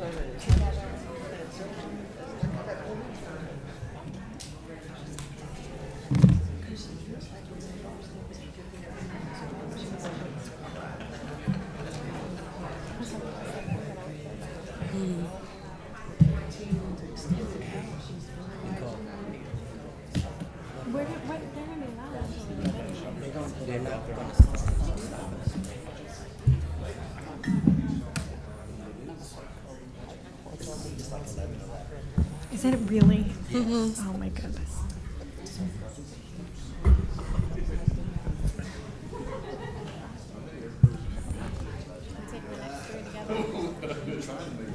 Okay, now I have a question for the city attorney. We have annexation petitions, okay, for the AX 10 700 702 Capital. That needs to go first, and then the rezoning, okay, and then the comp plan. Yes, In ma'am. that order. I would suggest you might not want to act on the annexation until you've made a decision on the rezoning. I suspect the applicant would not want to be annexed if they weren't going to be rezoned. Okay, then we will start with number 9, which is the rezoning Z722. No one has signed up in opposition. Oh, hold on one second, though. It's not in the ETJ, or is it? Oh, okay. It already has city zone. Already has, so this was a public hearing we opened at a previous meeting. The presentation's going to come up in a minute. This is Z722. I believe it's agenda item 8 or 9. And it's for 2 parcels on the east side of US 1 north of 540. You heard this previously, and the conditions have been revised since you heard this. And that's the change here I want to highlight for you. So they have provided a maximum ground story floor plate area of 24,000 square feet, excluding structured parking. So there was some conversation about the scale of commercial, particularly retail use that might happen on the site. And so the applicant has provided some certainty here. If you think about 50,000 square feet is kind of the opening gambit for a full-size grocer. So they're offering 24,000 square feet, which is significantly less than that, about half that. And then they have said non-residential uses for the entire property shall be limited to a maximum of 250,000 square feet. That's also new since you heard this last. And then finally, they have provided for a very specific landscape buffer along US 1 and I-540. In response to the conversations we had about the SHOD and the parkway frontage, trying to respond to those concerns that they had from the table. Be happy to answer questions as best I can about those. Also, the applicant is here and could also speak to questions you might have. So again, this is an old public hearing item. Okay, I'm going to open the hearing, and Collier Marsh is here. No one is here to speak in opposition. Collier, I apologize for making you sit through that, but there were a lot of people here, and so thank you for your patience. Absolutely. Thank you, Mayor Baldwin, members of council. Collier Marsh with Parker Poe at 301 Fayetteville Street. Hopefully we can move through 3 items on the agenda in relatively short order. We already had 2 of the items considered last week at the public hearing, rezoning and comprehensive plan amendment. We're adding the annexation to the list today. Council had 1 directive at the last hearing, add a condition that requires a 50-foot buffer on US 1 and 540, and that's exactly what we've done. Otherwise, this case remains consistent with the comprehensive plan, and so we respectfully request that you vote to approve all 3 items that are on this cover slide right here, and we're happy to answer any questions. Do we have any questions? Okay, I'm going to close the hearing then. Do we have a motion? Okay, regarding Z722, I move to adopt the proposed consistency statement dated September 6, 2022, contained in the agenda materials, and to approve the zoning amendment with the adoption and the effective dates described in the agenda item under recommended action. This approval is also deemed an amendment to the future land use map to the extent described in the adopted consistency statement. Okay, seconded by Councilmember Melton. All in favor? Aye. Aye. Anyone opposed? Okay, that was unanimous, clerk. So next is the annexation petition. I'm asking Bynum, next is the annexation. Yes, ma'am, that would be just fine. Perfect, thank you. So this is, for the same parcels we've already been talking about, a request for you to annex these parcels into the city. The zoning was just approved. The comp plan amendment is pending. That's your next item on the agenda, and would allow for residential development. City water and sewer are adjacent. This is adjacent to our corporate limits and also in our ATJ. What questions could I answer for you before you open the public hearing? Any questions? Okay, I'm going to open the public hearing. Again, no one has signed up in opposition. Collier, do you want to just... Happy to answer any questions. Any questions? Nope. Okay, closing the hearing. Do we have a motion? Yes. Do I have to do anything special? Just say I move to adopt the annexation? Seconded by Councilmember Branch. All in favor? Aye. Aye. Okay, that was unanimous, clerk. And now we have onto the comprehensive plan amendment, CP 522. Yes, ma'am. This request has not changed at all since you heard it last. You held it to get the allow the rezoning to modify, and you've just approved that. And the rezoning includes conditions that address most of staff's, really address all of the concerns about consistency with this request with the comprehensive plan. So ready for action. Again, the applicant is here, and I understand that Ms. Smalley McMahon had signed up to speak, but I don't believe she's here. I believe she's gone home for the evening. I believe I was told she had left, so. Yeah, she's gone. I don't see her. She's gone. Okay. All right, we will open the hearing. You have about a 15-minute presentation, so if you'll bear that, I'm happy to answer any questions.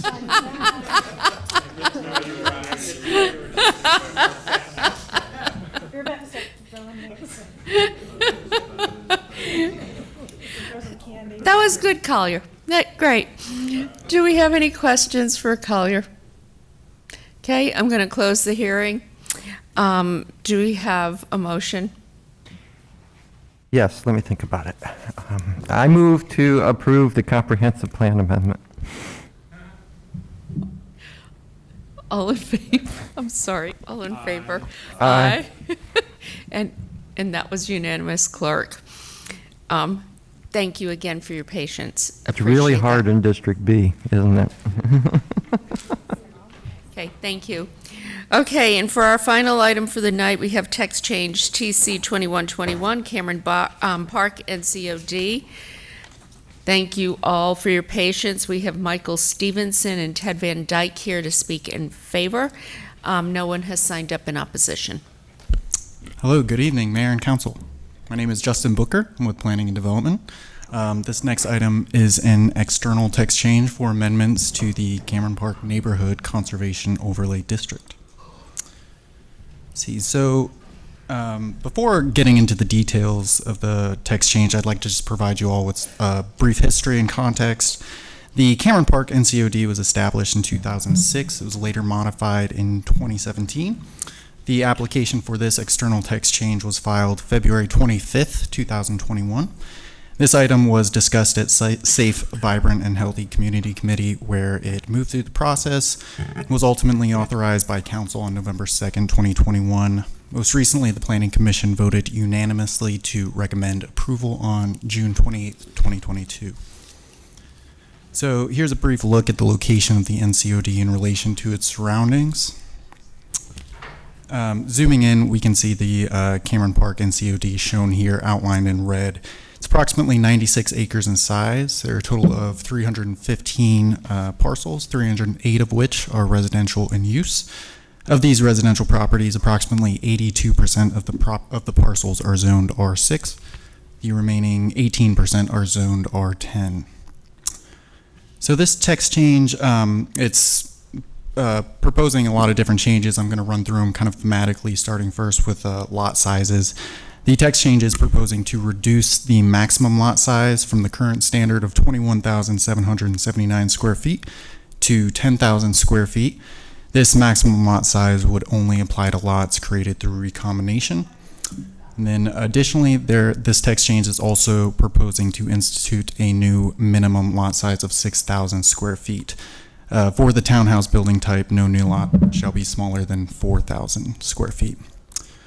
With the changes being made to lot sizes, minimum lot sizes, staff really wanted to examine how these proposed standards compare with R6 and R10 standards for lots that are not located in any NCOD, essentially asking the question, how is density any different from what is in the code? So what we have here, we'll start with the R6 component of the NCOD. You can see the highlighted parcels in the top right-hand corner of the screen. And in the table, what we have broken down are what we call effective densities for different building types located in the R6 district. This effective density is derived from the required minimum lot size, so essentially it's an indicator of density. We realize there's a number of additional dimensional standards that influence density, but this is really only taking into consideration the required minimum lot size. So it's an indication of how dense you could get. So the center column, existing R6, displays the effective densities of building types in the R6 district afforded by our UDO's base standards. The far right column displays the effective densities of building types based on the proposed Cameron Park NCOD lot size.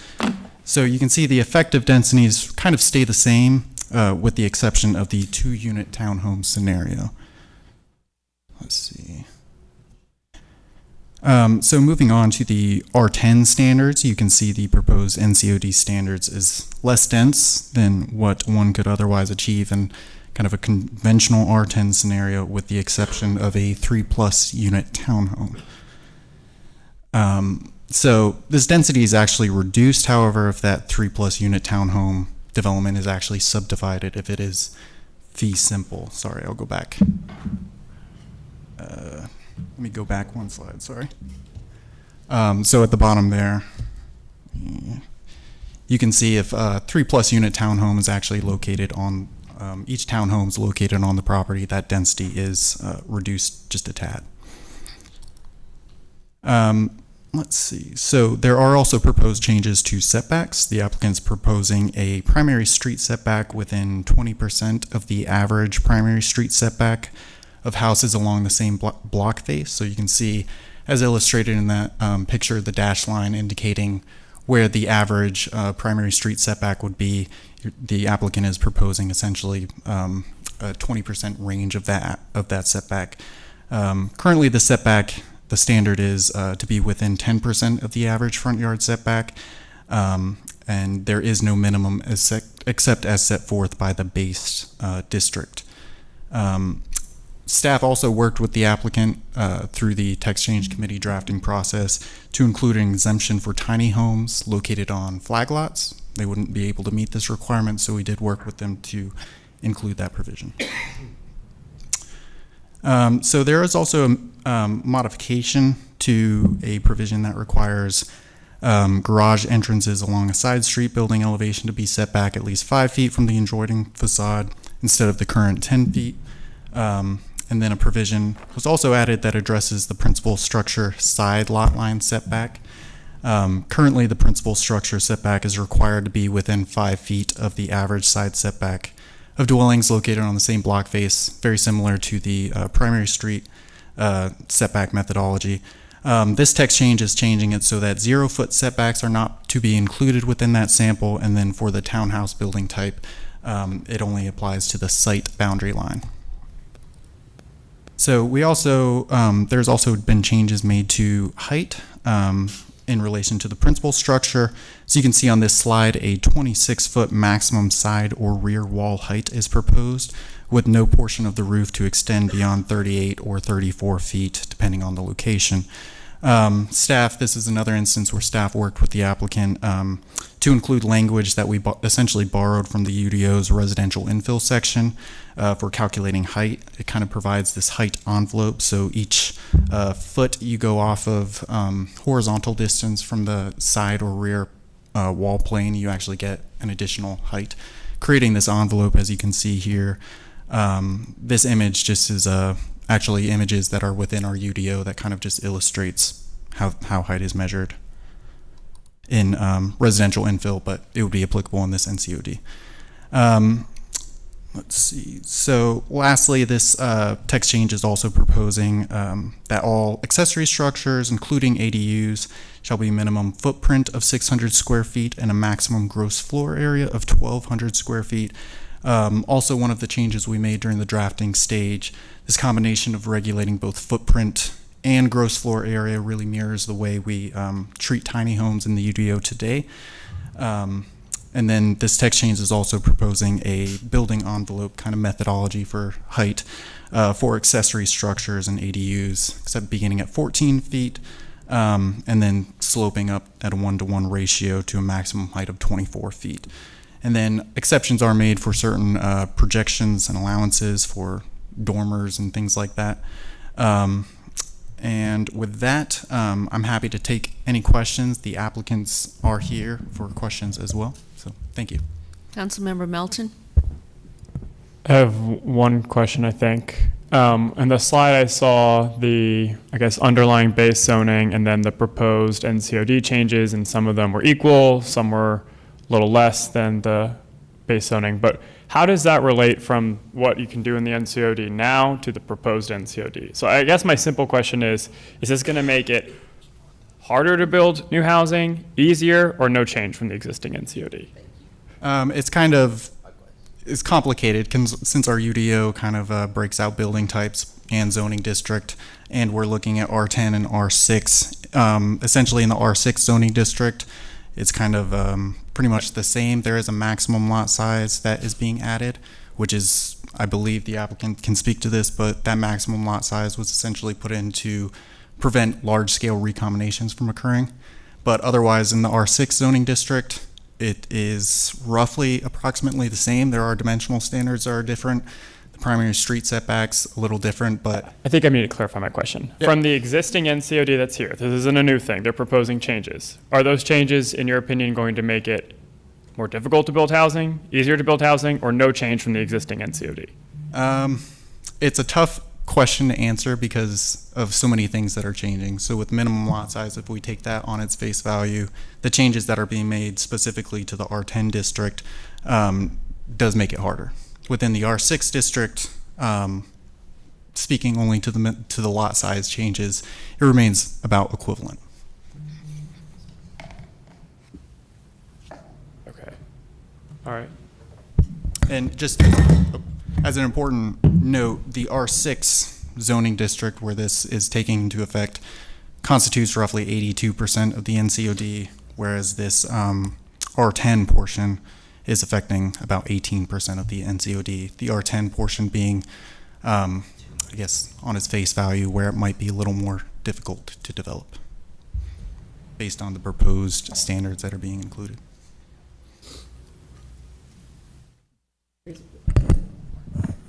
I guess the applicants can maybe help me with this. I'm trying to understand the point, like what was the intent in doing all of this? I would let the applicants answer Okay. that. I think they have a pretty good. I think the intent was to create consistency among the changes we had made, so their NCOD reflected those changes, but we will let them come speak.